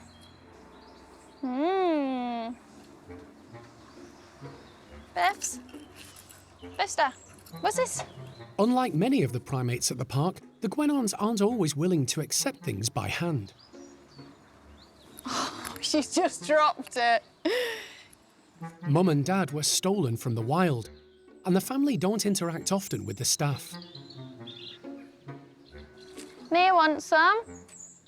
Elle is disguising the tablets in high-value food treats. I'm gonna soak it in orange juice. Oh, come on then, Nia. But the guenons are on to Elle's attempted deception. She's going to have to up the value of the reward. And when Nia does take one in a piece of malt loaf, she stores it in a cheek pouch. Look, she's pulling that back out. In the wild, guenons store food in their cheek pouches to collect as much as possible before others in the group take it. And this family is no different. They've become a lot more wary of us. It doesn't help that also they've got these huge cheek pouches, so if there's anything we do find that they like food item-wise, they just tend to cheek pouch it, and then an hour later they pull it back out. So it's making it extremely difficult for some medications that we really need to get into them. Dad Benny is less reluctant, demonstrating to the rest of the family how it's done. Oh, Benny's a good boy, because he's had all of his. New guenons. How about a bit of lemon curd?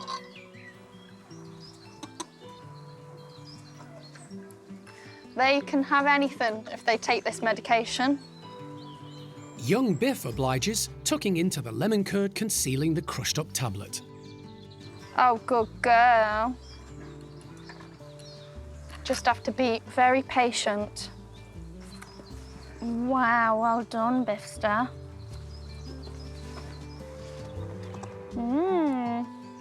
Mum Nia is still having none of it. Surely that's nice. But the team have an alternative at the ready. Yeah, the guenons aren't great. We're taking the tablets. OK, I'll go get that for you now. The antibiotic also comes in liquid form, which Elle can disguise in juice. It's looking promising. Oh, yummy! Oh, is that nice? Mum Nia still isn't entirely convinced. We've just got to take what we've got. So Biffy's had around 80%. Benny's brilliant. He's had 100%. Nia's had around 50%. Ideally, we want 100%, but if we just keep carrying on bothering her, she might never come back again for the lunchtime dose or the afternoon dose, so I'm admitting defeat. The team decide to leave the 3 guenons in peace for now. It's important they all take the medication, so the staff will try again later in the day.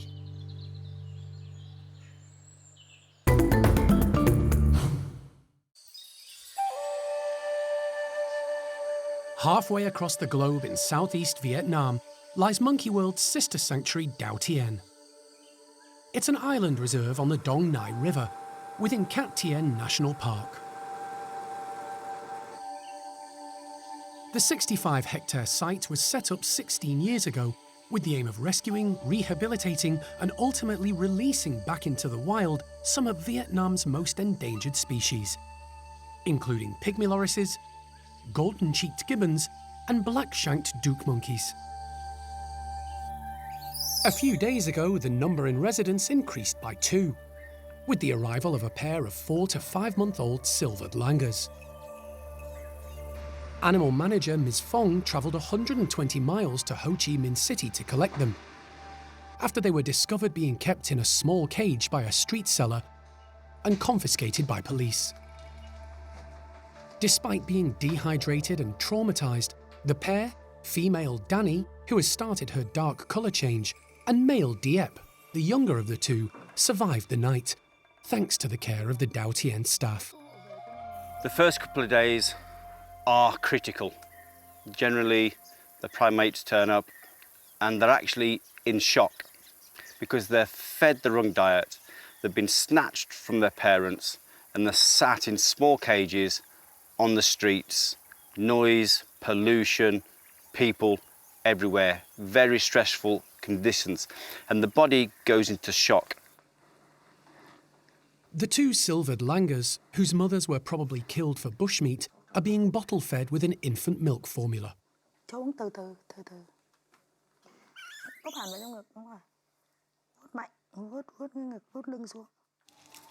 Staff at the centre are providing the pair with 24-hour care, and they have each other for company in their temporary accommodation.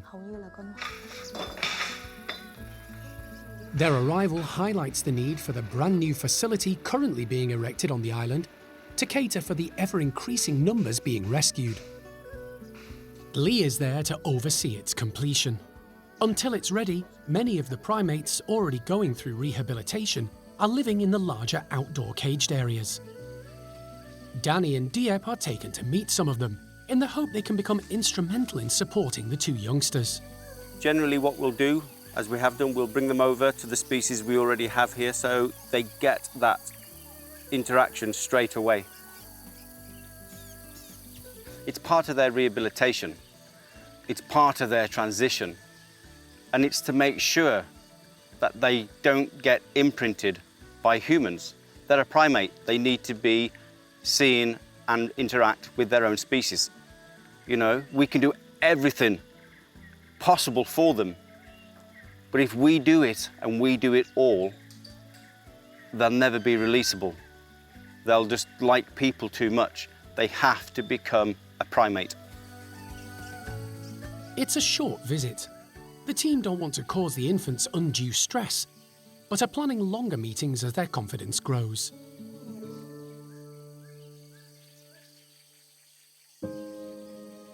But overnight, tragedy strikes. Female Danny, the weaker of the 2, goes into shock and dies. When she got here, she was very malnutritioned. She was really skinny.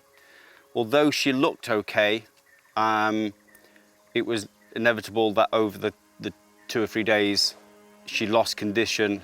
We spoke to our international zoo vets back in the UK, and we did everything possible for her. But unfortunately, it was too late. It's also a close call for Diep. We nearly lost him, but thankfully, with our vets, we pulled him back. He's now started to gain weight. He's now spending more time with our other silvered langurs, which is vital to his rehabilitation. But we've got to keep our fingers crossed. We're not out of the woods yet. We've got a long way to go to get this little boy where he should be. The circumstances surrounding Danny and Diep's arrival are all too familiar. Just last year, Kui, a 7-month-old black-shanked duke monkey, arrived at the centre, a timid and shy youngster in need of serious help. However, fast forward 12 months and his rehabilitation is almost complete. He's now living with other partially rehabilitated dukes, including Anna and Vu, who suffered the same horrific start in life, being stolen from their families. It's testament to the team and how the team work and how dedicated the team are, because he is now in the semi-free enclosure at the top of the north of the island in our 400-metre fence line with Anna and Vu, who have also been amazing in the tree. It's what we're all about. It's giving something back they've had taken away. The end result is what we have here today. So fingers crossed they continue to do well, and then hopefully when the time comes we can release actually onto Dao Tien with the family of 11 dukes that we already have here. Lee is hoping Diep's future will follow the same path as Kui's. Want a bit of breakfast? There you go. With the infant getting stronger day by day, his future is starting to look a lot more positive.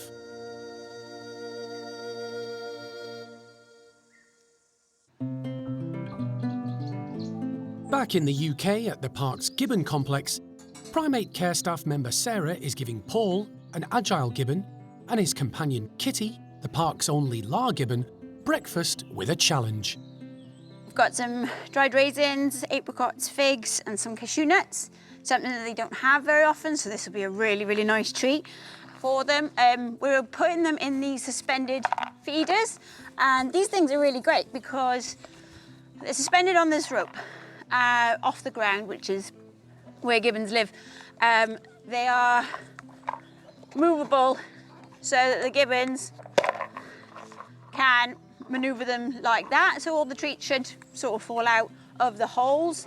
I'll pop a little bit of peanut butter around the holes just to an extra enticement, and hopefully it's going to keep them occupied for hours. Gibbons aren't known for their problem-solving skills, so getting the balance right is essential. Too hard and the pair may boycott the puzzle altogether. Too easy and it could all be over in a flash.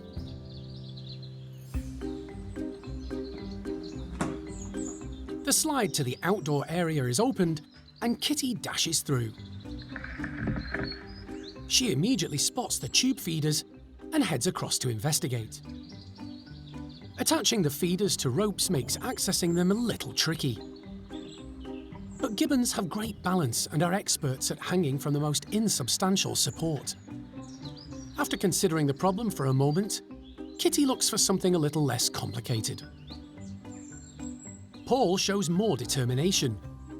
Gibbons have highly agile feet, and he uses one to steady the feeders while rotating them. It doesn't work. So, still hanging on with one long arm, he gives the feeders a shake. Despite being different species, this pair get on well together. Paul and Kitty, they are our odd couple in the park. So in the wild, gibbons would pair up in a male-female pair, and at the park we try and copy that by pairing up our gibbons. So we don't actually have another La gibbon or another agile gibbon, so tried Paul and Kitty together and they seem to work fine. They aren't actually a mated pair as such. They're more brother and sister kind of relationship. They sort of occupy the same space. They might have a little play every so often, but generally Paul will be an outside boy. He likes to go and have a sing-song and watch the public and display and check out the orangutans across the way. Kitty, on the other hand, she's very much an inside lady. She is quite people-focused, so she does tend to spend a lot of the time in the house, especially when the keepers are in there cleaning. She likes to keep an eye on us. She is quite judgmental, so she has her favourite people and she has people that she doesn't like, and she'll let you know which category you fall into. Gibbons, like humans, are apes. But unlike chimpanzees, gorillas and orangutans, which are known as great apes, gibbons are smaller in stature and described as lesser apes. There are 20 different species of gibbon recognised in the wild. They're arboreal primates, living high up in the tree canopy and rarely coming to the ground. They have long, slender fingers and a small thumb so that they can hook onto branches. Their longer arms and then their short, powerful legs propel them into this swinging motions called brachiation. They can move up to speeds of 34 miles per hour, which is the equivalent of a galloping racehorse. So they are actually the fastest ape on the planet. The gibbons at the park are encouraged to display this natural behaviour, with plenty of trees and ropes to brachiate between. Paul finally works out how to access the tube feeders, using his strong teeth to remove the lid. He rummages through the straw-filled tube to find the hidden nuts and seeds.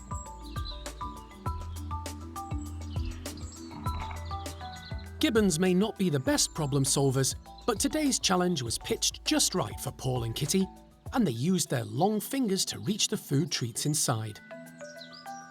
They've also had a good workout, using their brains and strength to earn their breakfast.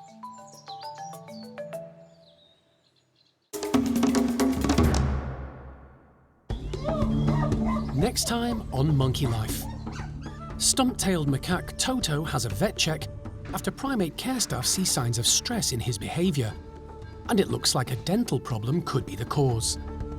So I think that one and that one have got to come out. And breakfast is all boxed up, but the clever capuchin swings straight into action.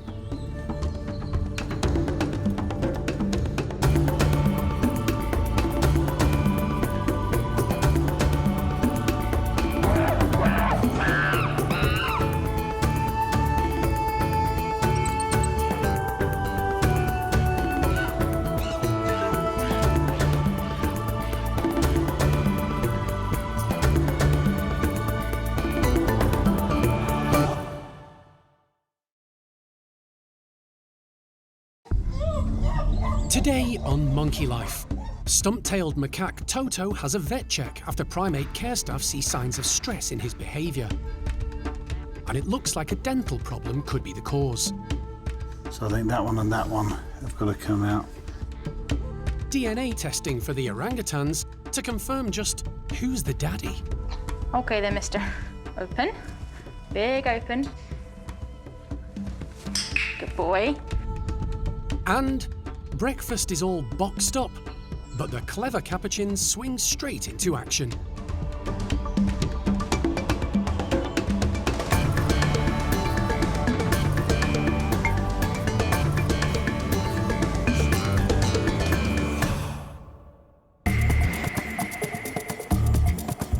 Monkey World in Dorset, buried deep in the English countryside, is the largest sanctuary of its kind on the planet.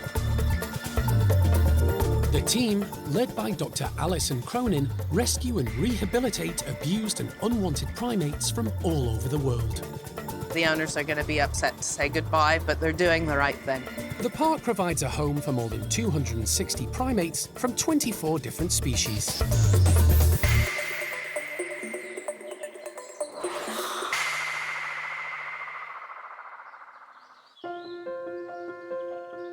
There's cause for concern down at the Stumpy House.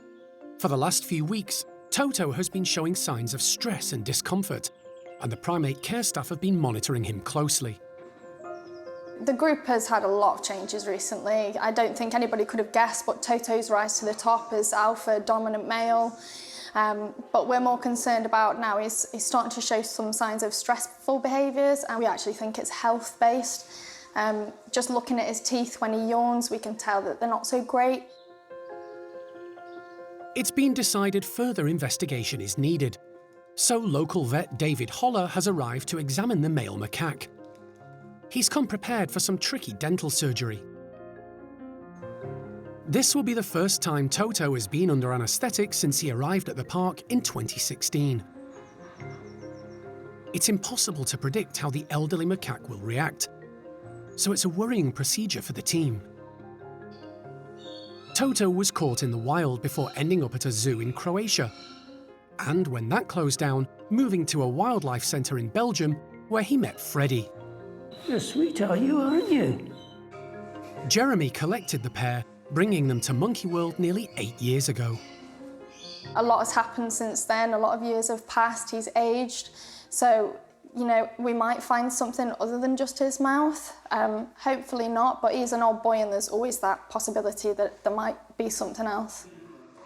Toto is in a bedroom at the Stumpy house, so Jeremy can administer an anaesthetic to make sure he's asleep before he goes into his travel box. Hi. Right. How is it? The buggy's not here yet. Yeah, very good, very smooth. Yeah. Yeah. He's quickly transported to the park's hospital. On the examination table, Toto is intubated, allowing him to be given gas as an anaesthetic to keep him under. An initial examination reveals the macaque needs some serious dental work. So the one in front of it's broken. That's set a tract up there which has blown out through there. So that's got to come out. It's going to be a long day for David and the team. So I think that one and that one have got to come out. Having a hospital at the park means the primates can get the care they need without the stress or risk of being transported off-site. Over the years, the facility has hosted a huge number of complex operations, with experts and consultants from a variety of different fields, many with animal expertise and others specialising in human medicine.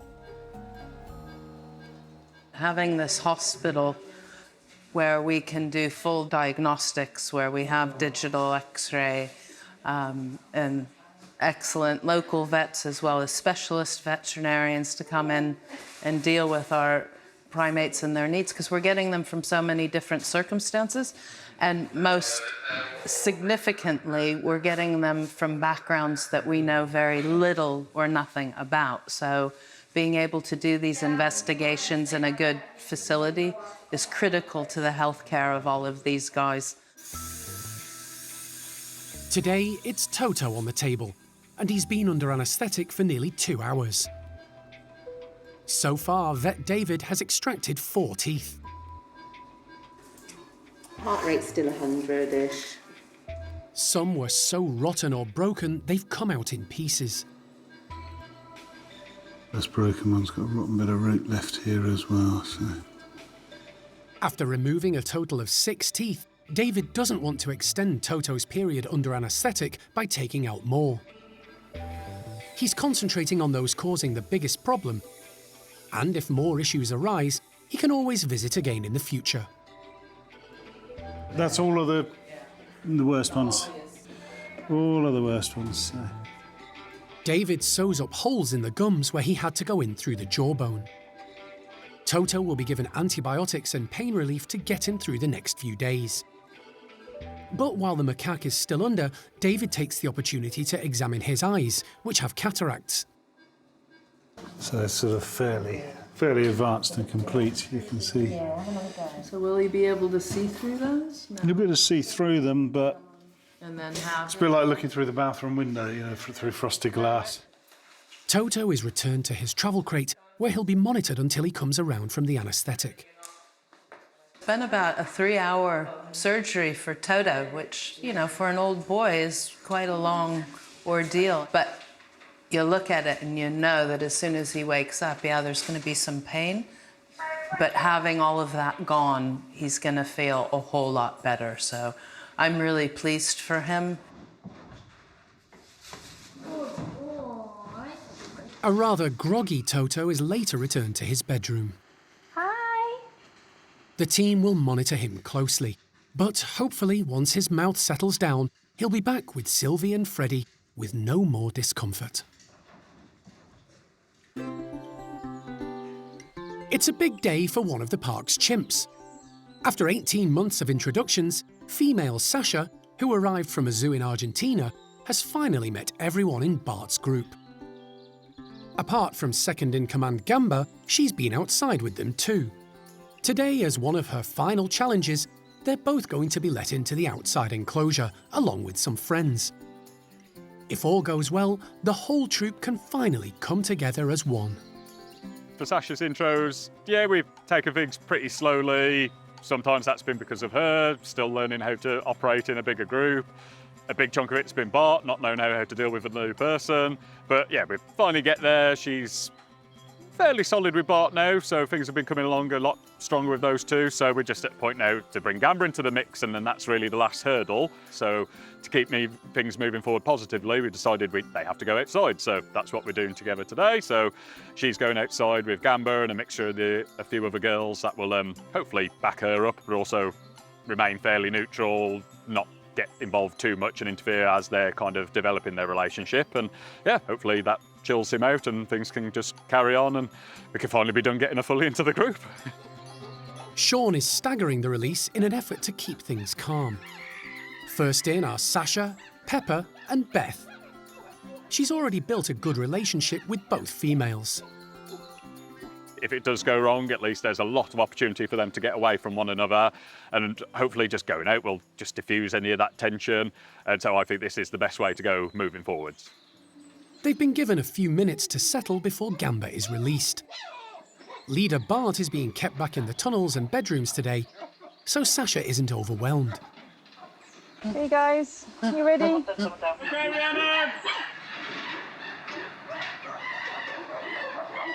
When the slide opens, Gamba races out, very excited, and immediately starts displaying in front of Pepper and Sasha.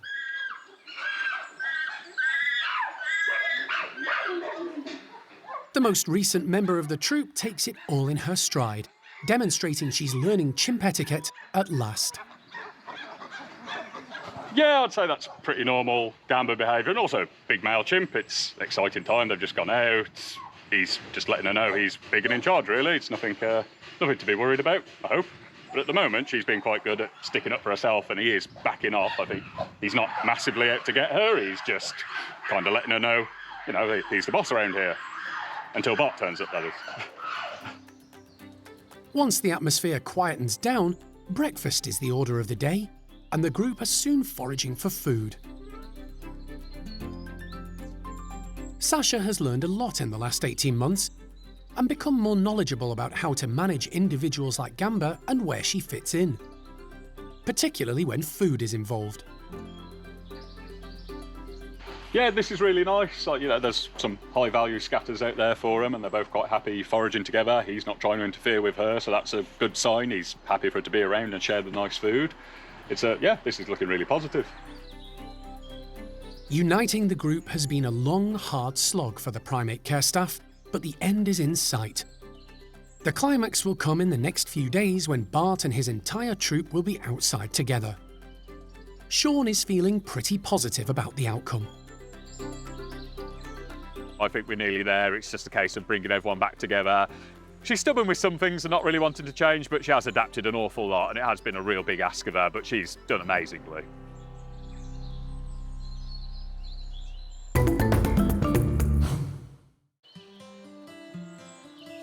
At Tuan's orangutan enclosure, some of the group are enjoying the summer sun. They're a pretty settled bunch, although Roro and Lucky still don't see eye to eye and take it in turns to go outside. When 7-year-old Hujan left to join the nursery group, Awan's position as youngest member was reinstated. But she's growing up fast, and as she heads towards adulthood, plans are afoot for her to leave Monkey World for a new home at a Kent Wildlife Centre. Awan is now 12 years old. In orangutan terms, she's mentally, physically no longer a child. She's having teenage moments where she decides she's not doing anything we ask her to do. She's showing interest in the only male in the village, which at the moment is Tuan, who's her dad. So it's time for Awan to find some new friends. The plan is for Awan to move to Wingham Wildlife Park, who have 2 small groups of orangutans. She's already very familiar with one of them, 14-year-old young adult male Jin, who moved there from Monkey World. Awan is going to join Jin, who's much closer to her in age than anyone else she lives with currently. So hopefully it'll be a really positive thing for her. I'm hoping Jin's still got a bit of an appetite for play, which will hopefully match Awan's character. Jin was born at the park in November 2009 to mum Xiao Kuai and dad Gordon.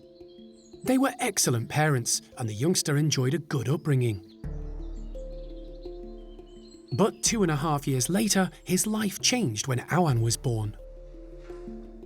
Are you? Clever girl.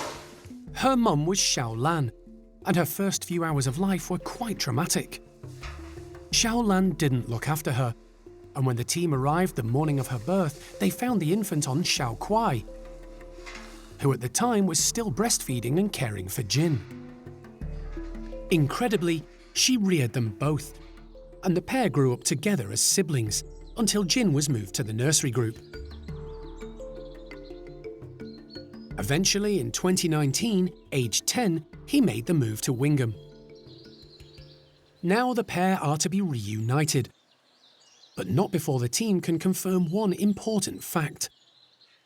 They need to double-check both orangutans' paternity. They're fairly confident who the fathers are. Awan is Tuan's, and the assumption is that Jin is Gordon's. But they want to confirm this, and there's only one way to find out. Best practice means testing all 4 orangutans. We're hoping to get DNA samples from Tuan, from Gordon and from Awan. Along with a sample from Jin, the DNA swabs will be sent to a laboratory for gene testing. Paternity testing is common for humans, but it's very unusual for this to be done with orangutan DNA. But first, Rachel needs to collect the samples. Easier said than done. Hey, Awan. Hey, matey, you alright, my love? The DNA needs to be collected from inside the cheeks of each ape, using a swab. Fortunately, the team have done an excellent job training the orangutans to allow them to do just this type of procedure. It's quite a big thing to ask them because we're not only sticking something in their mouth, we're expecting them to stay still whilst we're rubbing it around the inside of their mouth. And obviously the instinct when something gets stuck in your mouth is to bite it, so it is quite a big deal. Awan is up first. Open. Okay.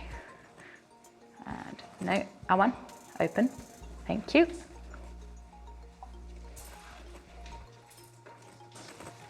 Good girl. She gets a reward of frozen raspberries. Next, it's Tuan's turn. Okay then, mister. Open. Big open. Nah. Big open. Good boy. Well done. That was quite good. We've got 2 now. We've done Awan, we've done Tuan. We still need to get Gordon, and Wingham need to get Jin, and then we'll have a full set to send off to the lab. The samples will be compared against each other and hopefully confirm paternity. If the results are as expected, Awan will soon be heading to a new home to join an old friend.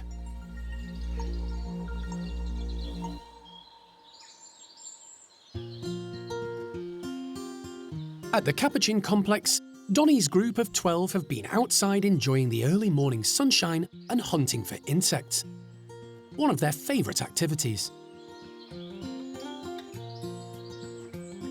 But the Primate Care Staff have an afternoon treat in mind.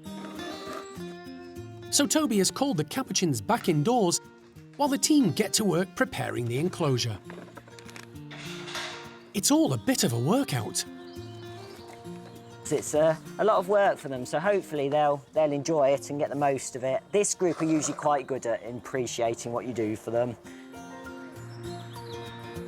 The Primate Care Staff have strung boxes together on pieces of rope.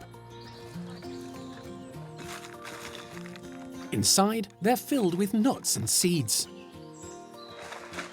Toby and his colleagues have hung them between the poles and platforms in the Capuchin's outside enclosure. The narrow, wobbly ropes mean the primates will have to work hard just to reach the boxes, and harder still to access the rewards inside. But the task should be perfect for Donnie's group. Donnie's group can have anything and everything because they're very good at enrichment, and if they can't do it properly, they'll destroy it. Whereas, say, Franco's group, if you tie a knot in a sock, you'll find the sock looking exactly the same in the morning. So, yeah, this should give them a nice challenge because although they'll generally probably just rip boxes open. This means that they've got to use their tails, they've got to use their core strength and their balancing skills to actually get to them in the first place. And added to that, there's probably going to be several capuchins on the rope at one time, which is going to mean that it moves, which means, again, it's going to just make it a bit more challenging for them and entertaining. And they may even have to cooperate, which is not a skill that they're generally very good at. Come on, guys! The capuchins are keen and enthusiastic about the chance to go back outside, and with the enclosure all set, Toby opens up.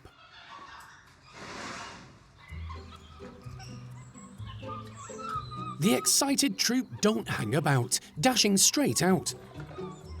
All 12 arrived from a Chilean laboratory in 2008, and when they were put together a few years later, became the youngest capuchin group at the park.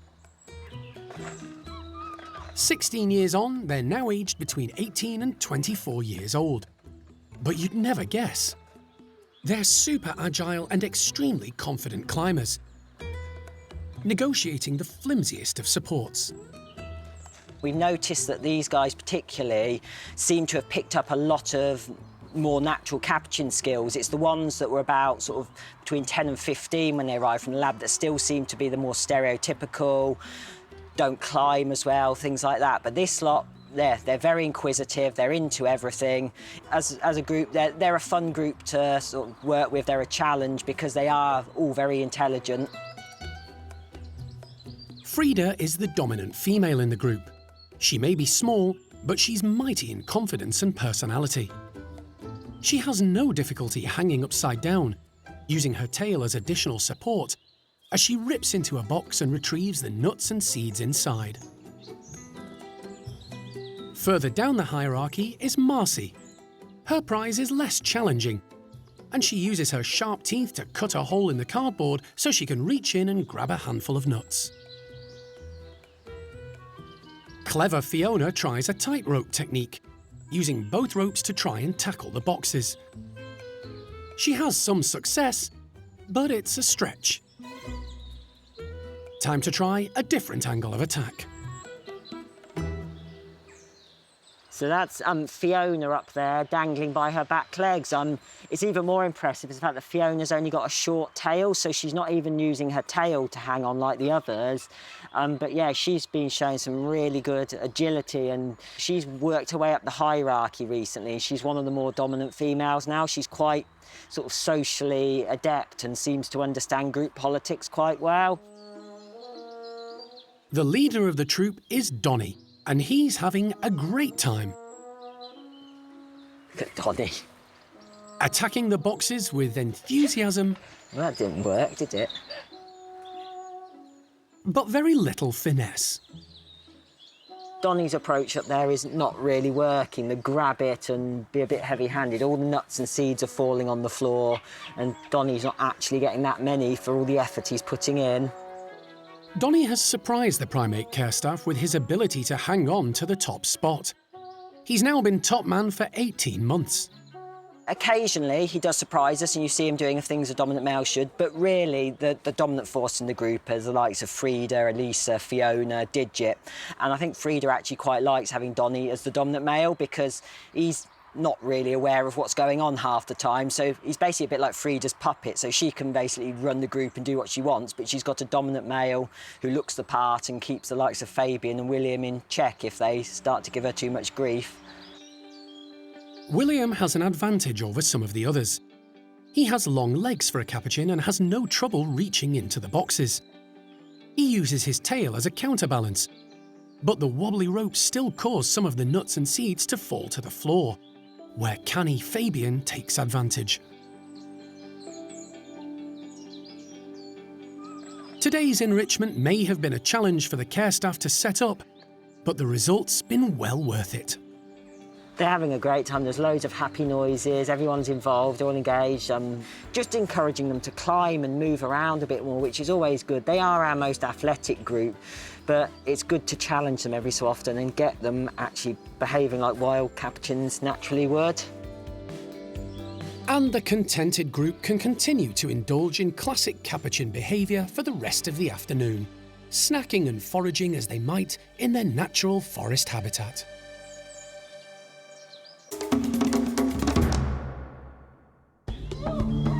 Next time on Monkey Life.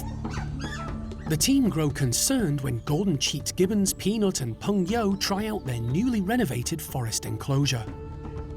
She's certainly not right. She looks like she's lost a lot of muscle mass. And a prickly problem for the ring-tailed lemurs.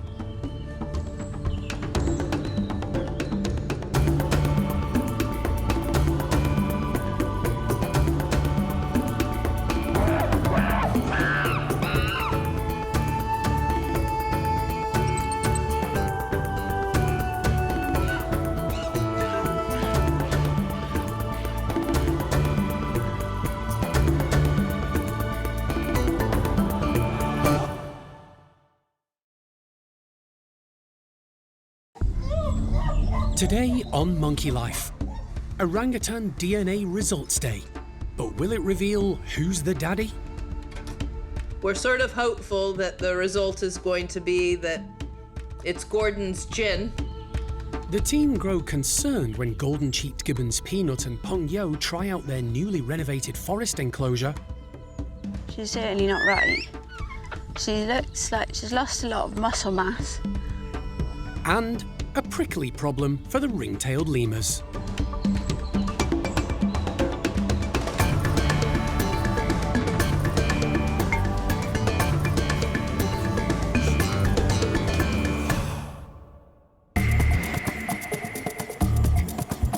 Monkey World in Dorset, buried deep in the English countryside, is the largest sanctuary of its kind on the planet. The team, led by Dr. Alison Cronin, rescue and rehabilitate abused and unwanted primates from all over the world. You just never know how it's going to work. The park provides a home for more than 260 primates from 24 different species.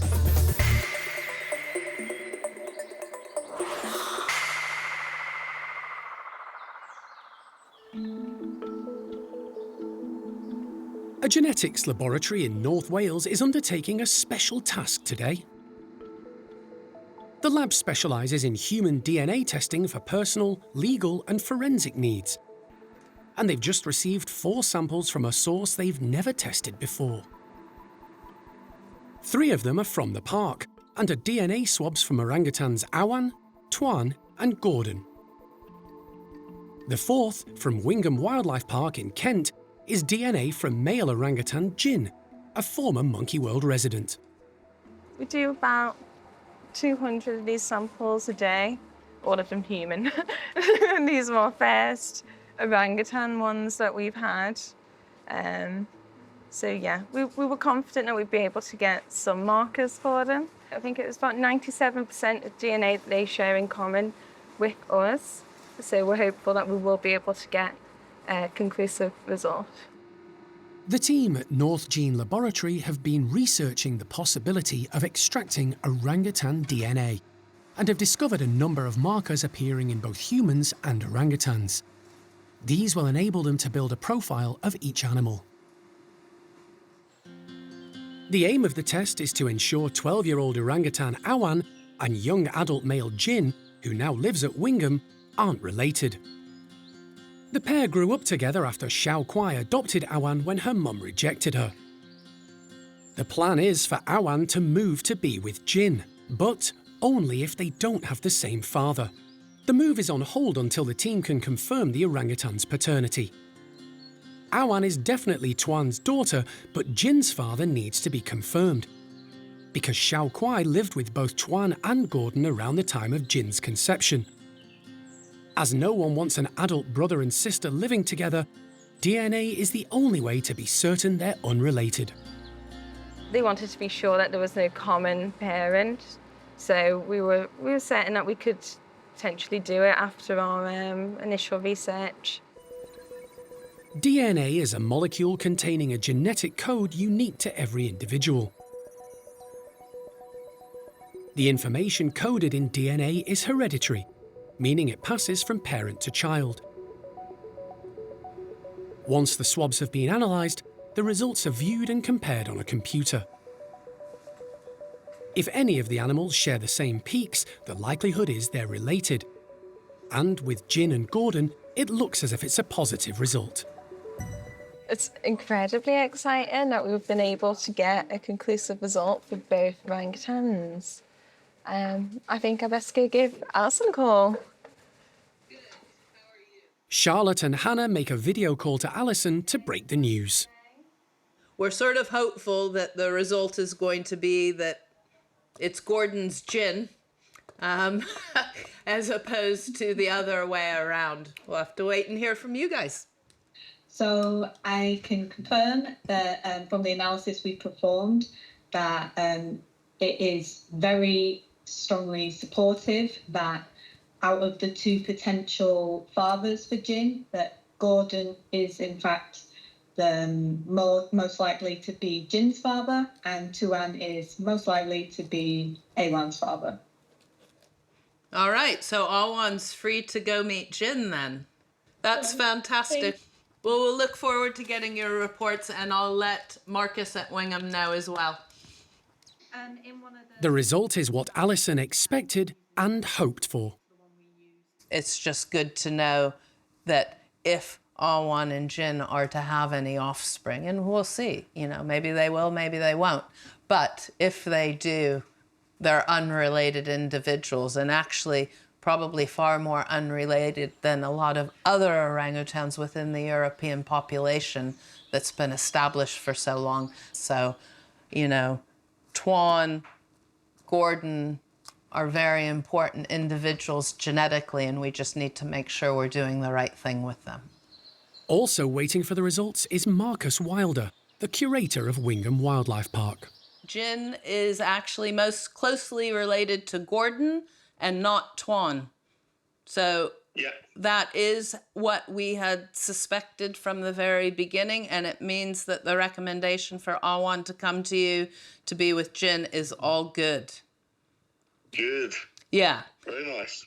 No, we're really pleased because that'll be a much easier journey for her, and definitely. And those two are probably so far unrelated from their parents being wild caught and so on, that's a good thing.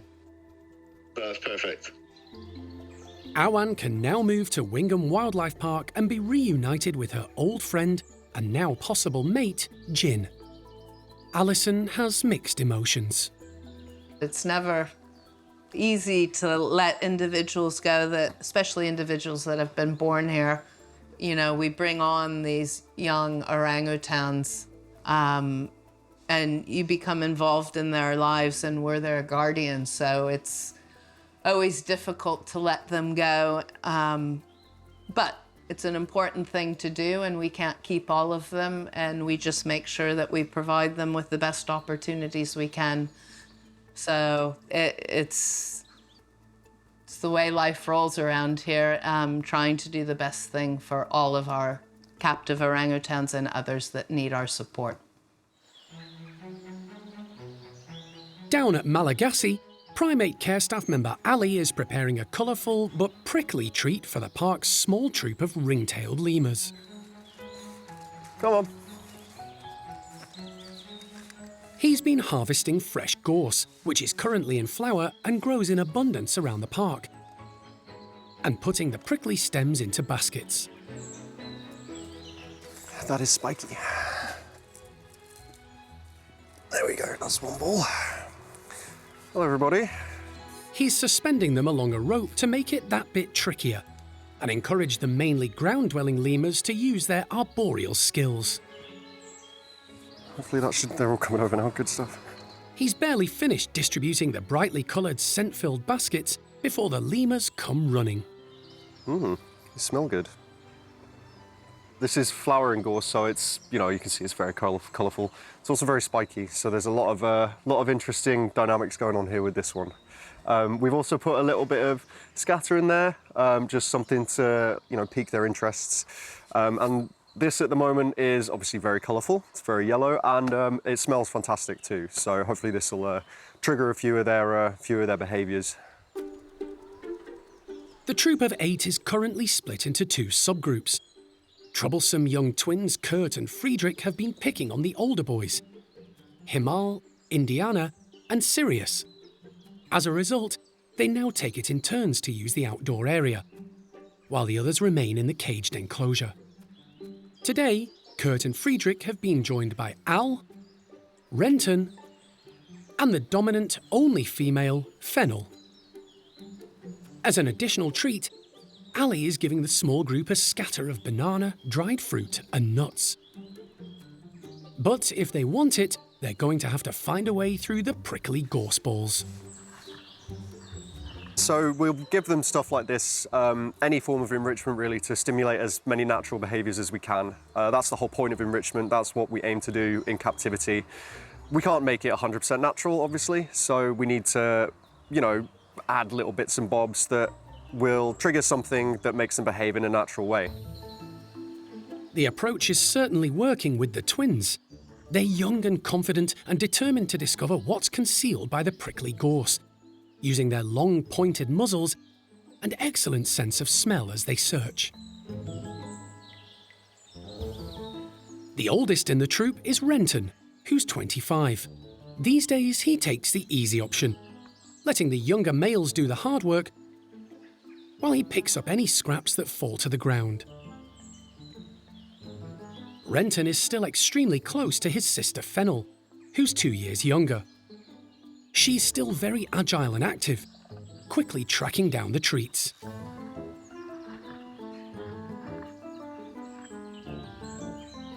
Al is the other young male outside today. Very little is known about his background, but his broken tail suggests he suffered severe trauma during his time in the pet trade. He's adapted incredibly well, but struggles to compete with the more dominant males when it comes to food. Al is at the bottom. He normally gets displaced off food. He normally gets displaced off enrichment like this, and he's had a pretty rough start. He's got a broken tail, so it's at a complete right angle, and that you'd think that would stop him, but his balance is fantastic. He's really good at balancing on the rope, up in the trees. It doesn't seem to slow him down at all, and because he's got that good balance, it means he can reach the stuff that a lot of the other guys wouldn't particularly bother with, and that gives him a chance to interact with the enrichment as well as the others. Ring-tailed lemurs are well adapted to tackling prickly and hard-to-reach food sources. Their padded hands and feet allow them to reach into spiky areas, and their thick fur also acts as a protective barrier. Ring-tailed lemurs have a very good sense of smell, with a wet nose at the end of their long muzzles, which helps them find flowering plants. In the wild, flowers make up 5% of a ring-tailed lemur's diet. Today, however, they seem more interested in the dried fruit and nuts Ali has put out, rather than the brightly coloured gorse flowers. But it's been a fun and active morning for the lemur troop, and rewarding for the Primate Care Staff to see them mimicking the behaviour of wild lemurs in their faraway habitat of Madagascar.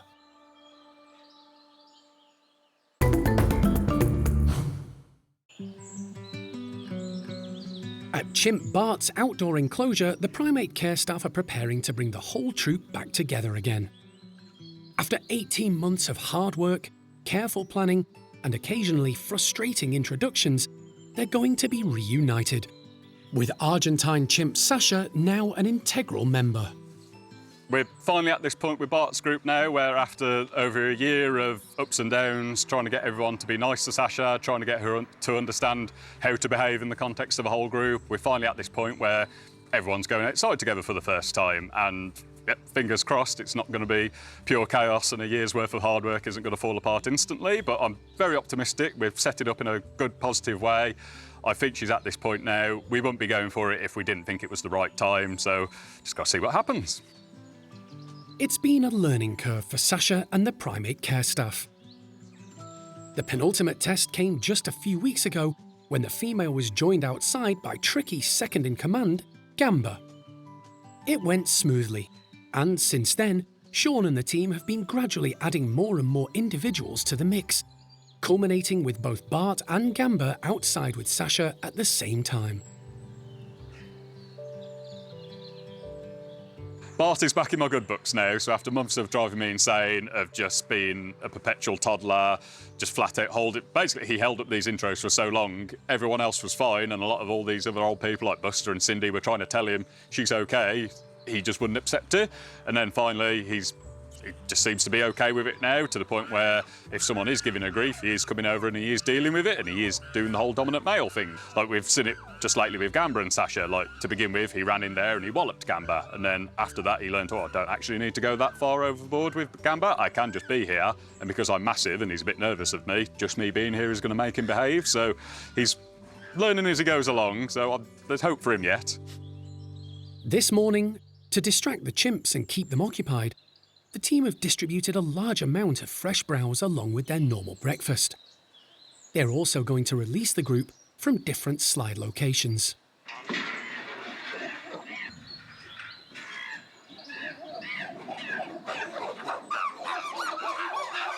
As usual, some of the more dominant individuals put on a bit of a noisy display.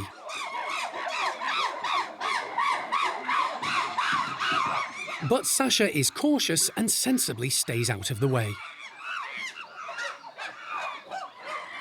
Many of the females, like Beth, are keen to greet Bart and show respect. The dominant male demonstrates just how much he's matured, giving each some attention. Oranges seem the most popular choice for breakfast, with Bart collecting a leader's share. Right now, this is actually really good. I mean, they've come out to a load of food, a load of browse. There's lots of nice scatter out there as well, so it's very exciting, but no one's kind of stopping Sasha, no one's going overboard, like just being too dramatic and trying to defend patches of food. Just everyone's nicely getting involved and stuff in their faces, which is great.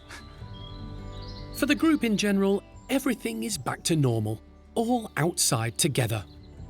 But this is the first time Sasha's been outside with so many chimps at one time. Luckily, she seems to be taking everything in her stride. It's taken a while for her to get to this point, but she does understand now different things work with different people. I mean, we're going to see how it goes. This is the first day. We will watch this non-stop, see how her relationships are developing still in the context of the whole group, make sure no one's giving her aggravation, make sure she's still getting plenty of food at the feed times. But yeah, this will make things so much easier. So hopefully they'll be a lot more settled, we'll be a lot more settled, and, you know, our lives will just be easier. The team are relieved, and the chimps are relaxed. There'll always be fracas and disagreement within chimp groups, but hopefully this group are now settled. So yeah, this has really been just the longest intro I've ever been part of, and so many ups and downs. We've had moments when we thought, oh, we're nearly done here, and then other moments where we're just like, oh my God, this is never going to happen. She's going to have to go and live with Hananya. But it's great to finally see everyone's out, everyone's nice and quiet, we're all just stuffing their faces, everyone knows she's there, no one's going out the way to interfere with her. For now, everything's looking good, and hopefully I'm finally done with these introductions now.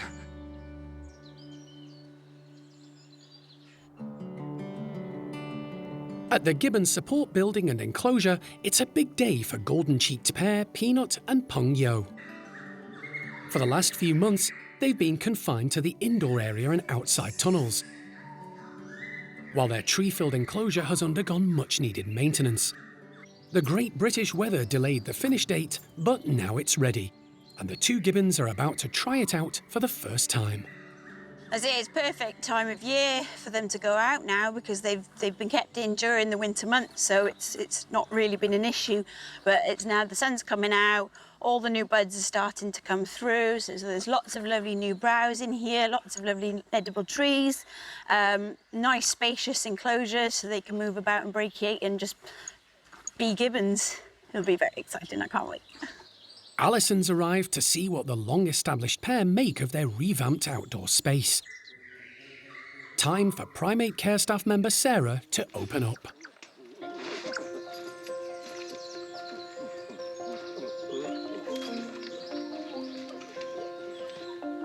The two golden-cheeked gibbons don't hold back. Peng Yo is straight up into the trees doing what gibbons do best, brachiating through the branches. Peanut is often a little slower than her gung-ho mate, but today she seems unusually cautious, stumbling a little. She's moving very slowly. The team are concerned with her movement. Maybe she's just had some sort of injury. Maybe she's got arthritis. So that could be an arthritic thing. Peanut. Yeah, she's struggling to walk there, eh? It may be a short-term issue, but it could be something more serious. She's approximately 27 years of age, but she's been fine while we've been doing the refurb outside. But we've let her out this morning, she came out fine, but she just seems to have gone a bit strange on her legs. So we're going to keep a close eye on her. And then we'll make a decision whether for today we bring her in and monitor her a bit closely inside where we have a bit more control. But yeah, we'll get some video footage of her moving so that the vet can analyse that way. And then we'll go from there, but no. Strange. Appetite's fine. Arms are fine. Strange. She looks even weaker out here than inside, isn't she? Yeah, I'm not happy with that. High in the trees, using her hands and arms to brachiate and move around, Peanut seems happier and more comfortable. Hey! But back on the ground, it's obvious she has a problem. The team are so concerned about the 27-year-old gibbon, Animal Director Jeremy has come to take a look. She's certainly not right. She looks like she's lost a lot of muscle mass. The team decide to call Peanut back indoors. Puppy! The worry is that if her condition worsens, the team won't be able to reach her quickly if she's outside. In the indoor enclosure and outdoor tunnel system, they'll be right on hand. The gibbons have regular operant conditioning sessions so the Primate Care Staff can examine them when needed. This allows Sarah to take a closer look. Peanut, come here. You're a good girl. Hi, oh, back scratches. That's nice. Can we see your foot? Can we see your foot? Can we see your foot? Peanut. Give me a hand. Good girl. Good girl. Come here. Can we see your foot? Good girl. That's better. That's better.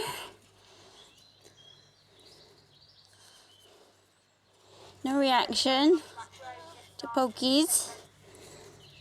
Ah. Or was that sore, Puppet? Okay. Was it the ankle? Something isn't right. Until they hear back from the vet, Peanut will be kept indoors so the staff can keep a close eye on her. It'll be a worrying time for the gibbon team until they can find out what's going on.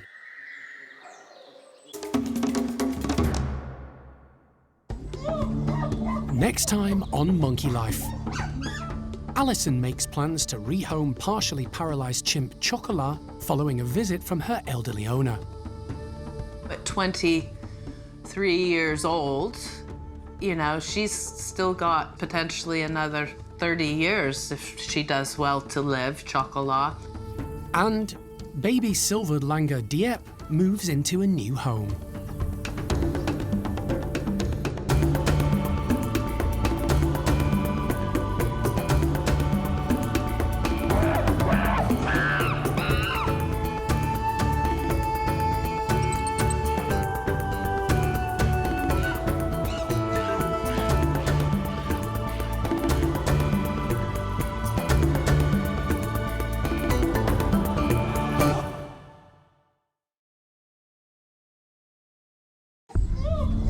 Today on Monkey Life, Alison makes plans to rehome partially paralysed chimp Chocolat following a visit from her elderly owner.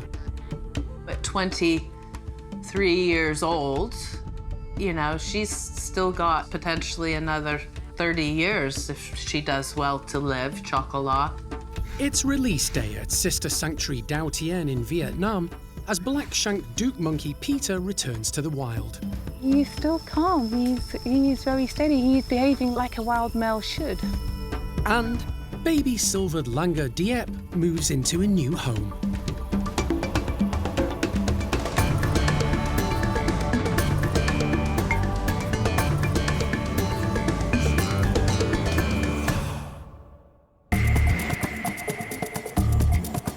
Monkey World in Dorset, buried deep in the English countryside, is the largest sanctuary of its kind on the planet.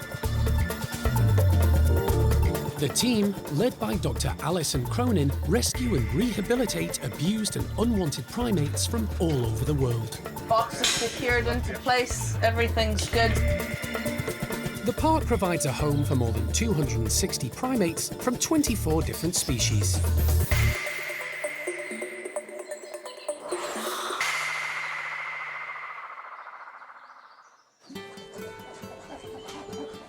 Monkey World has been rescuing chimps from across the globe for nearly 40 years. The majority were stolen from the wild after their mothers were shot for bushmeat. The infants were then sold on the black market as pets, used in laboratories, or became part of a callous entertainment trade. Most of our guys, we can't say what country they were actually born and raised in and had their mothers shot when the babies were taken away.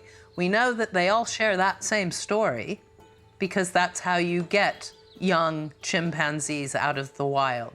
It's the knock-on effects of that one baby that you see having been smuggled out of Africa are just so vast, I can't even begin to explain.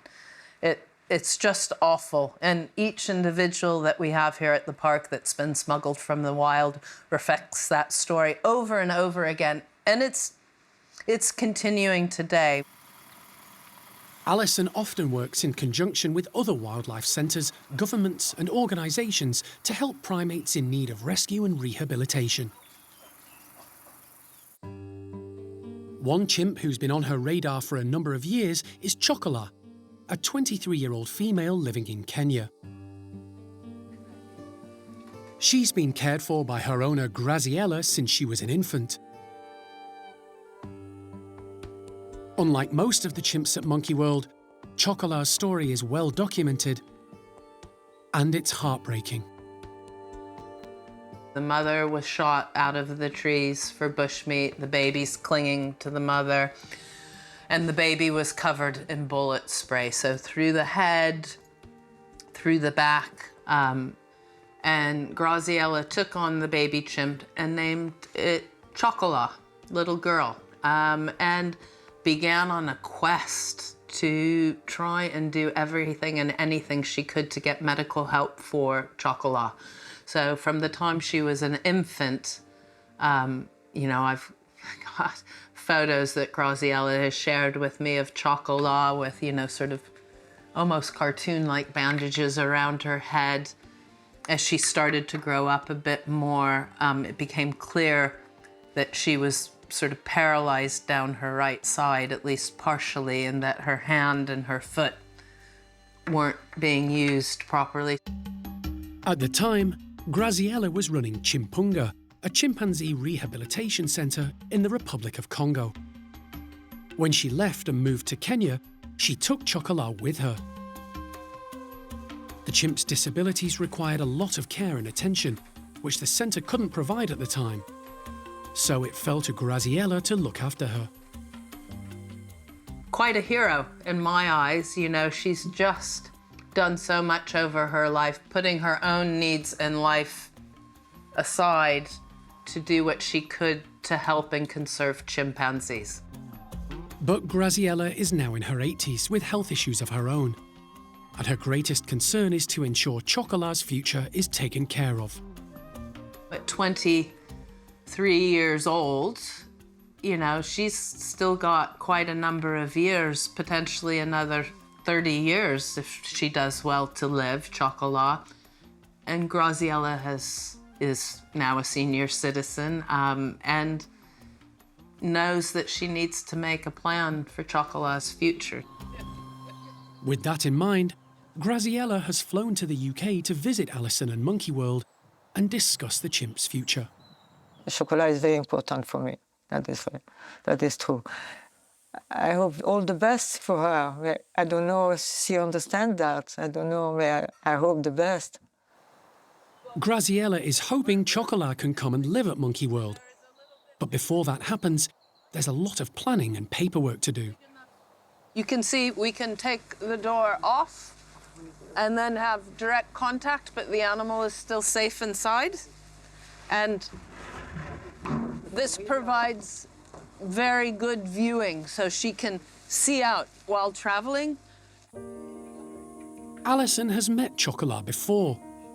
In 2016, she flew out to Kenya with the late John Lewis, a specialist wildlife vet.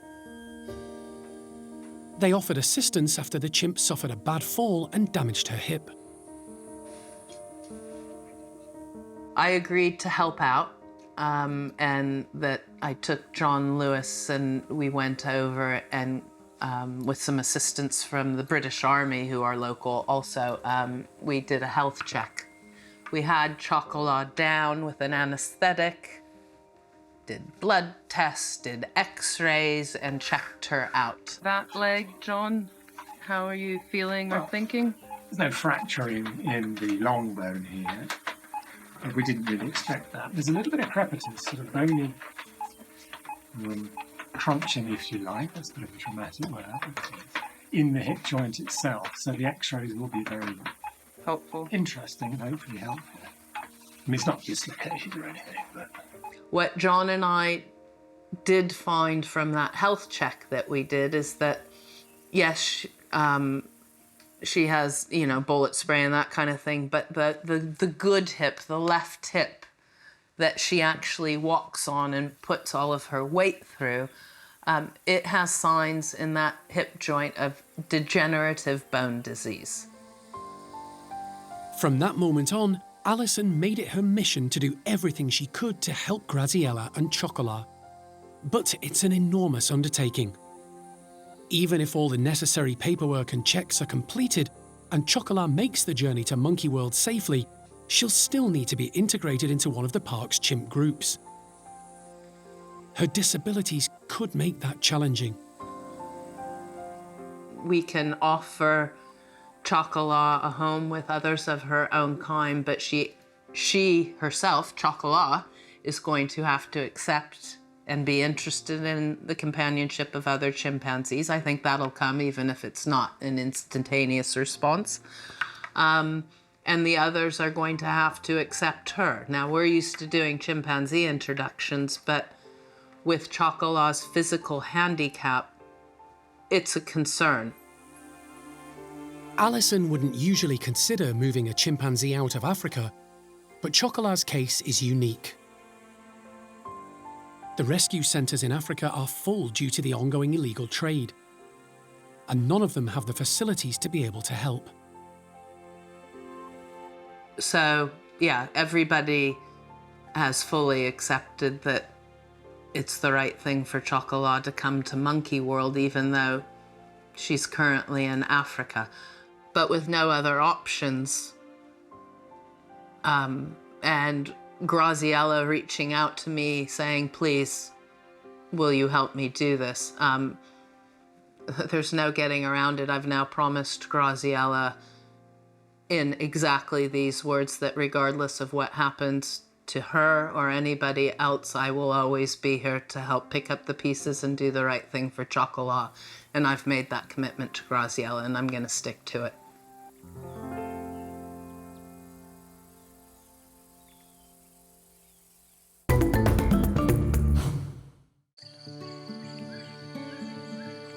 Alison's efforts to help primates in need right across the globe are also highlighted by the work of Monkey World's sister sanctuary in Vietnam.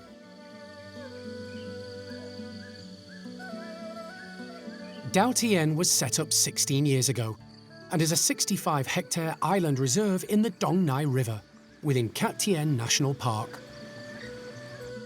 The small team there dedicate their lives to rescuing, rehabilitating and releasing back into the wild some of Vietnam's most endangered primates. In recent months, the centre has had an influx of primates in need of help, particularly silvered langurs. 5-month-old Diep is one of them. The young male was stolen from the wild along with a female called Danny. The pair were confiscated from a street seller by the police and then released into the care of Dao Tien. Young female Danny was so traumatised she didn't survive more than a few days. But Dieppe is getting stronger day by day. He's doing really well, considering on day 3, day 4, when he was here after we rescued him, that we had to get him onto oxygen just to pull him through and get him to survive.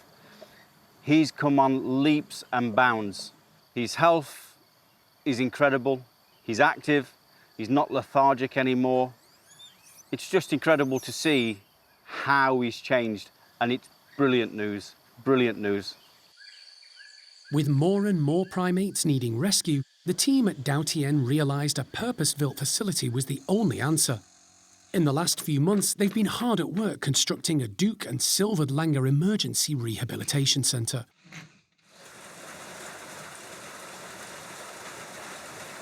Despite everything the volatile Vietnamese weather threw at them,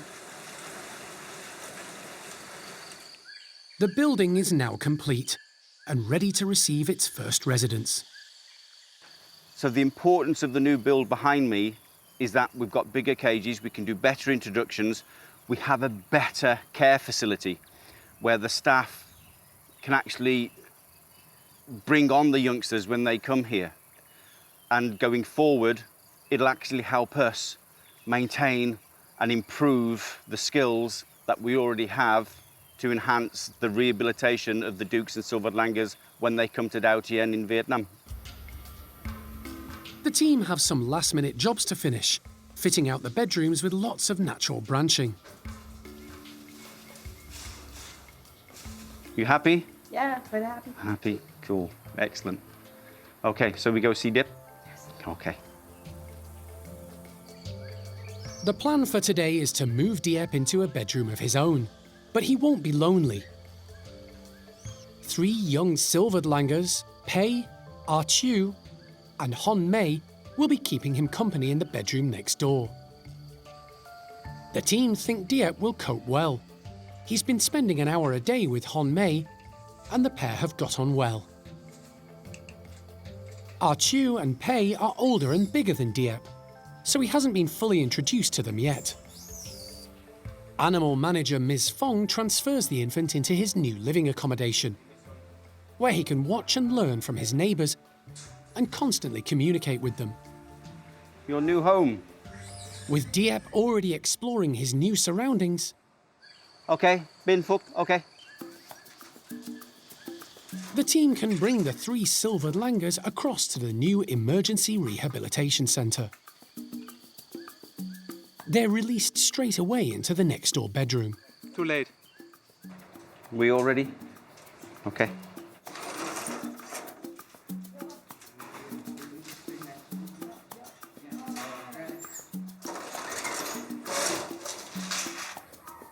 The trio are keen to explore their new surroundings.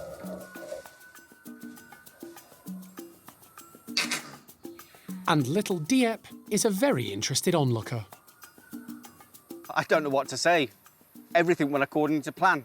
They've calmed down, they're nice and relaxed, they're eating, interacting. Absolutely amazing. Could not have asked for anything better. It went absolutely smoothly today. While Dieppe and his 3 new housemates are in their early stages of rehabilitation, another monkey at the centre is about to complete his. Black-shanked Duke Peter will shortly be released into a 20-hectare semi-free enclosure on the southern tip of Dao Tien. The centre already has a large family of Dukes living on the island, some of whom were released in 2010. The team are hoping Peter might join them. But not having released adult males close to established groups before, they're unsure. He may just stay on the fringes to watch and learn from them. It's been a long but rewarding process getting Peter to this point. He arrived at Dao Tien 2 years ago and was estimated to be around 4 to 5 years old. Like many of the primates who come to the centre for rehabilitation, the details of his background are unclear. but the team on the island have worked wonders, and he's now a large, strapping, healthy male. Dr. Marina Kenyon, the director of Dao Tien, has flown out to oversee the release. She's amazed how far Peter has come. Fung and the team worked their magic. One of the biggest tools we have here on Dao Tien is the forest, and we have incredible knowledge now of the wild leaf. And we just started introducing him to wild leaf, and now his knowledge of the forest leaf is brilliant, and he has gained 5 kilos. So 2 years on, he is now a magnificent male and ready for release, passed all health checks, good to go. The team have built a release cage within the semi-free enclosure. They've also set up camera traps to monitor the area for predators and signs of the other dukes.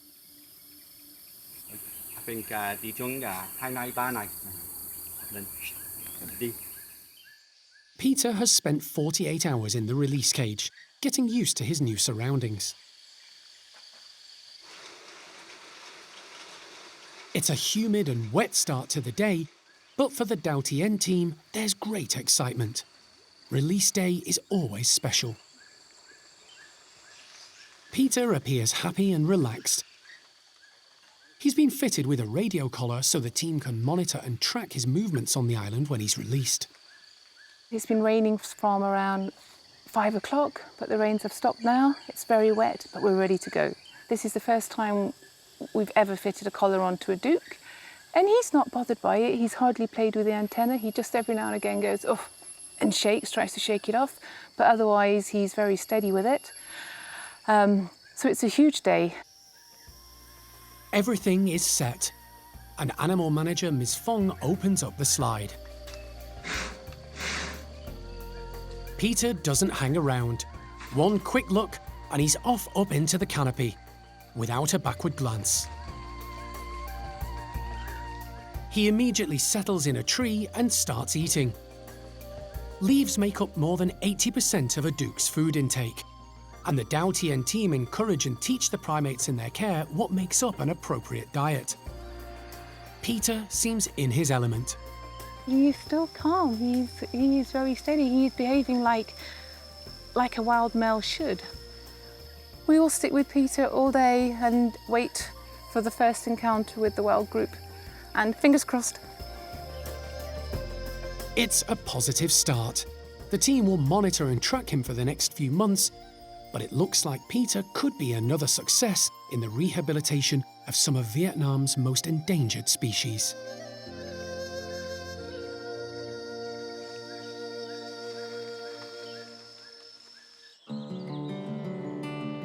Back at the park in Dorset, it's been a few weeks since stump-tailed macaque Toto underwent serious dental surgery with the removal of 6 teeth. His mouth has healed well, and he's now back with housemate Sylvie and long-term friend Freddie. The trio are all getting on in years, and the Primate Care Staff keep a close eye on them. Go on, Stumpies! Sylvie, Toto! Today, Steph is giving them all a scatter feed of sweet corn. Fred, you coming out? While Sylvie and Freddie forage for the food, Steph calls Toto over for a closer look Toto? and to assess his progress. Got some things over here too. Come and show me those beautiful eyes, buddy. Come here. Good boy. Okay. Delicious. I'm gonna get a telling off from you in a minute, aren't I? Good job. Good job, buddy. Last one, buddy. There you go. Good boy. Good job. She's pleased with his improvement. All things considered, he's doing better than he was pre-vet day. We recently had him down for dental. What we thought might be, 1 or 2 teeth that might need to come out turned out to be quite a lot of teeth. He has some really nasty teeth. So in terms of his mouth, he's doing a lot better. He's eating really well. He's started to be eating hard foods again. And that definitely seems to be a big improvement for him. His dental issues may be on the mend, but that's not the only reason Steph wants a close-up look. Toto has cataracts. His left eye is a lot worse than his right, and the condition is likely to deteriorate. He's still able to get up and about. He's still got decent mobility. Even though we've got some concern with his eyesight, his vision, he's still able to find small bits of food in long grass. We're just having to keep a lot of care and attention on Toto because he was never very well equipped to be the boss, and he's even less well equipped now. He's got an ageing body to contend to and an ageing brain as well. He may be getting on, but Toto is still remarkably agile. Bit of a display now. He's so big and strong, buddy. Toto isn't the only stumpy the team have been concerned about in recent months. The lone female, Sylvie, is nearly 25 years old and has also had a visit from the vet. Her weight has been fluctuating for a long time, accompanied by bouts of diarrhea.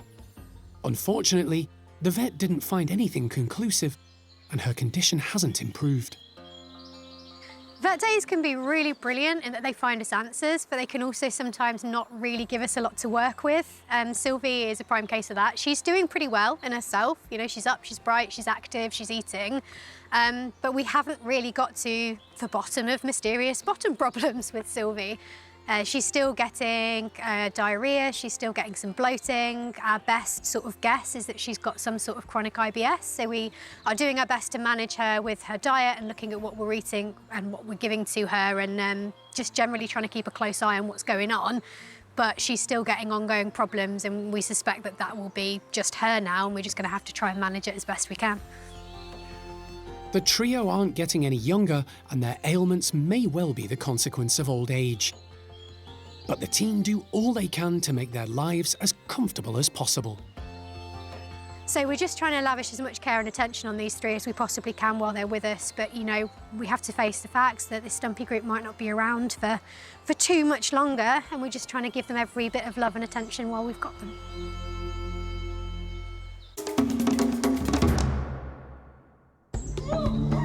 Next time on Monkey Life. It's time to say goodbye to young orangutan Awan as she heads off to a new home to reunite with prospective partner Jin. I'm hoping that they'll get on really well together and it'll be a match made in heaven. And squirrel monkey Lopez loses his cool over a frozen lolly treat.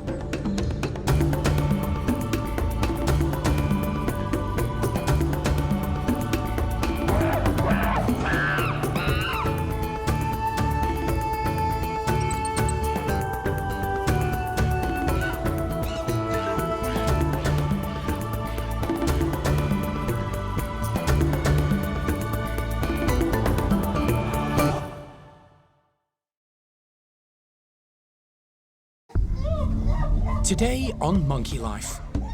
It's moving day for young female orangutan Awan, but not before a thorough health check. Sorry, teeth all right? Yeah, got nothing troubling. Okay, good. Freshly cut corn on the cob varies the menu for Hananya's chimp group.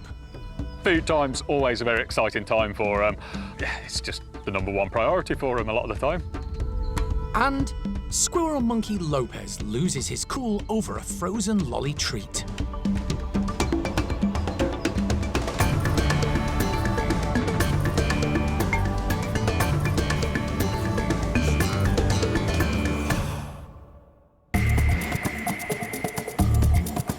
Monkey World in Dorset, buried deep in the English countryside, is the largest sanctuary of its kind on the planet. The team, led by Dr. Alison Cronin, rescue and rehabilitate abused and unwanted primates from all over the world. So far, so good. Nice job. Really nice job.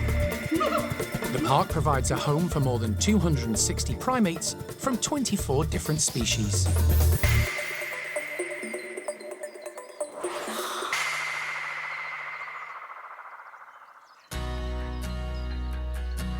It's a big day for the park's 12-year-old female orangutan, Awan. She's leaving for a new life in Kent, with the prospect of a mate in Jin, who's also a former Monkey World resident. Always really mixed emotions. You're really happy that Awan has come on so well and come so far, and is just a beautiful, strong character in Tuan's group now. And then profoundly sad that she's leaving us, but I know it's the right thing to do. But before Awan can make the journey to Wingham Wildlife Park, near Canterbury, she needs to undergo a health check. Awan was born at the park and has never previously had an anaesthetic, which she'll need for today's examination. To minimise stress, she'll be loaded into her travel crate while sedated. And once awake, she'll be on her way to Kent as soon as the vet has passed her as fit. We've never had a good look at Awan. We've never knocked her down to do health checks or anything really at the hospital. So it's really important today we get a good chance to look her over and make sure everything's as it should be.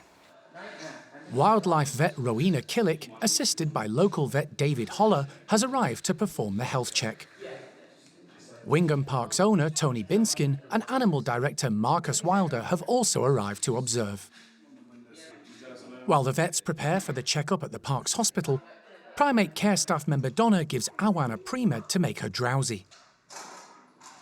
That's brilliant, thanks, Donna. But she also needs a full anaesthetic to make sure she's completely asleep when the vets examine her. It doesn't take long to take effect. As soon as it does, Jeremy brings the travel crate, and with the vets overseeing the process, the orangutan can be moved out of the bedrooms at Tuan's house and transported the short distance to the hospital.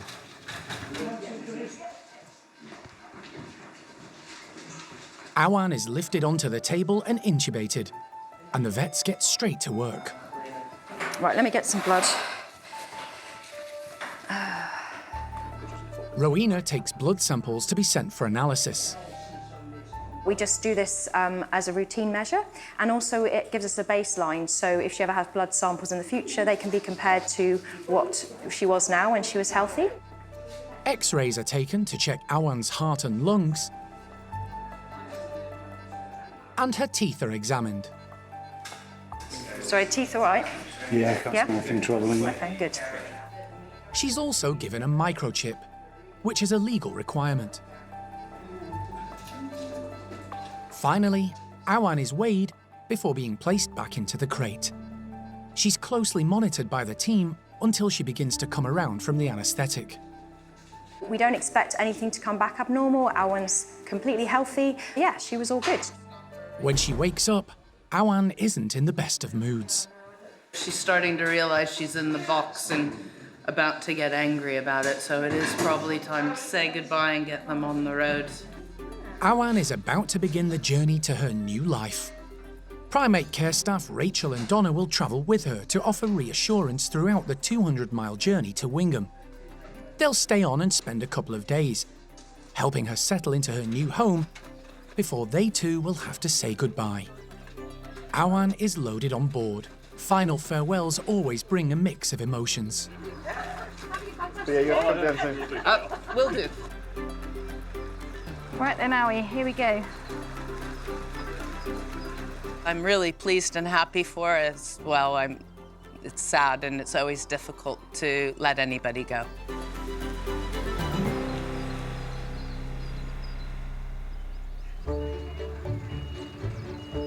Feeding more than 260 primates every day requires a lot of produce and a lot of planning.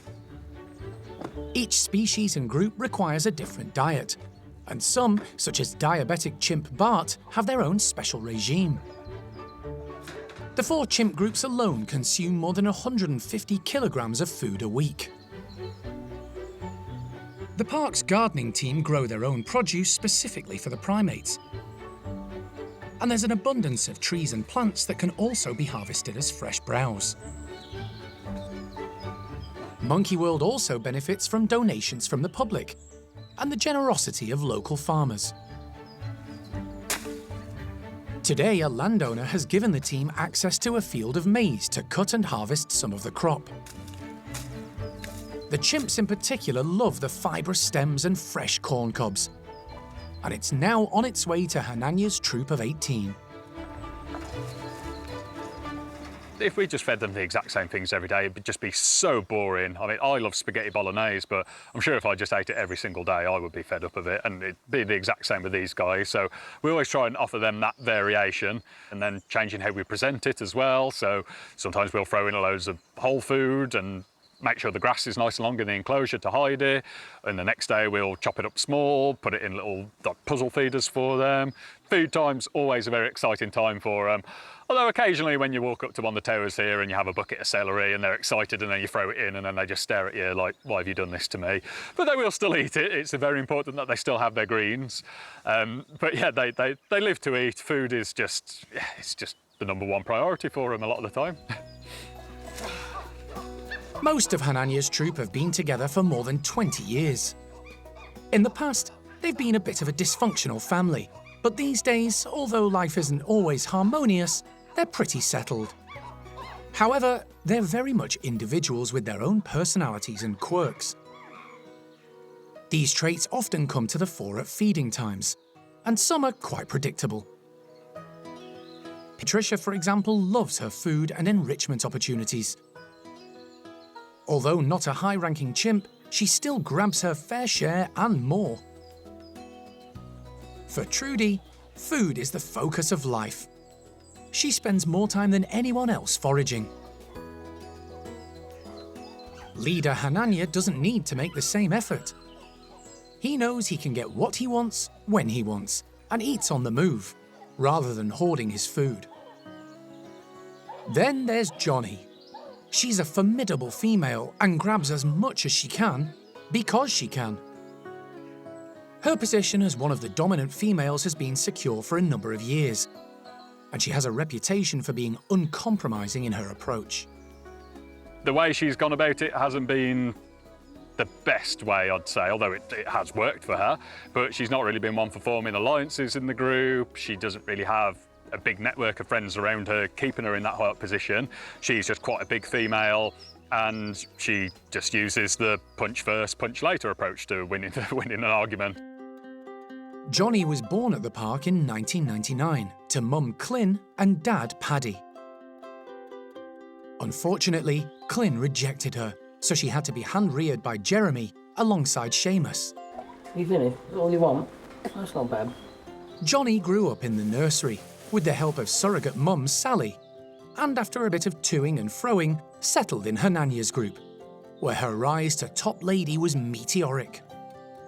But in recent months, her demeanour has changed.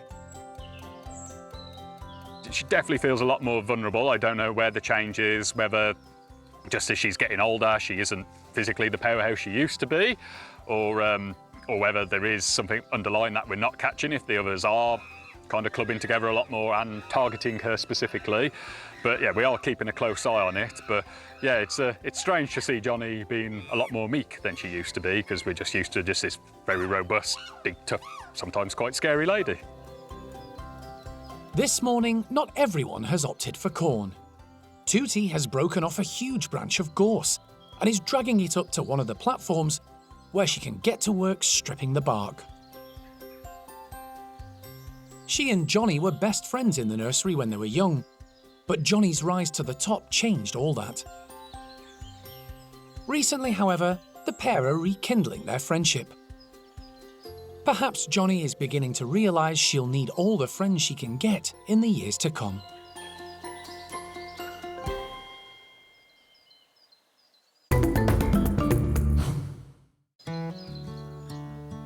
With the sun shining and the temperature rising, one of the park's smaller primate groups is about to enjoy a cooling sweet treat. Here we have some frozen juice or monkey ice lollies. It's for the squirrel monkeys, Logan, Lopez and Lucille. We're going to put them out in the enclosure. Hopefully they get to them before they completely defrost. There's some nuts and raisins and stuff in the bottom there, so something that might be a bit more interesting for them than just a block of ice. Squirrel monkeys come from the tropical forests of Central and South America and are well adapted to hot conditions. But the recipients of today's cooling delicacy were probably born in the UK, so keeping them hydrated on warm days is essential. However, Ali's still trying to make them work for it. These guys are very nimble. They can climb over pretty much everything in this enclosure. There's no real area that's off limits to them. If there's a branch, they'll be able to get to it. So something like this should be pretty easy for them to reach. The three squirrel monkeys are let out and immediately head over to take a look at the lollies. They're not sure what to make of them. Lopez is first to break the ice. He's the most feisty and gung-ho of the three, and extremely agile on the thin branches and hosing. He manages to break off a piece of lolly with some fruit inside. Ali has also scattered small pieces of frozen fruit in easier-to-reach locations. It's defrosting quickly. The troop are quick to notice and scoop it up. Clever Lopez demonstrates ingenuity to reach the nuts inside a lolly by twisting it over a branch and shortening the rope. But they're still out of reach, and he gives up. The task is on ice for now. The warm sunshine will soon melt the lollies and make the job a whole lot easier for the 3 squirrel monkeys.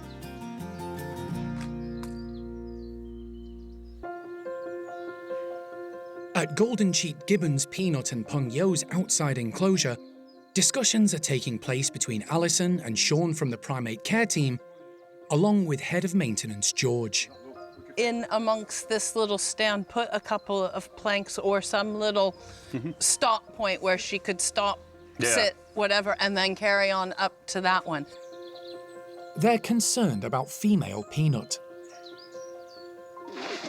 Last week, she was let outside for the first time in weeks, alongside partner Peng Yo, following outdoor renovation work. But the team immediately spotted there was something unusual about the way Peanut was moving around, and brought her back in. Peanut's been having a few mobility issues that we first noticed when we went to let them back out after the sort of river and the fence line were refurbished over this winter.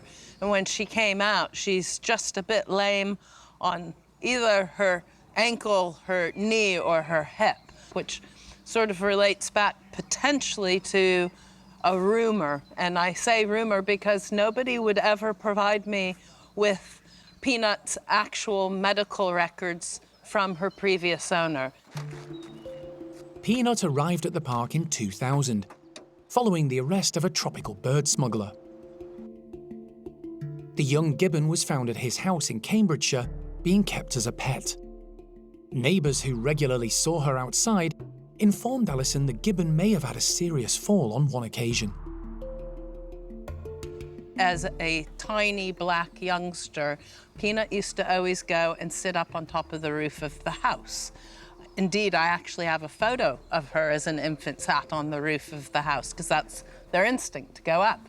And at one point in time, she actually climbed up an electrical pole, got a big shock, dropped to the ground. I'm not sure if she was unconscious or not, but the neighbor had suggested that she was told that she had damaged, broken, injured her hip. I don't know, but it might tie in with the fact she might have a bit of arthritis from an old hip injury. We don't know. We've never had to have Peanut down for any medical situations other than a few cuts and scrapes where we didn't sort of have her all the way up to the hospital.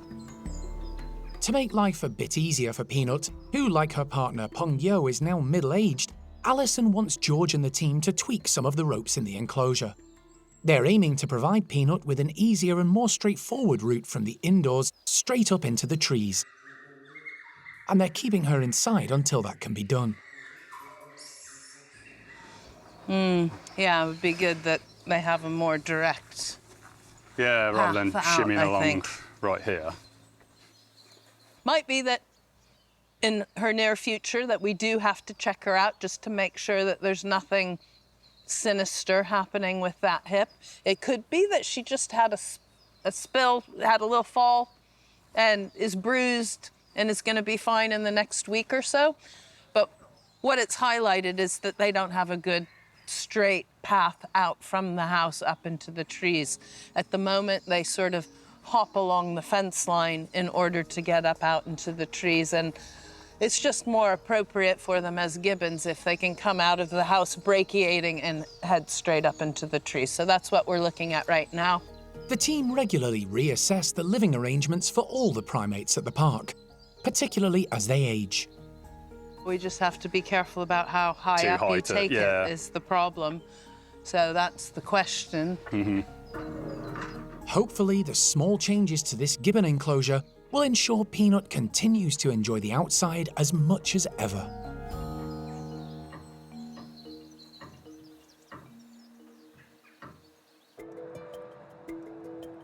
Following a 4-hour journey, the team have arrived at Wingham Wildlife Park in Kent. On board, in a travel crate in the back of the vehicle, is one fed-up orangutan. She wasn't very happy. I think she would prefer not to be in the crate. After probably a couple of hours or so, she did settle down. But yeah, I think she's very ready to get out of the crate now. So from here, we'll move her through the orangutan building, and there's double doors there. Move her into the first bedroom. Wingham's animal director, Marcus Wilder, and an excited team of keepers are keen to move Awan to her new home at the orangutan house as quickly as possible. The wildlife park, near Canterbury, sits in 26 acres and houses more than 200 species, including fish, mammals, reptiles, amphibians and birds. And with the arrival of Awan, they now have 4 Bornean orangutans in their care too. Adult male Belayan is the oldest at 15 years of age. Female Molly is the youngest at 13. And then there's Jin, who's just a few months younger than Belayan. Jin was born at Monkey World in 2009 and moved to Wingham 10 years later. Jin settled in really well from when he first arrived. Obviously, he's grown a lot since then. Not quite as much as his neighbour. Belayan, he's quite a bit bigger, but he's definitely matured. And I would say he's probably gone from being a really playful orang to being a much more mature and gentle. He's a really gentle boy, so I think a lot of that's Molly's doing. The plan is for Jin, who was previously partnered with Molly, to be reunited with Awan, and for Molly to join Belayan.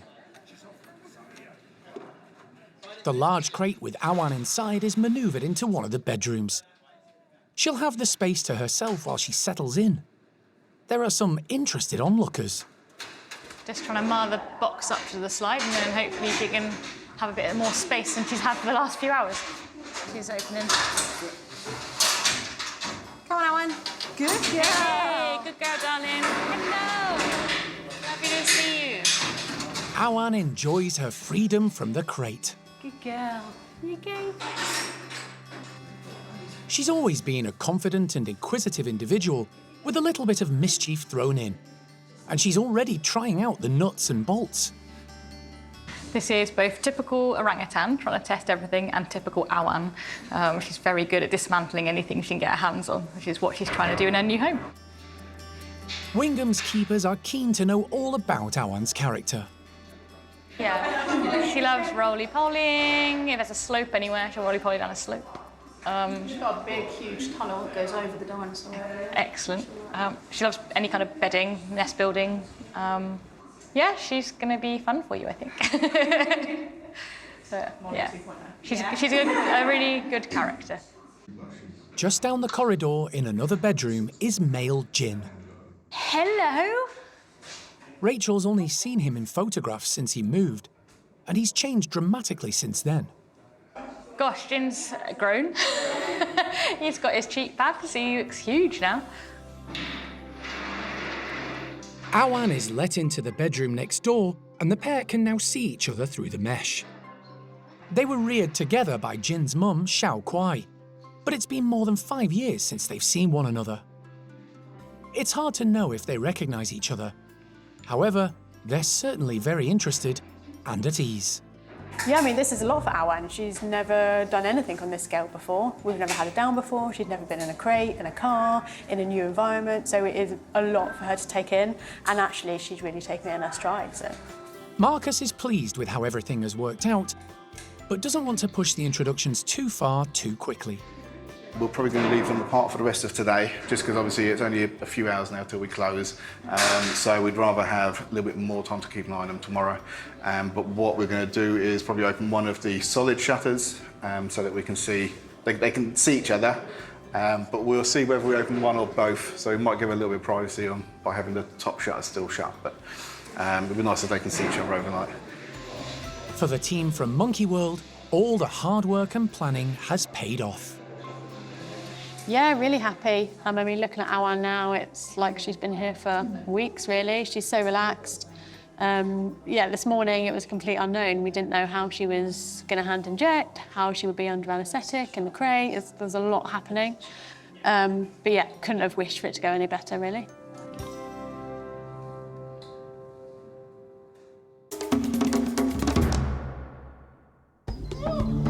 Next time on Monkey Life. Female orangutan Awan wakes up in a new home and renews her acquaintance with prospective mate Jin. I am nervous, I am excited, I just really want it to go well. And with renovation work finished, the Capuchins make the most of the forest enclosure.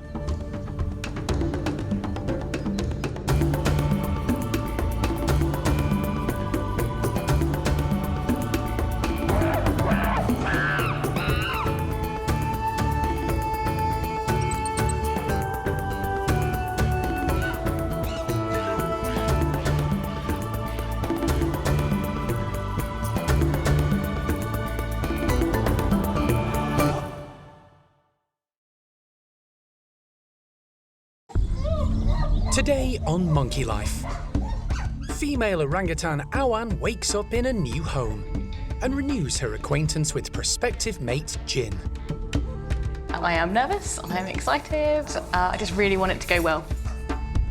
Bachelor boys no longer. 3 of the park's male woolly monkeys are set to join 2 well-established ladies and form a new group. He's kind of just telling them that he's quite an impressive boy and worth their time and attention. And with renovation work finished, the Capuchins make the most of the forest enclosure.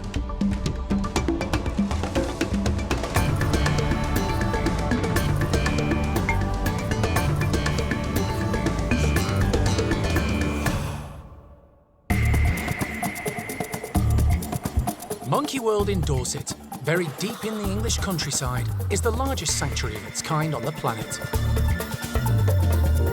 The team, led by Dr. Alison Cronin, rescue and rehabilitate abused and unwanted primates from all over the world.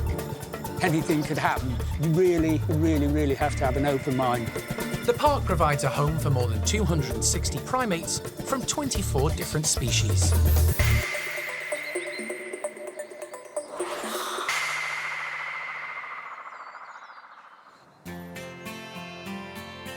It's an early start at Wingham Wildlife Park for Monkey World staff members Donna and Rachel. They're eager to see how female orangutan Awan has come through her first night in her new home. What do you want? You want this? Not so much, okay. Awan seems pretty good this morning. She's still really inquisitive with Jin. I think reality is sort of set in for her a little bit now.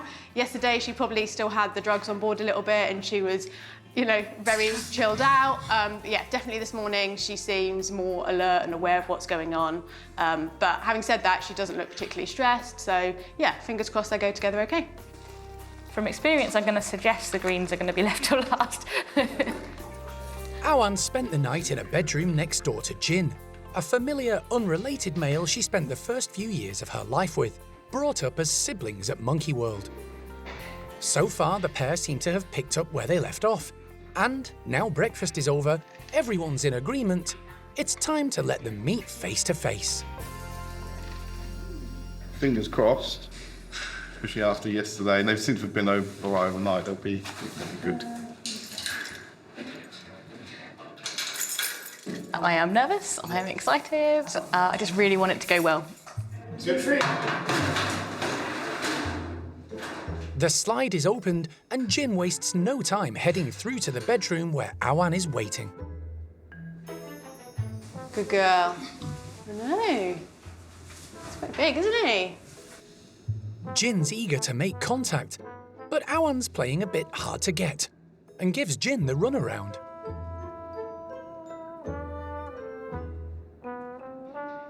Frustrated, he finds something else to occupy him. Yeah, they seem to be doing all right so far. Jin's found Awan's leftover food, so that's been a nice distraction. Awan doesn't seem too stressed out. I think it's a good sign so far. Awan is her mischievous self, cheekily pulling Jin's hair, leaving the young adult male unsure how to react. To be honest, I thought Awan was going to be a lot more reserved, a lot more nervous. Although she is a very confident character, this is completely new for her, and a lot more than she's ever experienced before. So I'm so pleased that she seems really relaxed around Jin already. With the orangutans calm in each other's company, the team decide to give them more space by letting the pair into the playroom. It's a big step. Next door in the opposite playroom is Belayan, Wingham's other adult male, along with Molly, who, until a couple of days ago, had been living with Jin. Molly and Jin have been separated so that he can partner Awan instead. Molly is in a situation where her mum's genes are very well represented in the stud book. So there's not, from the conservation breeding side of it, there's not a huge need for Molly's genes to be sort of proliferated much more. So she's not a high priority animal for breeding, which is why she's going to be with Belayan, who's in a similar situation. So it's both of those are going to be in a non-breeding situation. And then Awan's coming here because they've been matched really well genetically, her and Jin. So hopefully within a few years, or maybe even next year, depending on how well they hit it off, we might have the pitter-patter of baby orangutan feet. Jin and Awan are let into their half of the playroom. Jin immediately puts on a low-key display for neighbour Belayan.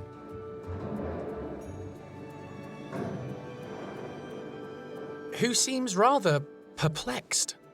Jin's posturing isn't aggressive and doesn't last long. Awan is a little hesitant at first, perhaps because of the unfamiliar orangutans next door. But she soon gains confidence and goes across to see Molly. Marcus is delighted with the morning's introductions.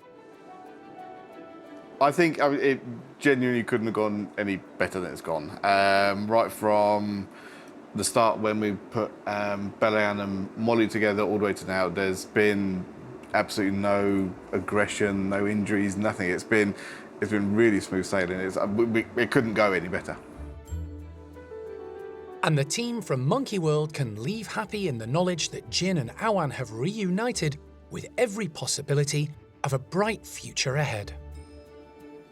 Really pleased for Awan. It was a big unknown. Nobody knew how it was going to go, but really this is best case, is the best we could have hoped for. So really, really happy.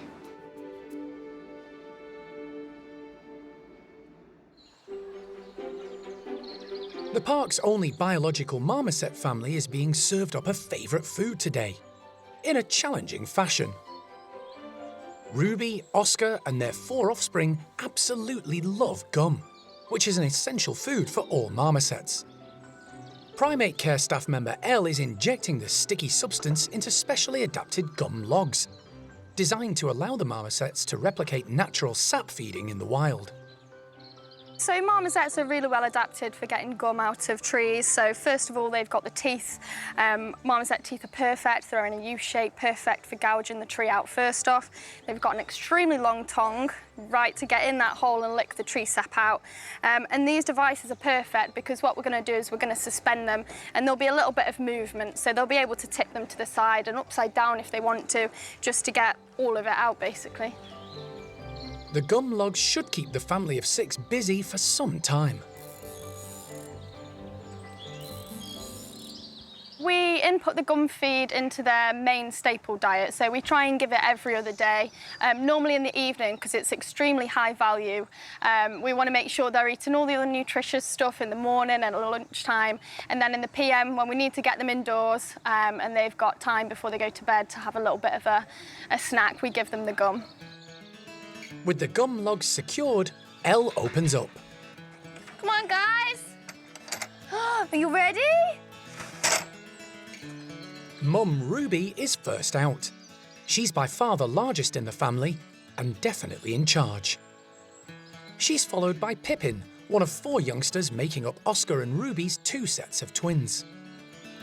The others are Mary, Frodo and Bilbo.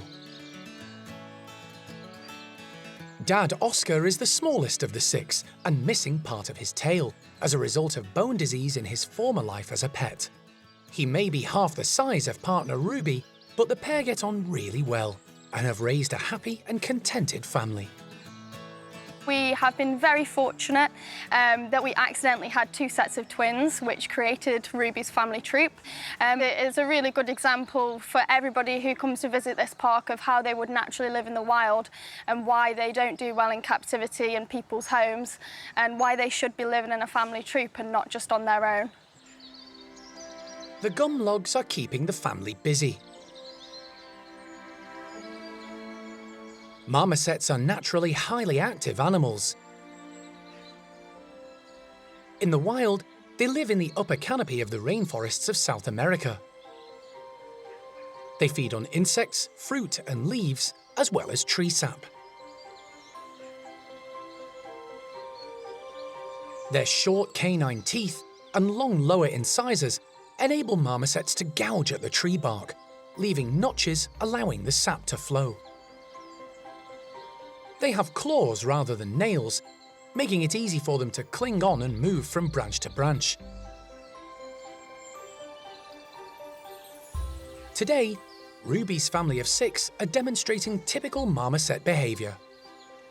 They're totally doing everything that we would expect off a marmoset. This is how they would naturally perform in the wild. They've gone around using their claws, climbing up and down trees, foraging, licking all the branches, getting the gum out of those feeding devices, and hopefully it'll keep them busy for a little bit longer.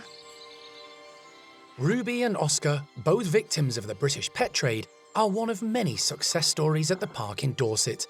The pair have raised 4 infants and live life as a happy marmoset family should.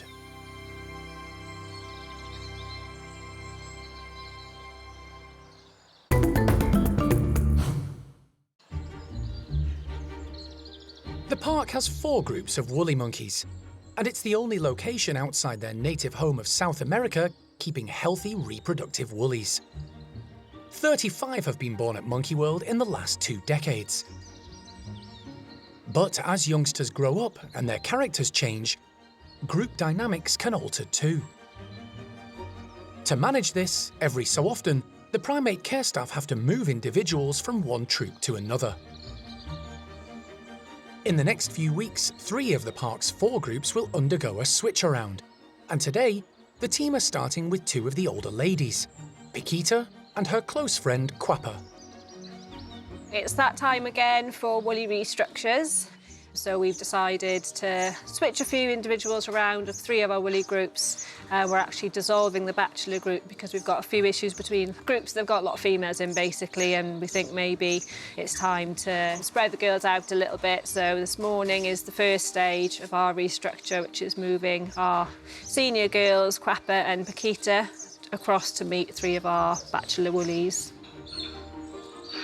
Paquita and Quapper, currently both in Chippy's group, are moving to join 3 of the bachelor boys, Paolo, Claude and Enzo.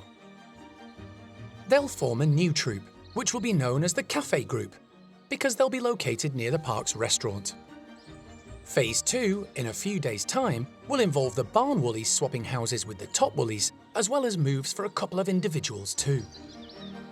So it gives them a fresh start, a new environment, which is really enriching for them, really exciting, and then a couple of new individuals to meet along the way as well. So, yeah, we're hopeful that this will be positive for everybody. There's always going to be some teething problems, and maybe not everyone will get along quite as well as we hope, but yeah, we're just going to take it step at a time and hope that it works out. First, they need to crate up the 2 females. Coming out, guys! Ava! A scatter feed keeps the rest of the troop distracted, while Paquita and Quapper are persuaded into the crates. Like many of the park's primates, the woolly monkeys have been trained for just this scenario. Girl, well done, Paquita. They're really, really close, these two, which is why we've decided to move them as a pair. And I think just moving them both together at the same time, you know, that really, really will help reduce their stress, and hopefully it'll be as minimal stress as possible. Safely crated, the two females are quickly transported the short distance to their new home, now known as the Cafe Group. One of their soon-to-be housemates, Paolo, is an interested onlooker as the pair are taken into the bedrooms.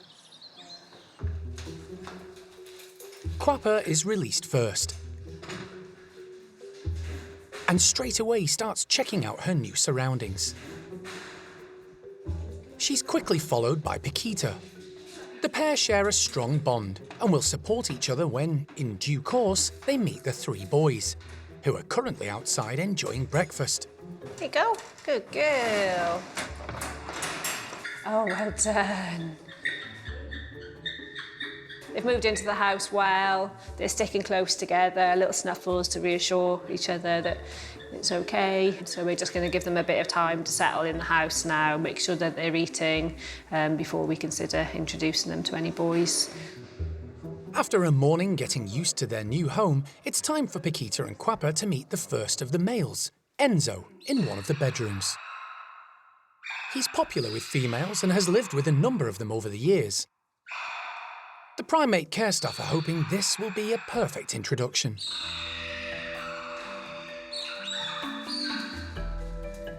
The three woolies are given the opportunity to meet each other, with the big male keen to impress the females. He is absolutely doing all the right stuff. He's, you know, despite being a small, less impressive looking male woolly monkey, he is very good at wooing the ladies. Paquita and Quapper seem like they need a bit of convincing still, but I think they're just playing hard to get because they've seen it all before. But he's kind of just telling them that he's quite an impressive boy and worth their time and attention. Hopefully they'll come round. The girls are reserving judgment, and as things calm down, Sharon gives all three access to the playroom.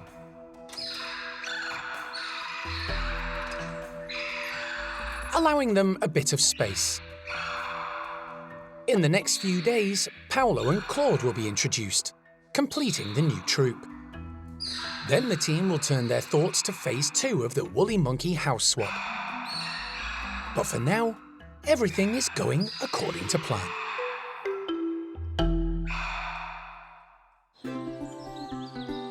It's been a hectic time for the park's Capuchin team. Not only have they also had to plan and carry out a house swap for 2 of the groups, they've had to manage a challenging situation at the lodge. For the past 6 months, the Capuchins there have been without their large forest enclosure, which was severely damaged by a number of storms. The maintenance team have worked wonders repairing and refreshing it, and now the final touches are being made in preparation for its reopening. Fortunately, the monkeys haven't had this beautiful enclosure for quite a long time now. And yeah, it's finally coming towards the end, and it's really exciting that they're finally going to get the big enclosure back. To make sure everything runs smoothly when Erico's troop are let back into the enclosure, the Primate Care Staff have had to move a few individuals around. You all right, lovely? Sonny, who wasn't thriving in Erico's troop, has moved to join Gizmo and his 3 ladies, and is now a lot happier. That's really adorable.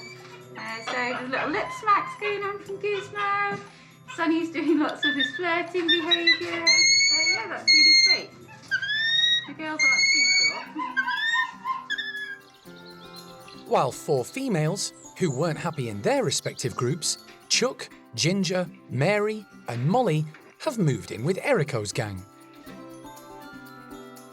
They've all had a few days to settle in and meet each other, and with the large outdoor space now finished, it's time to all go outside together. So everyone in the group except for Chuck has been out into the forest enclosure before, but some of them haven't been in here for many, many years. Some of them we know previously love the height and the trees and foraging around in the rotten logs. Some of them couldn't really care less at all. But the group has changed in terms of dynamics and the individuals in it. So that'd be really interesting to see how it changes the group and how they all interact who favours which areas, so it'd be really great to finally see them out in a bigger space. Donna does some last-minute checks and puts out a breakfast of green peppers. Yep, we're pretty much ready to go, so just open the last few slides and then we'll let them out. With everything set, the slides are opened. The highest-ranking individuals, leader Erico, second-in-command Sean, and dominant female Louisa, are kept back indoors to give everyone else a chance to explore without the pressure of the dominant trio throwing their weight around. Go out there, it's exciting. At first, some of the low rankers, like Joey, aren't sure what to do or where to go. It's really good that they're being cautious and not just running out, going to the top of a tree and then sitting out all day. But once one ventures out, the others soon follow and begin exploring the refurbished enclosure. Abby checks out the new cargo nets.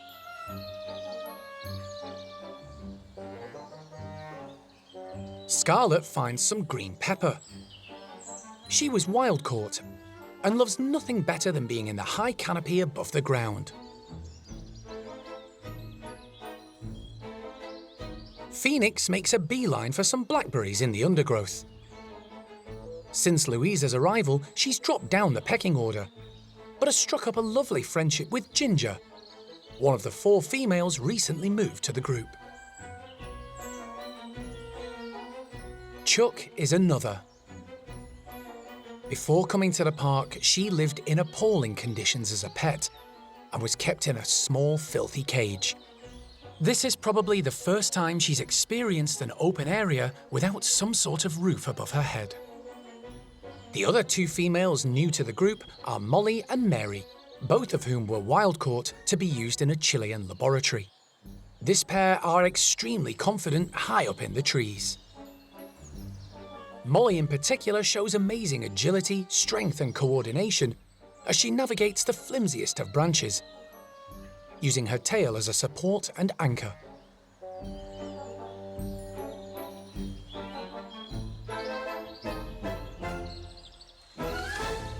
The capuchins all appear to be enjoying the forested environment, and their time away from it has brought some benefits. Yeah, one positive of them not having the enclosure is that it's meant that it's given all the plants and everything a chance just to sort of recover from when they were in there before. It's the season we're getting a lot of fruits. There's loads of blackberries and things growing in there, which they absolutely love. A lot of the logs that were in there have rotted down really nicely, so they've now got loads of bugs in. So you'll see them pulling off the bark and pulling the logs apart to get any insects that are in there. So yeah, in that sense, actually, it's quite a good thing.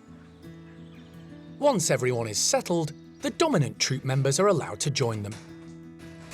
The 3 boisterous ones, I think they're ready and eager to go.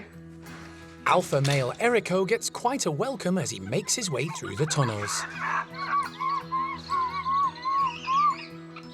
And, along with Sean, is immediately on the hunt for food. The Primate Care Staff are delighted to see everyone coming and going, happily exploring and heading back indoors whenever they want.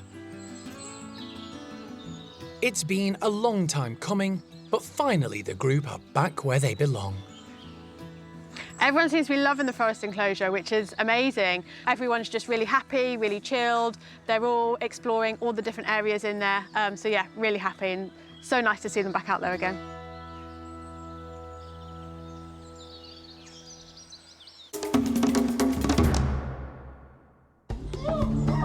Next time on Monkey Life. Vet day for marmoset Clyde, who comes in for the snip, but ends up minus a few teeth too. That one there is this. So that's come out, I think, ideally. And a lesson in tool use from O'Sheen for the nursery orangutans.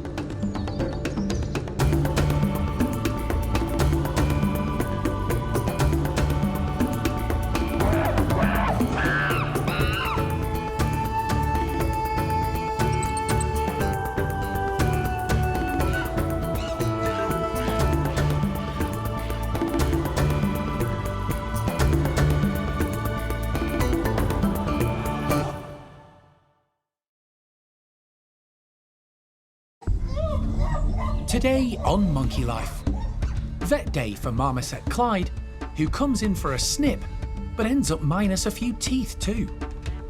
That one there is this. So I'll just come out, I think, ideally.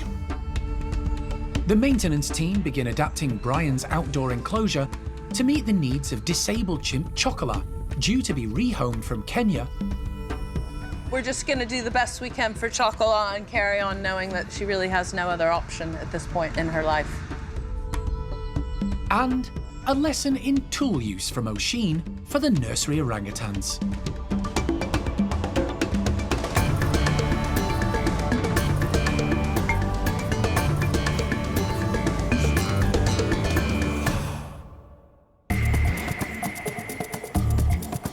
Monkey World in Dorset, very deep in the English countryside, is the largest sanctuary of its kind on the planet. The team, led by Dr. Alison Cronin, rescue and rehabilitate abused and unwanted primates from all over the world. The owners are going to be upset to say goodbye, but they're doing the right thing. The park provides a home for more than 260 primates from 24 different species.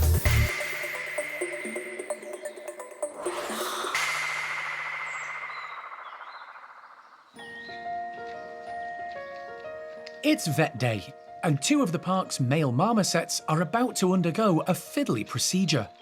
They both need vasectomies.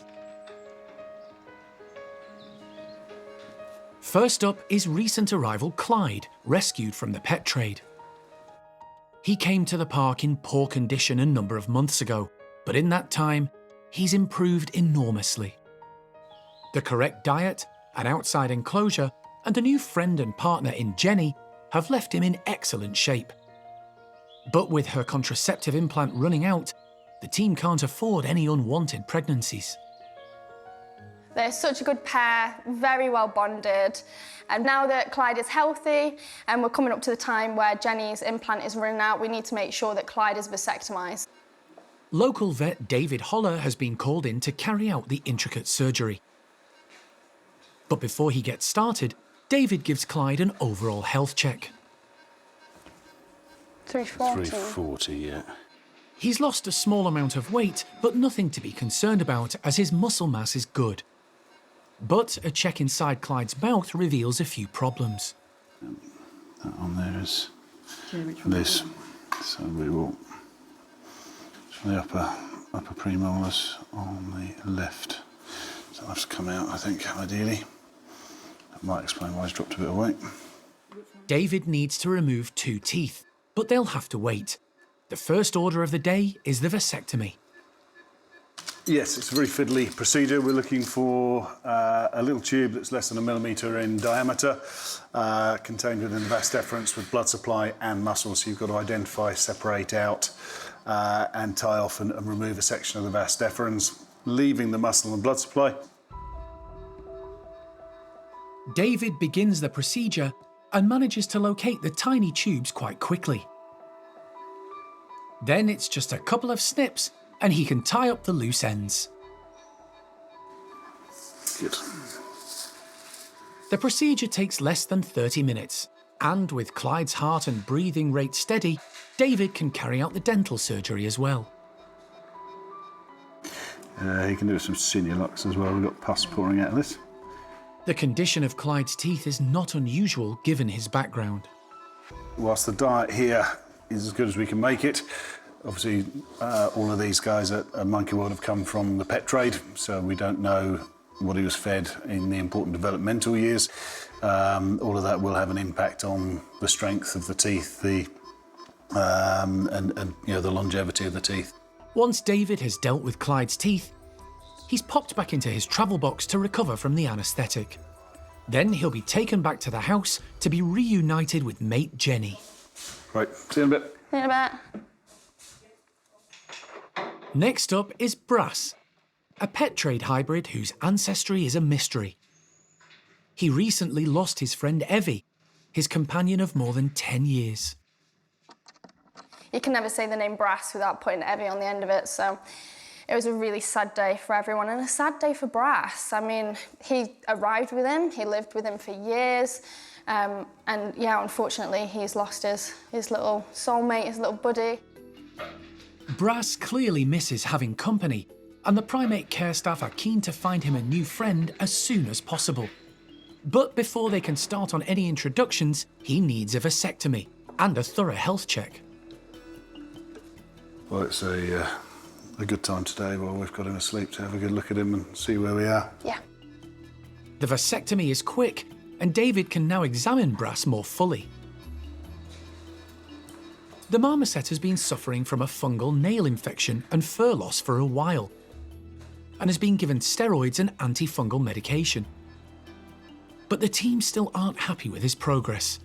I'm going to stop the steroid treatment and carry on just with the antifungals for now, because he had started to grow a bit more fur back with the antifungals on their own, and his nails were looking better. As soon as we get the bloods back from this, if his liver's doing okay, we know that he's tolerating the antifungals, we may even just increase the dose of that slightly and see if we can accelerate his improvement. So. With Brass recovering and a new treatment regime planned, hopefully it won't be too long before this strange little marmoset meets a friend and starts a new chapter of his life.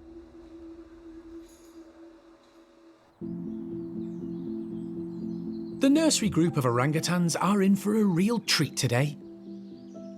The park has received a large donation of avocados and plantains, both of which provide excellent health benefits. And the Primate Care Staff have come up with an interesting way of presenting them. They've mashed them up and hidden the mixture in pine cones, then popped them in the freezer. We've frozen the pine cones to make it a little bit more difficult to get the food items out. If it's just avocado, orangutans are so clever and so used to all our enrichment activities that they're going to get that out really quickly. So if it's frozen, they've got to work a bit harder or be a bit more patient and sort of investigate the item a bit more. The care staff enjoy thinking up new ways to keep the primate residents occupied. Yay, it stayed. And offer up new challenges. We're quite restricted in what we can give these guys because they're very, very clever and they're very, very strong. Oisin likes to dismantle as many things as she can in the day, so we have to be a bit inventive about what we can do in a safe and enjoyable but enriching way for the orangutans. Along with the pine cones, the orangutans are having a main meal of chopped up squash. With everything set, the group of 6 are let out. Kyan is first. She's the youngest in the group, and the unusual objects in the enclosure make her cautious. She may not have seen pine cones before. But the rest of the group have no such worries. They immediately gather up as many pine cones as they can and quickly tuck in. The plantains and avocados haven't defrosted yet, so getting at their healthy food isn't straightforward. Bulu uses his teeth to prise the fronds apart to reach the frozen treat. Rika tries a different technique, inserting her long, slender fingers and opposable thumbs between the fronds and then licking the food off. Following the example of the others, Kyan overcomes her initial fears and gets stuck in too. The matriarch of the group, 27-year-old Oisin, shows the rest of them how it should be done. In a demonstration of just how clever orangutans can be, she uses a stick as a tool to extricate the frozen food. It earns her an audience. Kyan and Hujan, the 2 youngest in the group, are keen to watch and learn. The youngsters were gravitating towards Oisin, watching all her different techniques to get the stuff out of the pine cone. Oisin's been using a stick to try and prise the avocado out, so I think they're trying to learn from that and work out the best tactics to get the nice stuff. It doesn't take long for Kyan to grasp the concept. Look at the size of Bulu, he's got like 4. Bulu is definitely at an advantage today. He's now a teenager, heading quickly to adulthood, and has grown massively. It's going to become an issue for the group and the Primate Care Staff in the future. Bulu Bulu Mata is growing up very quickly. He is getting bigger and bigger, and his behaviour is becoming far more like a teenage orangutan than a youngster. He's got his lovely Sumatran beard now. He's starting to bulk out. So at some point, Bulu is going to outgrow the nursery. We don't know exactly when, but it would be wise to start thinking about his future now, so we've got a plan in place when we need it. One thing's for sure, today Bulu isn't going to share his pine cones with anyone, even a very persistent Mimi who has a habit of helping herself.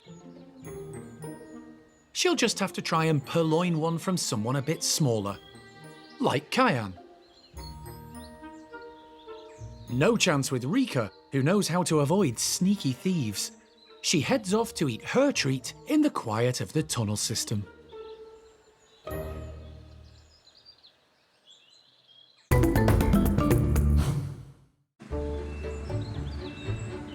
At the home of Chimp Brian and his group, it's all systems go in the outdoor enclosure.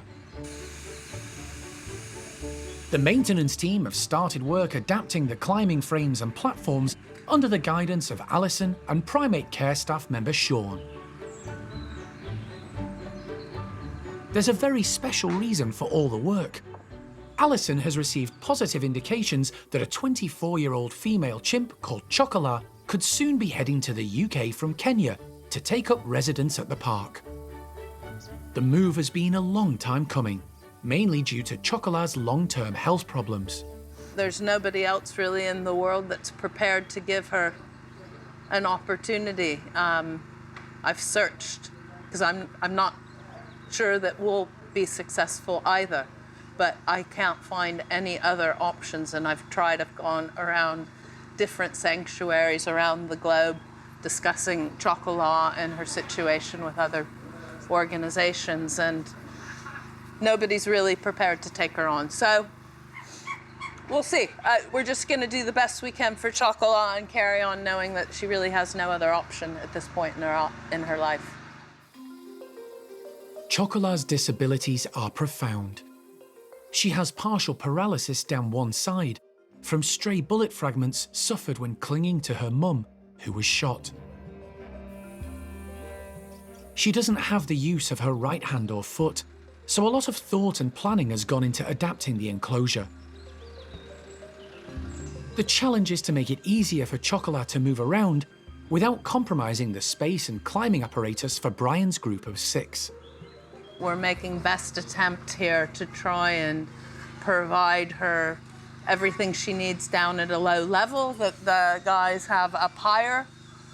She might try and climb, but we're at least giving her the opportunity to have a daily set of activities that she can do down low in this enclosure.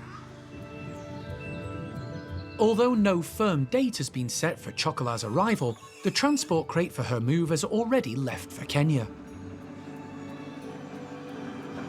While the maintenance team continue with the makeover, Brian's group of chimps remain indoors.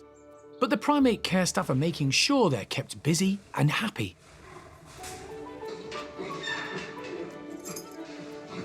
They've brought a bit of the outside in, with lots of browse placed around the playroom, along with pillowcases stuffed with straw, hiding seeds and nuts. Brian's lot are a pretty solid group these days, although relative newcomer Kangoo is still a bit wary of Ash. But it's how Chocolat will deal with being introduced to the other chimps that's currently on Alison's mind.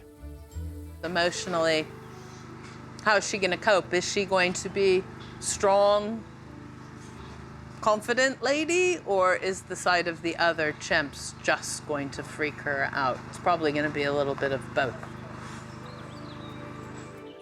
Only time will tell, as everyone waits for news from Kenya on when Chocolat will make the journey. For the last 2 weeks, the Woolly Monkey team have been busy moving a large number of their charges from one group to another. Entire woolly troops have also swapped houses. It's been a busy and essential task, which will benefit all 3 groups involved. We do this on a fairly regular basis with the woolly monkeys because we've got our groups are constantly evolving. We've got youngsters that are growing up, and then personalities will start to show, and certain individuals suddenly they used to get on don't get on anymore, and there's a change in dynamics. So we need to really roll with that and try and keep everyone as happy as possible. So these moves are essential. Today's final moves involve Oriana, Isla and Carlos, who are leaving the top woolies and moving to the barn. Oh, good girl. And heading in the opposite direction, Ava, along with her 2 daughters, Catalina and Zena. After all the juggling, finally everyone is where they're supposed to be. And there's a huge sense of relief. We just have to keep everything crossed that everybody's going to get on. But yeah, Carlos did well. They've all done really, really well, considering they can see what's going on over the last week. So yeah, it's gone well.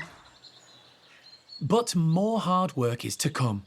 In the coming days, the monkeys who've moved will be reunited with old friends and need to be introduced to new ones. One group who've already gone through that process are the park's newly formed cafe woolies. Females Paquita and Quappa joined a few days ago and have now met the 3 males who make up the group: Paolo, Claude and Enzo. Today is their final step. They're all going outside together. All the monkeys have been perfect. They've all done exactly what we've needed them to do. So we want to make sure this can go as smoothly and as positive for everyone as possible. The 5 are given access to the enclosure and Paolo heads out first, giving his usual exuberant display before food grabs his attention. The 2 females soon follow. There's some nervous excitement as they head out, offering each other a little reassurance as they go. Always helpful when entering a new space. Enzo does his best to impress the girls and attract their attention.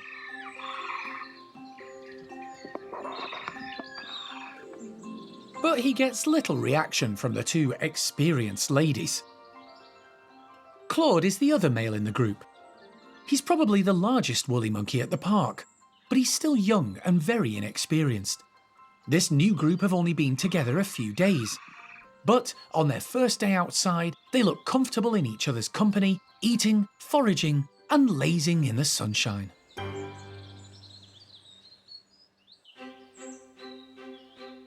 Two of the park's golden-cheeked gibbons, Peanut and Peng Yo, are indoors enjoying their playroom, patiently waiting to be let out into their large tree-filled enclosure.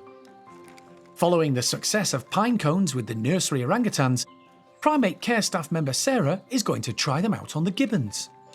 The socks are filled with some apple, some pecans, some monkey nuts, some almonds, just a variety of different nuts and some pumpkin seeds as well. I've also made up some primate pellet that has been soaked in squash overnight. And these are great because it makes the gibbons work and manipulate the pine cone using their really slim, slender fingers to get into all the nooks and crannies to get the goodies out. So I'm hoping they'll enjoy this. It's been 4 months since Peanut and her partner Peng Yo first went outside into their revamped enclosure. The team immediately noticed a dramatic change in Peanut's mobility. She's moving very slowly. They were so concerned, vet David Holler was called in to give Peanut a thorough examination, including x-rays. And it appears the problem could be historical.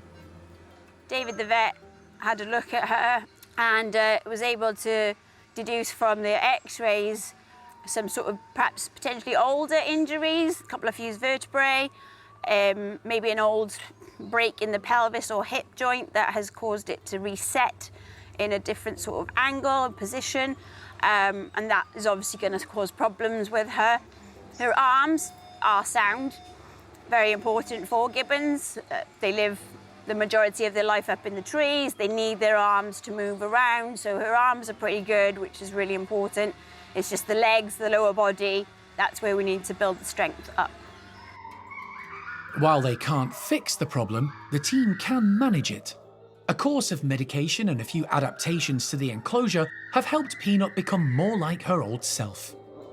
We are seeing improvements in her mobility. It is going to take time, and I think doing activities like this, especially as now we're coming into the winter months, it's more important than ever to get her moving and keep her moving out in the enclosure to build those muscles back up so that we can get her up to fighting fitness again.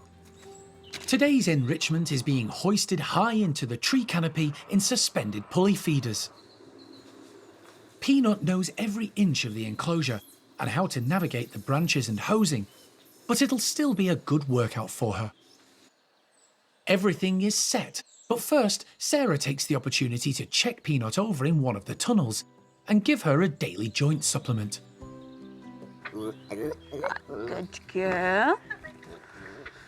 Good girl. She's taking the important things, and you can see that she's, up and down the tunnel, ready and rearing to go. So let's go let her out. Puppy!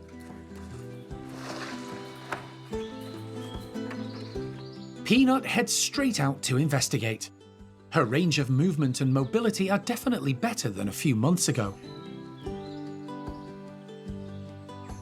The fact she can grab one of the loose socks suspended on the rope and head up high with it is another positive sign.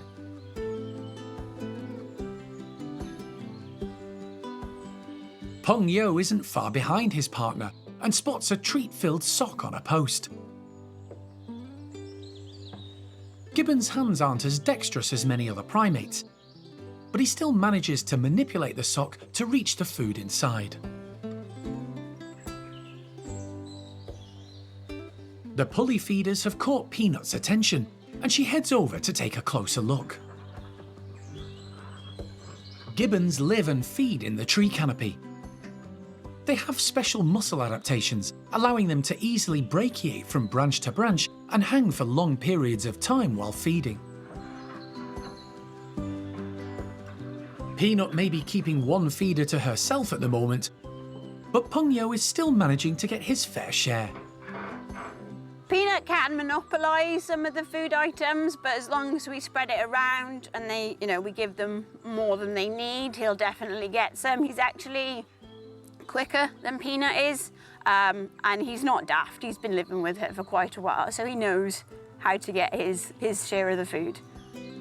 Today's enrichment has been a big success. Peanut's displayed good mobility around the enclosure and looks comfortable up in the trees where she belongs.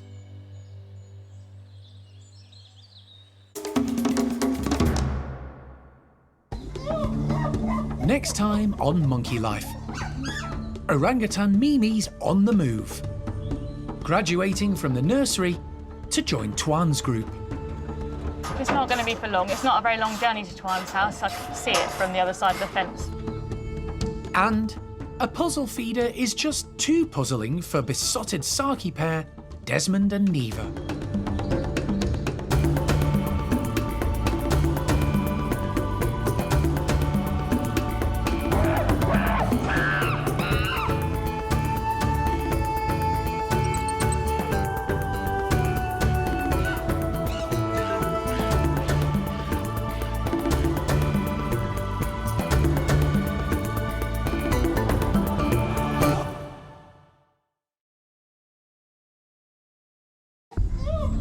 Today on Monkey Life, orangutan Mimi's on the move, graduating from the nursery to join Tuan's group.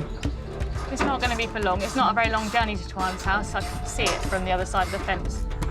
No more monkeys in bird cages, as new laws to protect primates are passed in the UK, following a campaign led by Alison. Somebody breaks those laws, their primates can now be seized, and there are penalties, both financially and potentially jail time. And a puzzle feeder is just too puzzling for besotted saki pair Desmond and Neevah.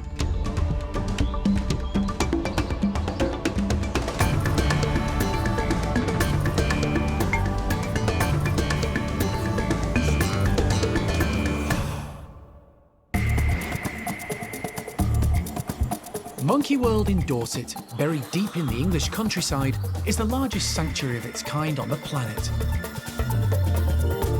The team, led by Dr. Alison Cronin, rescue and rehabilitate abused and unwanted primates from all over the world. You just never know how it's going to work. The park provides a home for more than 260 primates from 24 different species.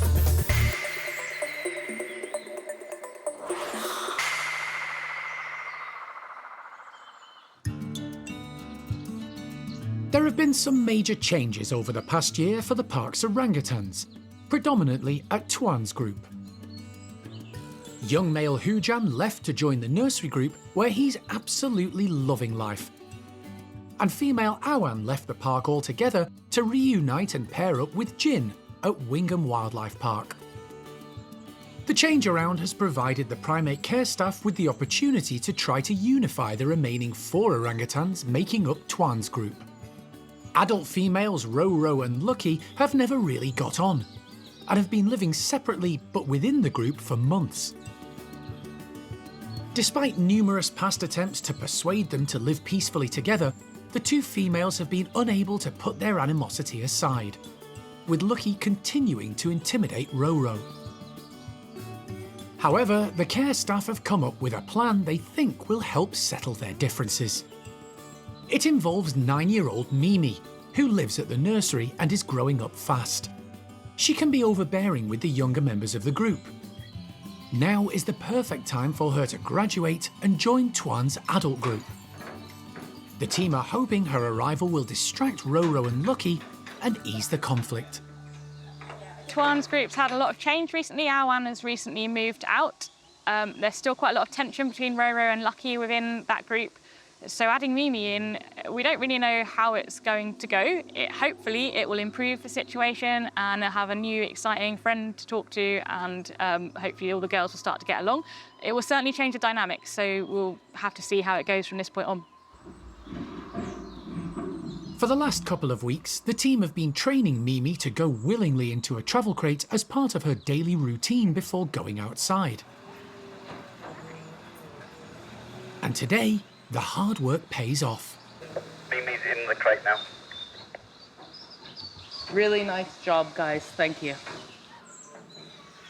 Mimi is safe and secure inside the crate. But it's not long before she realises something's up. Memes? Mimi, hello, darling. You're all right, aren't you? I know. It's hard, isn't it? Rachel offers some reassuring words. It's not going to be for long. It's not a very long journey to Tuan's house. I can see it from the other side of the fence, so hopefully she'll calm down once we get there. It may be a new experience for Mimi, but the trip is a short one, and the team have carried out plenty of similar moves. Mimi's transported quickly across to Tuan's house and released into a bedroom. Straight away, she begins checking things out. She doesn't appear too bad, actually. No, she seems pretty cool, doesn't she? Yeah. But yeah, we'll make sure we get some nice stuff in for her. Yeah. Despite the move and the unfamiliar space, Mimi is calm and curious. Yeah, you know, this is the first day of Mimi graduating from the nursery and becoming an adult. So from that tiny little baby that we picked up in Moscow all of those years ago, she's now a lady and it's time to move on.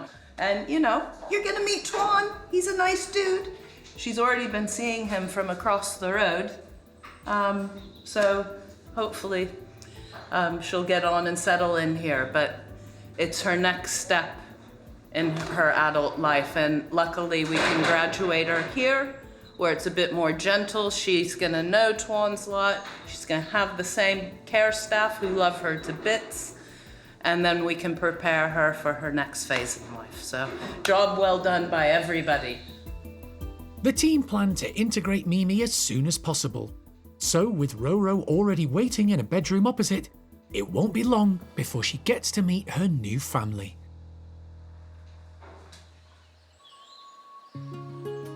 The park is home to a large number of marmosets.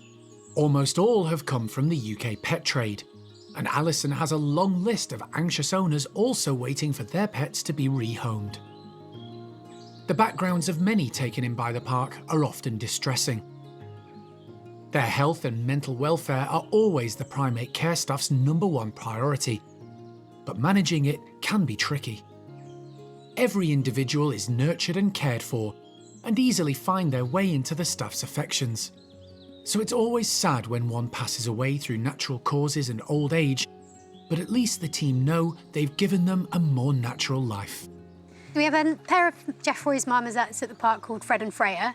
Unfortunately, we lost Fred very recently. He's been at the park for many years. He was a marmoset full of character. He was getting on quite a lot in years.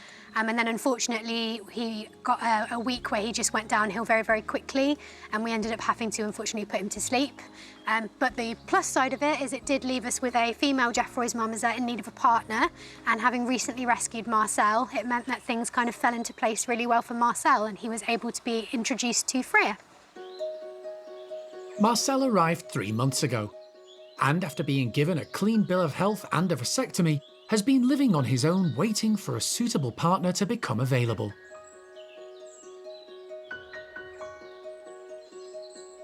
He loves the outdoors and has other marmosets nearby to interact with, but nothing beats company of your own kind. So for marmosets, companionship is basically the most important thing. Along with the proper diet and the proper environment, if you don't have that social companionship, then that animal is just not living a good life. They live in these really, really strong pair bonds out in the wild. You've got a male and female, they'll pair up usually for life. And then anything else outside of that is sort of threat to their territory, and they'll sort of team up together to chase off anything scary, work together. They have a really lovely cooperative breeding system in the wild where the whole family will help to rear the next generation. So if you take one away from all of that social companionship, you end up with a really emotionally and mentally damaged animal. They don't have any of the proper social interactions, they can't do any of their normal social behaviours. They end up very mixed up, very confused and very damaged. Following Fred's loss, Freya was desperate for a companion. Although she's a lot older than Marcel, the pair struck up an instant bond. And the young male has been following his new partner around ever since. Freya has been teaching Marcel proper marmoset etiquette. He's a younger boy, he doesn't always sort of appreciate that Freya's food is Freya's food and things like that. So he's had 1 or 2 mild tellings off just to put him in his place. But he's quickly learned that as long as she's boss, he's happy to live with her. Freya and Marcel aren't the only couple who've been paired up recently. Clyde, who arrived last year, has become besotted with Jenny. They're often found cuddled up together. But the most recent heartwarming success story is that of Brass, an unusual pet trade hybrid whose origins are a mystery. He's had a pretty tough year with poor health and then losing his life partner Evie. But he rallied when the Primate Care team put him together with Tyre, a marmoset in need of companionship who recently returned to Monkey World from another animal park after losing her partner. The pair have surprised everyone. And they've not looked back since, so it's been a really sort of happy ending after a bit of a tough year for Brass. We've got this lovely older lady Tyre who is just a fabulous female, and the two of them are really content together. The team are delighted to see their marmosets happy and settled, but the waiting list for rehoming is still very long. Thankfully, there's been some recent good news that will change the situation in the near future for all pet trade primates. After 25 years of campaigning, countless representations to MPs and ministers, and a huge petition to Downing Street, a new law governing how primates are kept as pets in the UK has been passed by Parliament and will come into force from April 2026. Alison has been instrumental in the change. We've managed to work very closely with the government, and I've been on several committees to help draft legislation, tweak it, get it into a functional state, and that has now been ratified. And it's the new animal welfare primate licensing.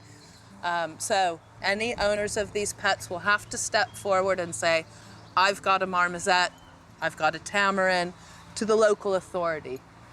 The local authorities are then going to be tasked with going and checking up on these animals and making sure that they meet the standards of care which are now regulated. And if somebody breaks those laws, Their primates can now be seized, and there are stiff penalties, both financially and potentially jail time.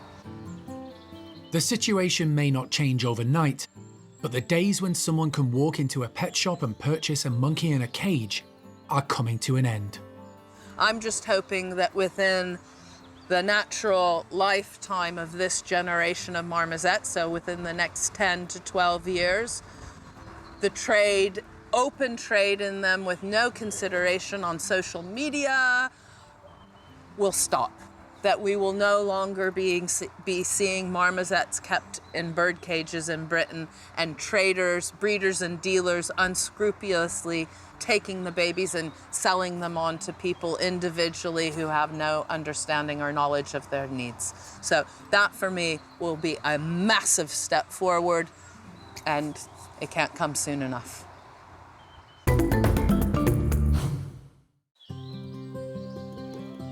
One of the park's most recent arrivals, 6-year-old female saki monkey Neevah, has settled in well.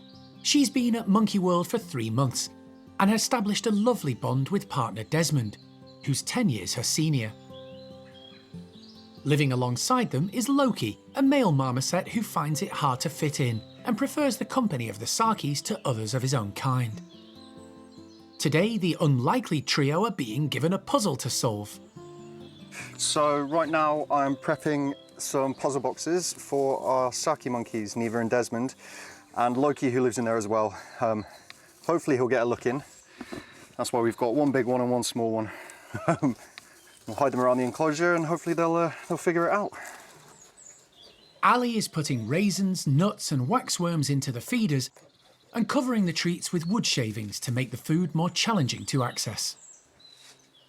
Desmond has always shown quite a bit of interest in stuff like this, but he's not nearly as acrobatic as our new female Neevah. She is, you know, she's full of beans. She's very mobile, so I think we could probably hang these quite high in the enclosure or quite far away from branches. Either way, she's going to be able to get them, and Loki is definitely going to be able to reach them. He's definitely small enough to get everything. The puzzle feeders, one large and one small, are suspended in the trio's outdoor enclosure. So it's got a bit of movement on there as well, so it's not perfectly stable. This one's a bit more friendly for them to reach. Good. Right, I'll step away. He's already on his way down, so I'll scoot my way out. A curious Desmond is keen to take a look.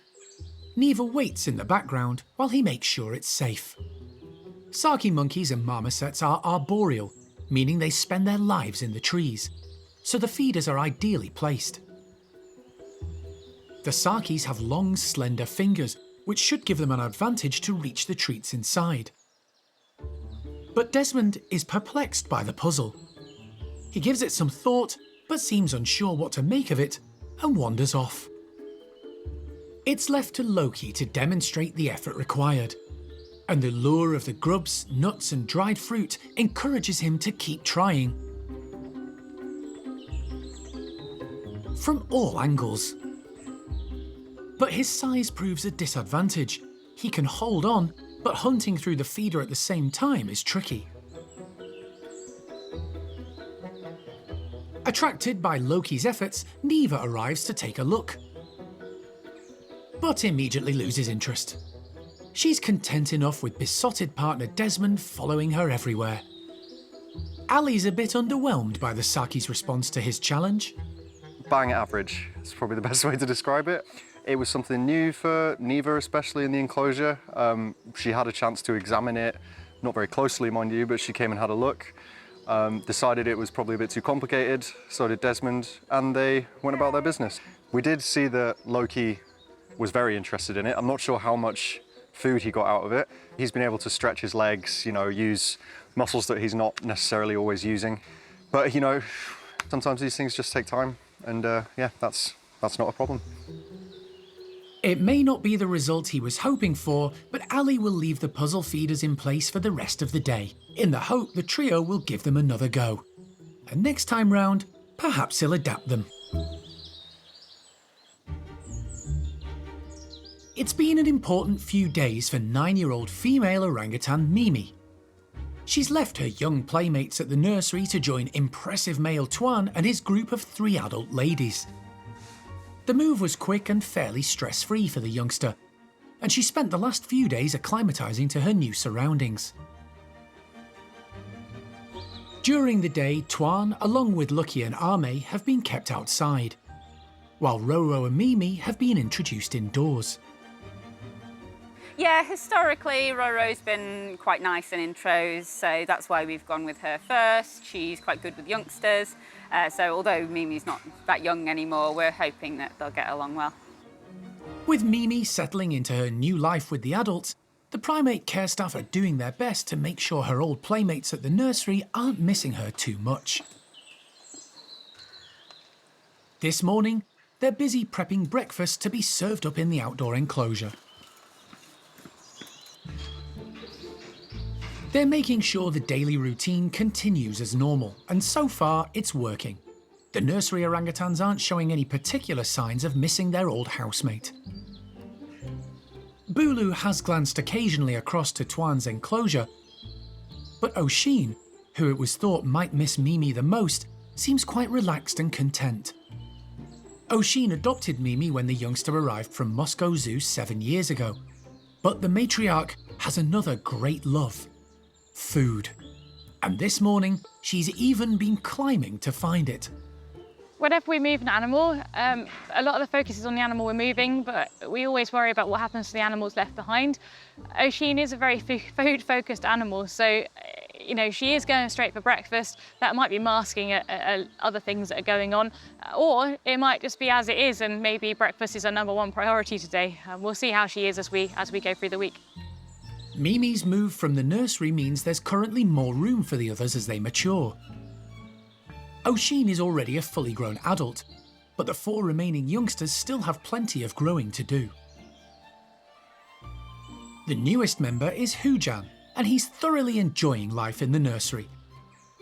He's even managed to persuade Oshin to take part in a bit of playtime. With the nursery group settled and content, the Primate Care Staff turn their attention back to Mimi. Come on. The young orangutan has already met adult female Roro through the mesh, but since the initial contact, she's paid her little attention. It's a really big change for her. It's a new house and new animals and really different to what she's used to. But as she's settled much more, she seems much more relaxed, and actually she's doing much better. We've seen her playful side come out, which is really nice. The team decide to take the next step to integrate Mimi into her new family, introducing her to the other 2 females in the group, Ame and Lucky. But this time, it will be full contact. Tuan and Roro are being kept outside in the enclosure. And to distract them, Donna is giving them extra treats, including large gunnera leaves and sunflower heads, 2 of Tuan's favourites. Tuan absolutely loves his food. Any little scraps that he can find, you know, we'll spend hours just picking away at things. So yeah, anything like this will actually get him moving a bit quicker and maybe lose a bit of weight, which is always good. With Tuan and Roro fully occupied outside, inside Mimi is about to come face to face with a pair of adult females. Just be nice, please, Mimi.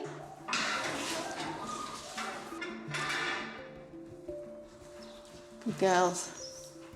The slide is opened and both Ame and Lucky move through to investigate the new arrival. She and Lucky have both looked after youngsters in the past and are excellent role models. Lucky gives Mimi a lot of attention, leaving Ame to sit back and observe. Mimi may have moved on from the nursery, but she's brought her fun-loving juvenile attitude with her.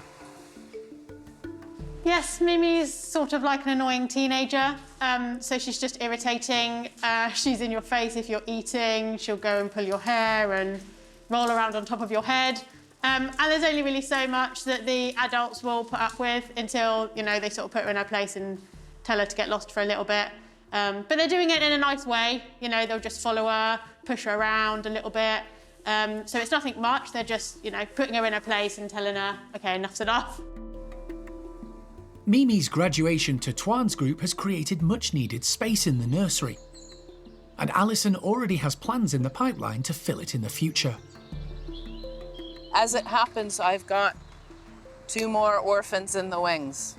One I've been helping manage now for almost a year. We're waiting again for the appropriate time to be moving her. She's gorgeous and very spoiled, actually. That's going to be a little difficult to overcome at first, but we'll get there. And then a newborn little boy, both of them born in. Newborn little boy, different location, who needs a home, and that's probably going to happen much sooner rather than later. So have to get a few things settled down here at the park, and then I might be off to go collect a new baby orangutan. It looks like there are exciting times ahead for the park's orangutans and their carers.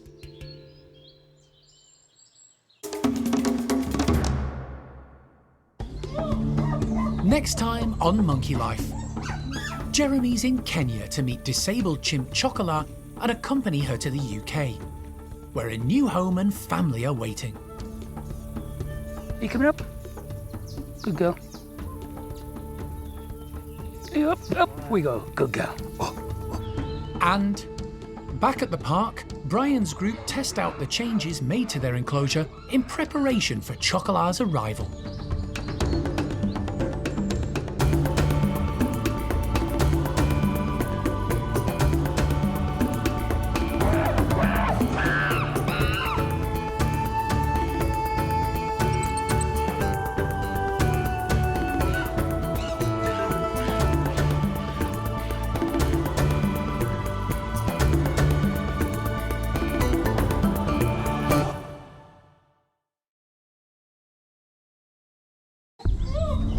Today on Monkey Life, Jeremy's in Kenya to meet disabled chimp Chocolat and accompany her to the UK, where a new home and family are waiting at the park. You coming up? Good girl. Up we go. Good girl. The chimp's elderly owner, Graziella, who's cared for her since she was a baby, comes to terms with the decision to let her go. I make the choice that she go to Monkey World. I know the place is good. I need to do that. And back at the park, Brian's group test out the changes made to their enclosure in preparation for Chocolat's arrival.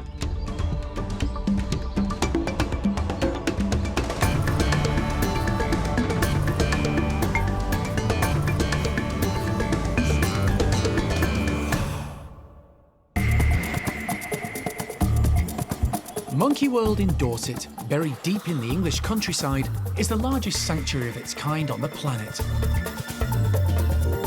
The team, led by Dr. Alison Cronin, rescue and rehabilitate abused and unwanted primates from all over the world. Box is secured into place, everything's good.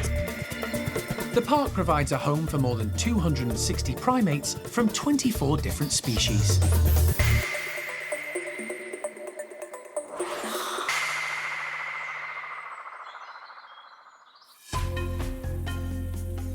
Kenya, East Africa. After months of planning and complex negotiations, Monkey World is about to embark on a rescue mission like no other. The beneficiary of this enormous undertaking is disabled chimp Chocolat, who lives with Graziella Cotman, with the help of keeper Monica. Life is about to change for the chimp, who'll soon be on her way to the UK and a new home at the park in Dorset, where she'll hopefully become part of a family with others of her own kind. Monkey World's animal director, Jeremy Keeling, has flown to Kenya to oversee the move. I too quick. I too quick. Get to know the chimp and establish a relationship. We owe her to give her a good life. And of course, Graziella and Monica have done really well to give her a good life. But now she must leave and we have to train her to a new life. She has to learn a whole new life with other chimpanzees and with different people looking after her. And It won't be bad, it won't be horrible, it won't be cruel, but it will be very different. The time has come, it's got to be now, so, you know, that's why we're here, to make it happen. Chocolat's early life was traumatic. Her mother was shot for bushmeat, and the infant, clinging to mum, was covered in bullet spray and injured. Graziella, who was working for a chimpanzee rescue centre in the Republic of Congo, took on responsibility for the injured chimp. She's been devoted to her care for 23 years. Graziella is now 82 years old, and looking after Chocolat has become a struggle. She's decided to leave Kenya and go home to Belgium. But first, she wants Chocolat settled in the best place possible, and that means Monkey World in Dorset, with its established chimp families and all the expertise that goes with it. I need to put my chimps in a good place and make the choice that she go to Monkey World, because there are too much chimpanzee there, as maybe one day you have the opportunity to go there. And I know the place is good. I go there 3 times, 4 times, and finally that is my choice, that I put Chocolat there. I need to do that. Jeremy has spent 3 days in Kenya observing Chocolat, getting to know her likes and dislikes, and assessing how the gunshot wounds from 23 years ago have affected her mobility. You coming up? Good girl. You up we go. Good girl.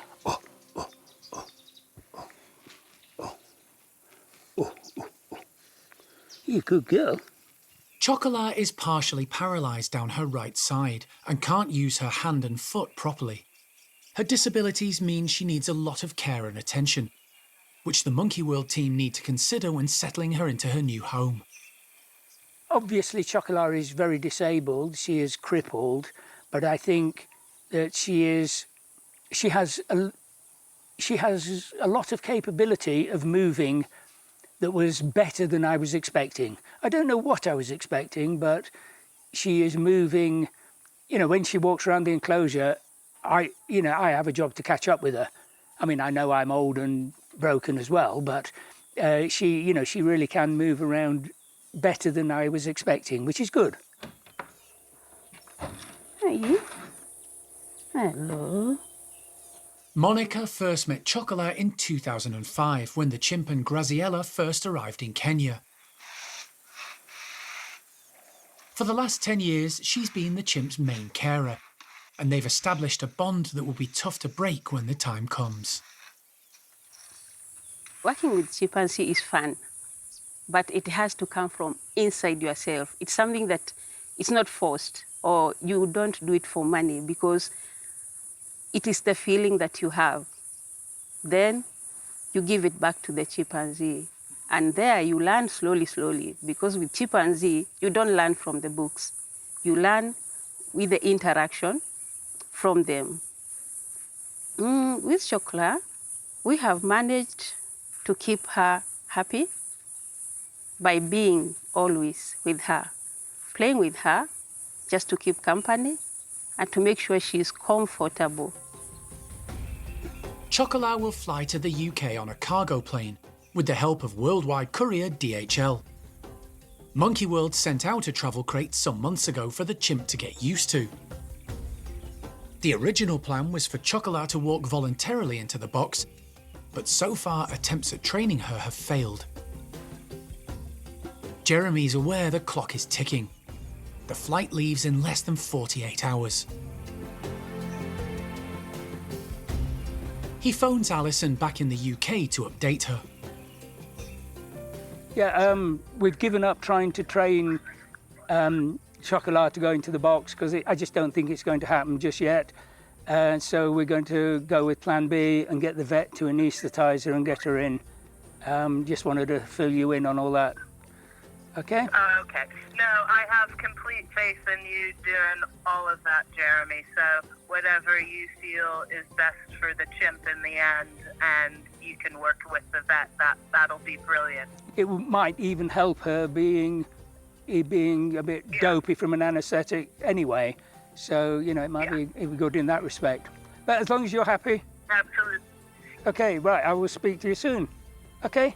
Thanks, Jeremy. No sweat. Bye-bye. Bye-bye. Bye. Using anaesthetic always involves risk, but Jeremy and the team have assessed all the options and made the decision. Everyone is hopeful that, with the plane on a fixed schedule, everything will fall into place for Chocolat to be on board.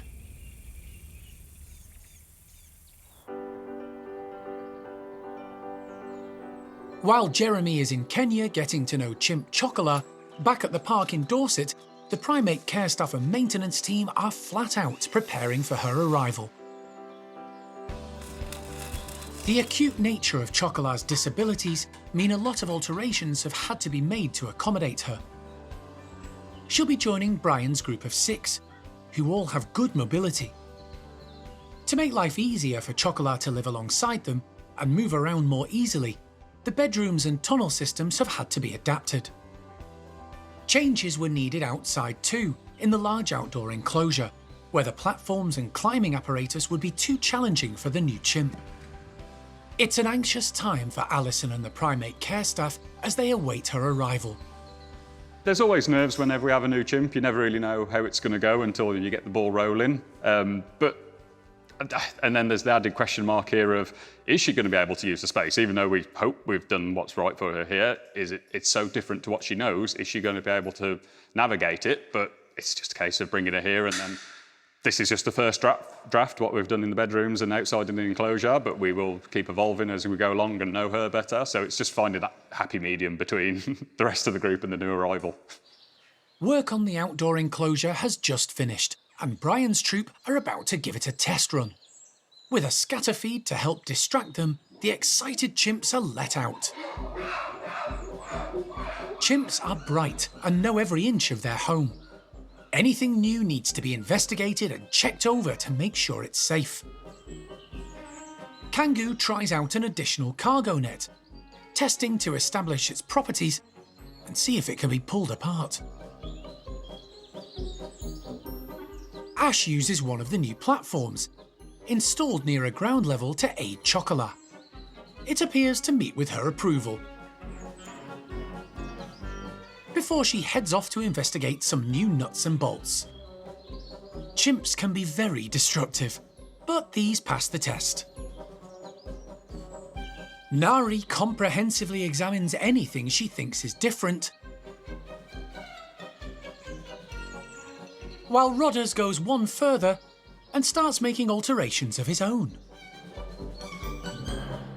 Leader Brian appears comfortable, settling down to eat the food he's collected.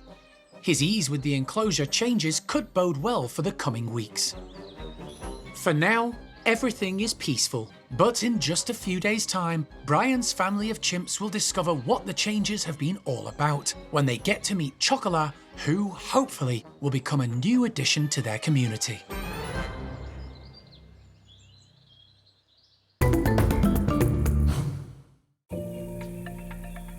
In Kenya, Animal Director Jeremy has spent the last few days getting to know 23-year-old disabled chimp Chocolat at her home. In less than 24 hours, she'll be on her way to a new life 4,500 miles away in Dorset. It's going to be an emotional goodbye for 82-year-old Graziella, who has cared for the chimp since she was rescued after her mother was killed for bushmeat.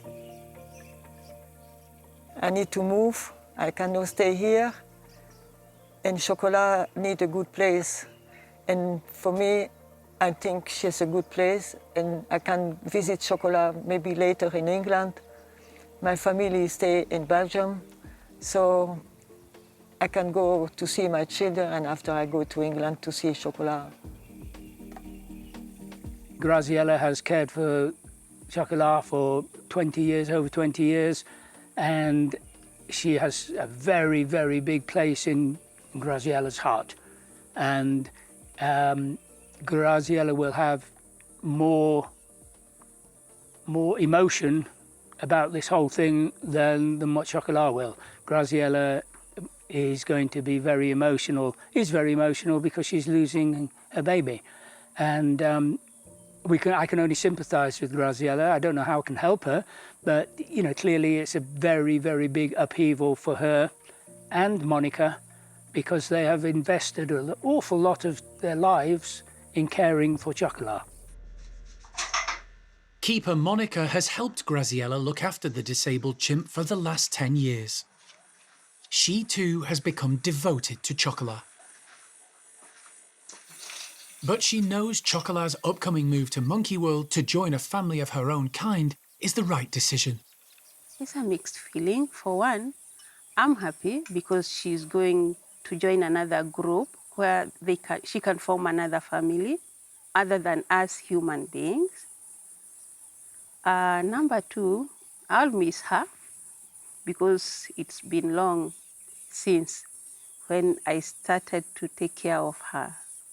But I'm happy that she's going one place that she will be happy too, hopefully. It is for the best.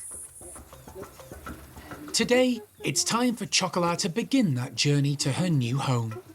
Jeremy and Monica had been attempting to train her to enter the travel crate, which will be used to transport her by plane to the UK. She took a good look, but remained wary. To avoid the chimp becoming stressed for the journey, Jeremy has arranged for local vet Kivara to anaesthetise her. To keep everything as calm as possible, the procedure takes place in the chimp's bedroom, with only Kivara and Jeremy present.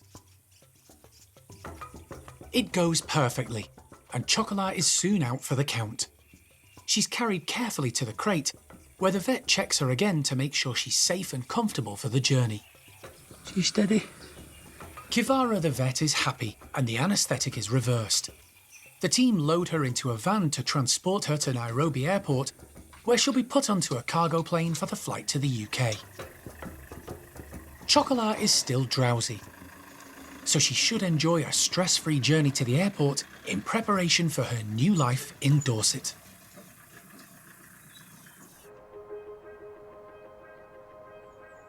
Organising and accomplishing successful primate rescues often involves complex negotiations with all parties involved, especially if the animal is coming from abroad. Over the years, Alison and the team have become experts, carrying out rescues from all over the globe. But sometimes circumstances are beyond their control. Alison's been in talks for some time to rehome a troop of 6 hamadryas baboons. The problem is, they're being cared for in Lebanon, a volatile part of the world currently experiencing major conflict. Moving the primates to the UK has had to be put on pause. Yeah, it's sort of world politics have taken over in that region. It's terribly sad and tragic. We're finishing off the paperwork bundle for the baboons, so even though all of that's going down in Lebanon, the government is still processing the paperwork, so that's good. But it's not really a safe or good time today, and we're taking it day by day. We will simply be patient and try and do the right thing to ensure that the baboons are safe until everything settles down there, and I just hope that everybody in Lebanon is okay. If and when the 6 baboons can make it safely to the UK, everything at the park is now finished and ready for them. 2 large enclosures complement a brand new baboon house just waiting to be filled. 6 huge bedrooms. We have 6 baboons, so that's going to give us a fair bit of flexibility. Everything's connected with slides and tunnels the whole way through. Really nice job. Our building and maintenance department have really excelled themselves on this one. The 2 outdoor enclosures are different to most of the other large enclosures used by the park's current residents. There are no climbing structures, and that's because the 6 baboons are unlike the majority of the park's primates.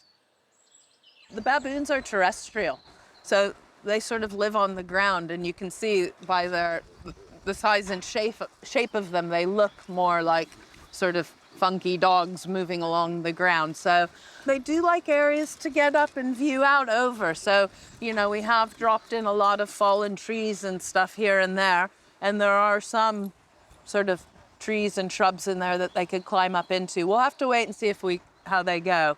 If they sort of eat everything in here, maybe it will be that we put in a couple of platforms for them so that they can get up and look out. But we'll take their lead on that. But right now, they're just spectacular enclosures that they'll be able to really exercise. And hopefully we've gotten it all right for them. It's now just a waiting game. If the situation in Lebanon stabilises and the various government departments give the all clear, the troop of 6 baboons still have every chance of starting a new life in the UK.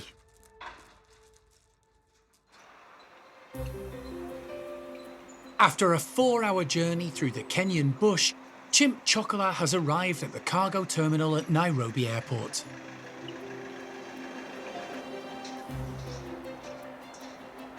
Monkey World's animal director Jeremy and Chocolat's carer Monica are accompanying her every step of the way. Chocolat needed to be sedated to get her safely into the travel crate, but she's now wide awake and sitting up. It was good. We had to anaesthetise her to get her into the box. But so far she has been very good. Very good. Now she is getting a little bit interested in, everything that's going on, so she's testing the box. Word of the chimp's arrival has spread. Chocolat is becoming quite a celebrity with the airport ground crew, keen to take a look at the unusual cargo they'll be helping to transport. Very nice, Choco. Very nice. Despite all the noise and unfamiliar faces, Chocolat appears relaxed, but Jeremy is keeping a close eye on her. She's had a very, very, very busy day. She's been anaesthetised, she has been driven for 4 hours in a van, and she is awake now, and, she's, obviously gets in the... We try to keep the people away from the van as much as possible, which isn't easy, because they all want to see her, and it's not good because that will make her more anxious.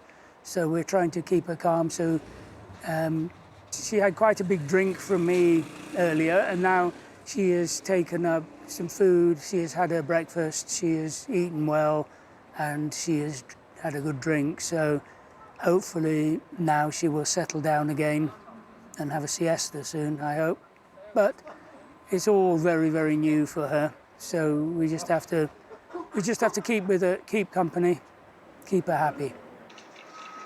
Chocolat is moved into a cargo hangar away from the heat and hubbub outside. The journey will be just under 15 hours and includes a short stop in Bahrain before landing at East Midlands Airport.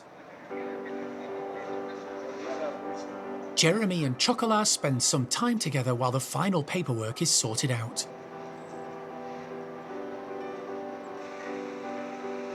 With the clock ticking down to departure, the plane is made ready and it's time for Chocolat to be loaded up. It's a slick and quick operation. The travel crate is manoeuvred into the vast belly of the cargo plane and secured. Throughout it all, Jeremy and Monica are on hand to reassure the chimp. Monica is coming along on the journey too. She's going to spend a couple of weeks at Monkey World helping Chocolat to settle in and be a familiar face. I'm calm. I'm not nervous. I think I have been ready to do this for the longest time possible. It was a good day, a busy one. But it is so far so good, it is okay. Now to Monkey World. With the cargo loaded and the paperwork complete, the plane is ready to leave. Monica and Jeremy will have access to Chocolat throughout the flight to keep her hydrated, fed, and reassured. The cargo plane taxis slowly to the runway. Ahead is a 4,500-mile journey taking Chocolat to a new chapter in her life, a new home, and a family of her own kind at Monkey World.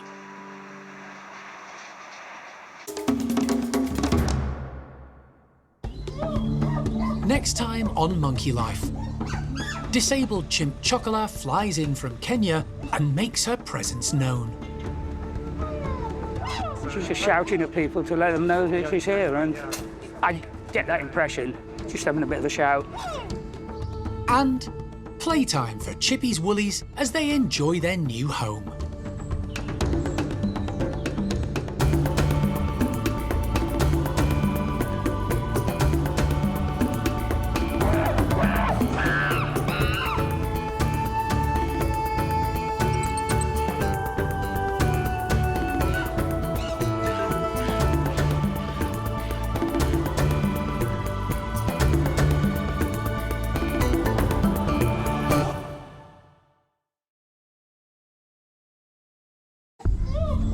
Today on Monkey Life, disabled chimp Chocolat flies in from Kenya and makes her presence known.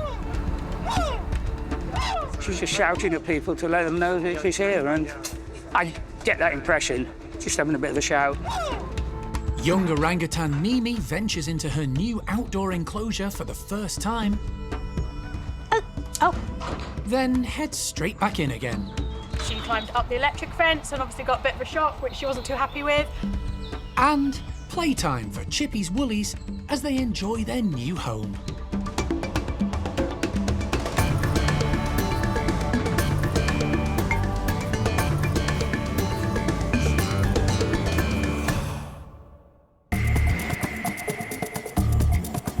Monkey World in Dorset, buried deep in the English countryside, is the largest sanctuary of its kind on the planet.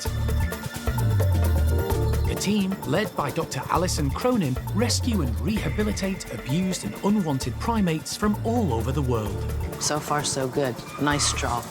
Really nice job. The park provides a home for more than 260 primates from 24 different species.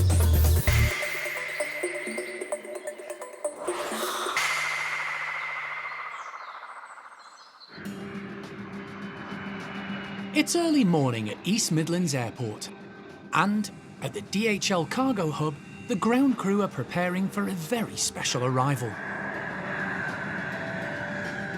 After a 15-hour flight starting at Nairobi Airport and including a brief stop in Bahrain, chimpanzee Chocolat has landed in the UK, ready to start her new life at Monkey World. The trip was meticulously planned. Alison applied for special permission from DEFRA to land at East Midlands rather than the usual route via Heathrow to reduce the transit time for the disabled chimp. Her health and welfare were paramount, and the route saved almost a day and a half of travel time. Chocolat has been accompanied throughout the journey by Jeremy, Good girl. who's spent the last week in Kenya getting to know her. Hey, hey. All this shouting, do you want another drink? Whoa, another drink? You're not done bad. No. She's done very well. She does get very anxious very easily, as you can hear. So, obviously, airport's always the same. Everybody wants to see the animal, blah, blah, blah. And, so you spend half your life fighting people off because she gets very anxious when she sees people. Of course, it's all very new for her. And, no, she's done very well. She's done very well, but she does shout when she's upset, and she's, don't you? Monica, Chocolat's main carer for the past 10 years in Kenya, also accompanied her throughout. Between them, Monica and Jeremy kept the chimp hydrated, fed and reassured during the entire journey. Yeah, she eats and drinks very well. I mean, obviously she gets upset and then she doesn't eat for a while, but overall she's eaten very well, thank you very much. And, I've spoiled her a bit. She bought her own food, some general fruit and stuff, but she's had a couple of bread rolls, and she's had, she had a little Mars bar. But don't tell anybody. Yes, yeah, you don't have to get paperwork, do you? We'll all get shouted at. Will another paper? Not much, maybe a little.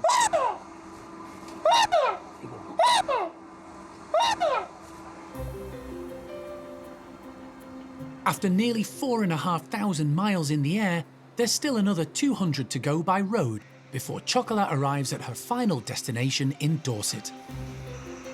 Jeremy's keen to get the chimp offloaded as quickly as possible.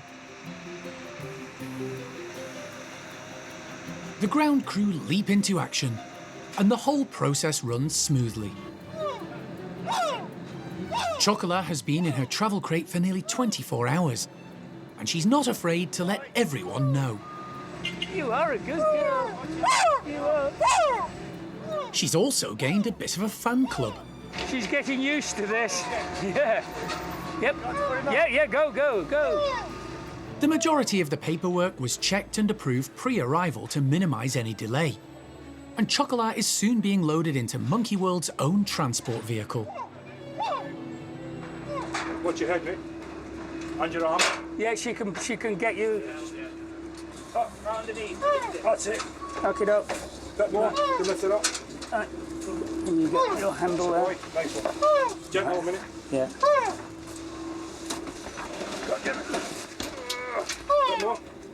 The crate is locked in and secured, ready for the journey to Dorset. She's safely on board, and she's got an opinion, but she's not. I think she's just shouting because it's all. I don't think she's terribly upset. Oh, she was earlier in the journey, but I think now she's getting used to this, and she's just shouting at people to let them know that she's here, and I get that impression. But she's not. I don't think she's too anxious. She's just having just having a bit of a shout. And with Chocolat announcing her presence, the final leg of her journey, which started in the Kenyan bush and will culminate in the lush green Dorset countryside, begins. Exciting times lie ahead. As Chocolat starts the last part of her long journey to Dorset, back at the park, the Primate Care Staff are busy completing some last-minute jobs to make life for the new chimp as comfortable as possible. Yeah, so we know she's en route now, so the pressure's really on to get everything in place. So we're just finishing our last few tweaks on the little bit of hosing that we've been putting in. And then we just got to throw in a load of bedding for her, some nice food, some nice drink, and just basically make the house as comfortable as possible. But mainly we're just kind of bored with the waiting now. Now that we know she's landed and she's on her way, we just want to get started and get the ball rolling with everything. So yeah, I'm kind of on edge at the minute. Along with alterations to the outdoor enclosure, which involved adding new platforms and climbing aids to support Chocolat's disabilities, the team also had to reconfigure the indoor bedrooms. We had to factor in the fact that all of our slides, or tunnels up in this house rather, are up high, and we don't know whether she could actually climb up there, and we didn't want to bring her here and then be like, oh, she can't actually escape the bedrooms at all. So we've had to very much last minute build a brand new tunnel over here, which is low down on the ground. That hopefully will give her access to the playroom and then easier access to the enclosure, although she won't be going out there anytime soon. We've had to link up all of our pre-existing platforms with solid surfaces, because that is what she knows. She's used to walking on solid ground, not on hosing. So though originally we did think that we could just make some fire hose ladders, we thought actually it's probably best just have the solid beams in so that she can move across more smoothly while she's still learning the ropes and actually starting to climb a bit more, hopefully. The team have also had to consider how the changes will affect Brian and his small troop.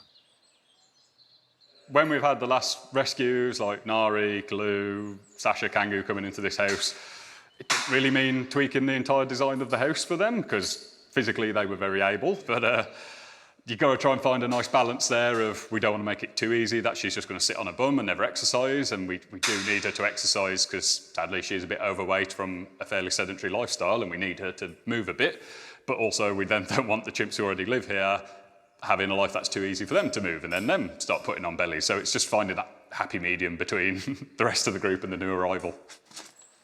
Sean won't have long to find out if they've struck the right balance. Chocolat will be arriving in just a few hours. Beautiful.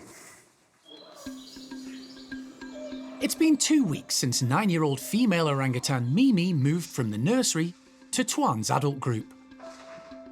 In that time, she's developed a good relationship with adult females Lucky and Ame. But before the whole group can come together as one, Mimi has to experience the large outdoor enclosure. It's a huge space and very different to what she was used to at the nursery.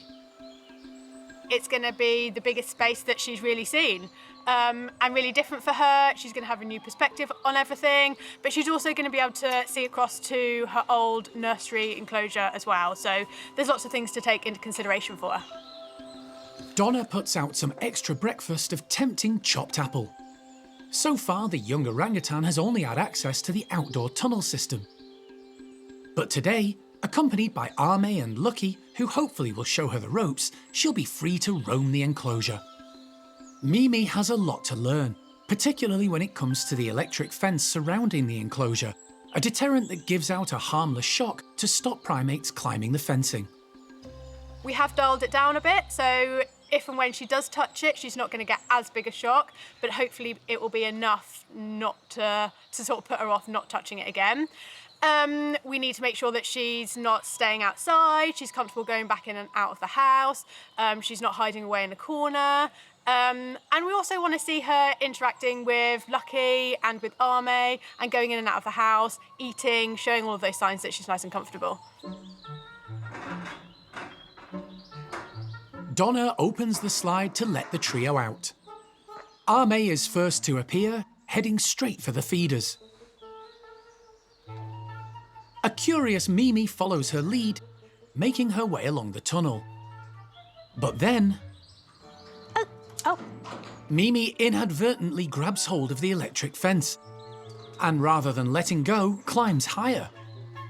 The resulting small shocks are enough to send her scurrying back indoors. Her automatic reaction is to climb up the chain link, which is what she would do at the nursery. But by doing that, she climbed up the electric fence and obviously got a bit of a shock, which she wasn't too happy with. But actually, she's gone straight back in the house rather than running into the enclosure, which is kind of a good thing. Lucky, now outside, goes back towards the house to encourage Mimi out again. Ame is also on hand if needed. A brave Mimi follows Lucky down the tunnel, but she can't resist testing out the electric fence again and gets a small shock. Confused, she heads back to the bedrooms to sulk. It doesn't look like she wants to try again today. Maybe it was just her establishing what part of the fence it was that is electrocuted, but it's definitely put her off going outside. She's now nested back down inside again. So we're going to call it for today. She's experienced going out and seeing the electric fence. So we're going to shut her in and then give the other guys in the group the opportunity to go outside in the sunshine. With Mimi bedded down for the day, the team will try again tomorrow, when hopefully the young orangutan will have learned her lesson and make it safely out into the enclosure.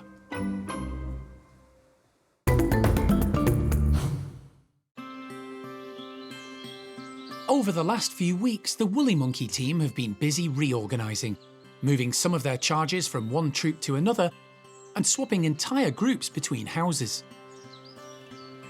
3 out of the 4 groups were affected by this move, so it's been a big change, and we've created now 2 groups of 5 and a group of 7, all mixed-sex groups. The only group not affected is Levar's troop of 10. They're a happy, close-knit unit, get on well together, and are experts at raising their young. The 2 groups who did undergo a big change were Chippy's and Manny's, who swapped house and enclosure. Chippy's troop gained a new housemate in the process when Cassius joined them. It means the park now has 2 groups containing only adult woolies. So this is the first time in a long while that we've had 2 adult groups of woolly monkeys with no youngsters in there. So now the cafe group and the barn group, they're all adults now. So we don't see as much playing as we do in the groups when they've got babies and youngsters. And that's just because they've grown up. There is still a bit of grooming, but it's not the same as if you see Chippy's group and Levar's group that have got those young kids in that are playing and wrestling all the time. It's very different behaviours we see. Chippy's troop are loving the additional space in their wonderful natural outdoor enclosure, enjoying the extra room for play and fun. There are now 7 individuals in the group. Along with Chippy is his second-in-command, Zavi. Female Ava and her 2 children, Catalina, and Zena, and they've been joined by Enya and Esme. The two young females have been readily accepted into the fold. Moving and swapping individuals and groups is something the Primate Care Staff do every so often to maintain harmony amongst the woolly monkeys. A lot of thought and planning goes into the operation, and it's rewarding when it all pays off. All the moves are done, everyone's been together for a little while now, and certainly some of the issues we were seeing before have resolved. There may, obviously, in time be more issues, but that's working with animals, that happens. So we just need to obviously keep a very close monitoring on all of our groups, as we do anyway. But yeah, currently at the moment, touch wood, everyone is in a group they seem very settled in and contented.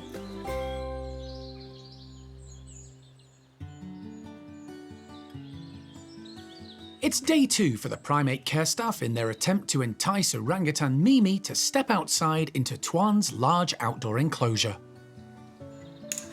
Yesterday, a small shock from the electric fence sent the young orangutan scurrying back indoors, where she remained for the rest of the day. This morning, Primate Care Staff member Lee is checking the fence to make sure all is safe for Mimi when she ventures out again. I'm just making sure there's no damage being done from her climbing and pulling on them. The enclosure's been checked. Fence here where she was is fine, so yeah, ready to go again. Like yesterday, Ame and Lucky will be there to keep Mimi company, offer support, and help her overcome her fears. They're really used to it, so hopefully if she watches them and sees how they move around and realises it's not a big deal and that they're not panicking or upset about anything, then hopefully she'll figure it out and yeah, she'll be able to go out in the sunshine today. Good morning, ladies. Katie opens up the slide and the two older females quickly head through, eager to see what's for breakfast. But there's no sign of Mimi. Katie goes back to the house to see where she is. Right, hello, princess. Yesterday's misadventure is still fresh, and it seems to be keeping Mimi indoors. I'm going to go offer her some juice outside, see if she wants to come at least sit in the tunnel and have a look around. Do you want to come outside? Katie hopes the offer of juice will persuade the young orangutan to at least sit near the entrance to the enclosure. Want some? Oh, May, you come in. To give Mimi some extra encouragement, Lise cuts some fresh browse and throws it into the enclosure. Lucky is already tucking in. You're thinking about it, aren't you? She is. Mimi is starting to regain her nerve. She keeps going right up to the end of the tunnel now, so yeah, hopefully it won't be much longer. She's definitely showing a lot of interest. She's clearly tempted by the lure of the enclosure. Then she summons up the courage. Oh, good girl. Very brave. And just like that, she's off. Heading straight for the climbing frames. Yeah, it's exciting. And she's gone out really nicely and calmly. She's gone straight to the climbing frame, which is much better. It's very different to her former home at the nursery, but she's undaunted, climbing and exploring everywhere. It's a success for the Primate Care Staff, whose patience has paid off, and means Tuan's group can come back together in the hope their extra member will help them reintegrate and bond. Following a 5-hour journey from East Midlands Airport, the van bringing chimpanzee Chocolat to her new life in Dorset has arrived at the park. The Primate Care Staff, who'll be taking care of her, are excited to get their first glimpse of their new charge. And Alison is on hand too. Hi, you. Chocolat has been accompanied all the way from Kenya by animal director Jeremy, along with Monica, who has cared for Chocolat for more than 10 years and will help her settle in.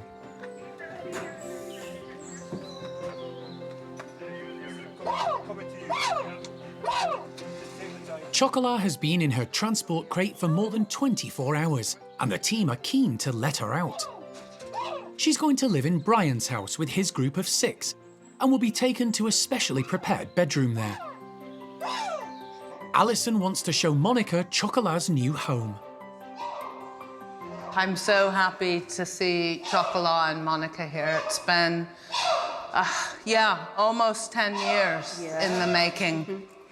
Planning, replanning. Yeah, Graziella and Monica have looked after her for all of these years, but you know, she's a chimp. She needs other chimps, and she potentially can live for another 20 to 25 years. So the next big step, I mean, I've been feeling sick on this transport to get her here well and safely. But now the whole next chapter begins, getting her in with Brian and all of his lot. As the large crate is manoeuvred carefully into position, there are plenty of interested onlookers outside in the tunnels. Right now, Chocolat's shouting the house down because she's obviously very nervous. She's in a brand new setting and there's a lot of other chimps making a lot of noise at her. We're just basically trying to set it up so that we can get her into the house safely. But while we're doing that, she's getting a bit more agitated, so hopefully that's done quickly and then we get her inside and try and calm her down a bit.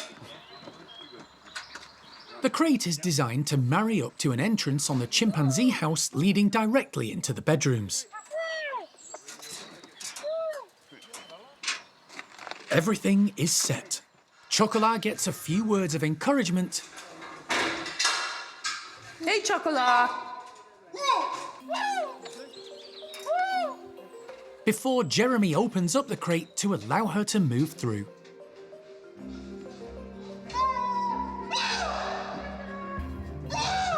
Good girl. Come on, madam. Despite her disabilities and being inside the travel box for more than 24 hours, the female chimp is eager to explore her new home. What are you thinking? Excellent. Excellent, good girl. She needs to stand up, but her legs must be stiff from sitting so long. A curious Chocolat moves at a shuffle, navigating her way from one room to the next. And as the stiffness in her joints and limbs eases up, she becomes more and more inquisitive and adventurous. Okay, she can hop right up onto that shelf. Dad, she's so much more than I was expecting, agile, able, and it's such a relief. I'm impressed that she moved through and is reasonably confident moving through the house. And that's after sat cramped up in the box for so long. So far, so good. Over the coming days, Chocolat will have the chance to get used to her new home and her new life. Her next challenge will be to meet some of Brian's group and make friends. Clearly she's disabled. I mean, we're not saying she hasn't got issues. Of course she's got issues. She's got very serious issues. But I think she's a lot more capable than I was expecting. And I think 99% of that is her attitude, which is great. She is a survivor. It should serve her well as she acclimatises to her new life and begins to integrate into a chimp family for the first time since she was snatched from her mother all those years ago.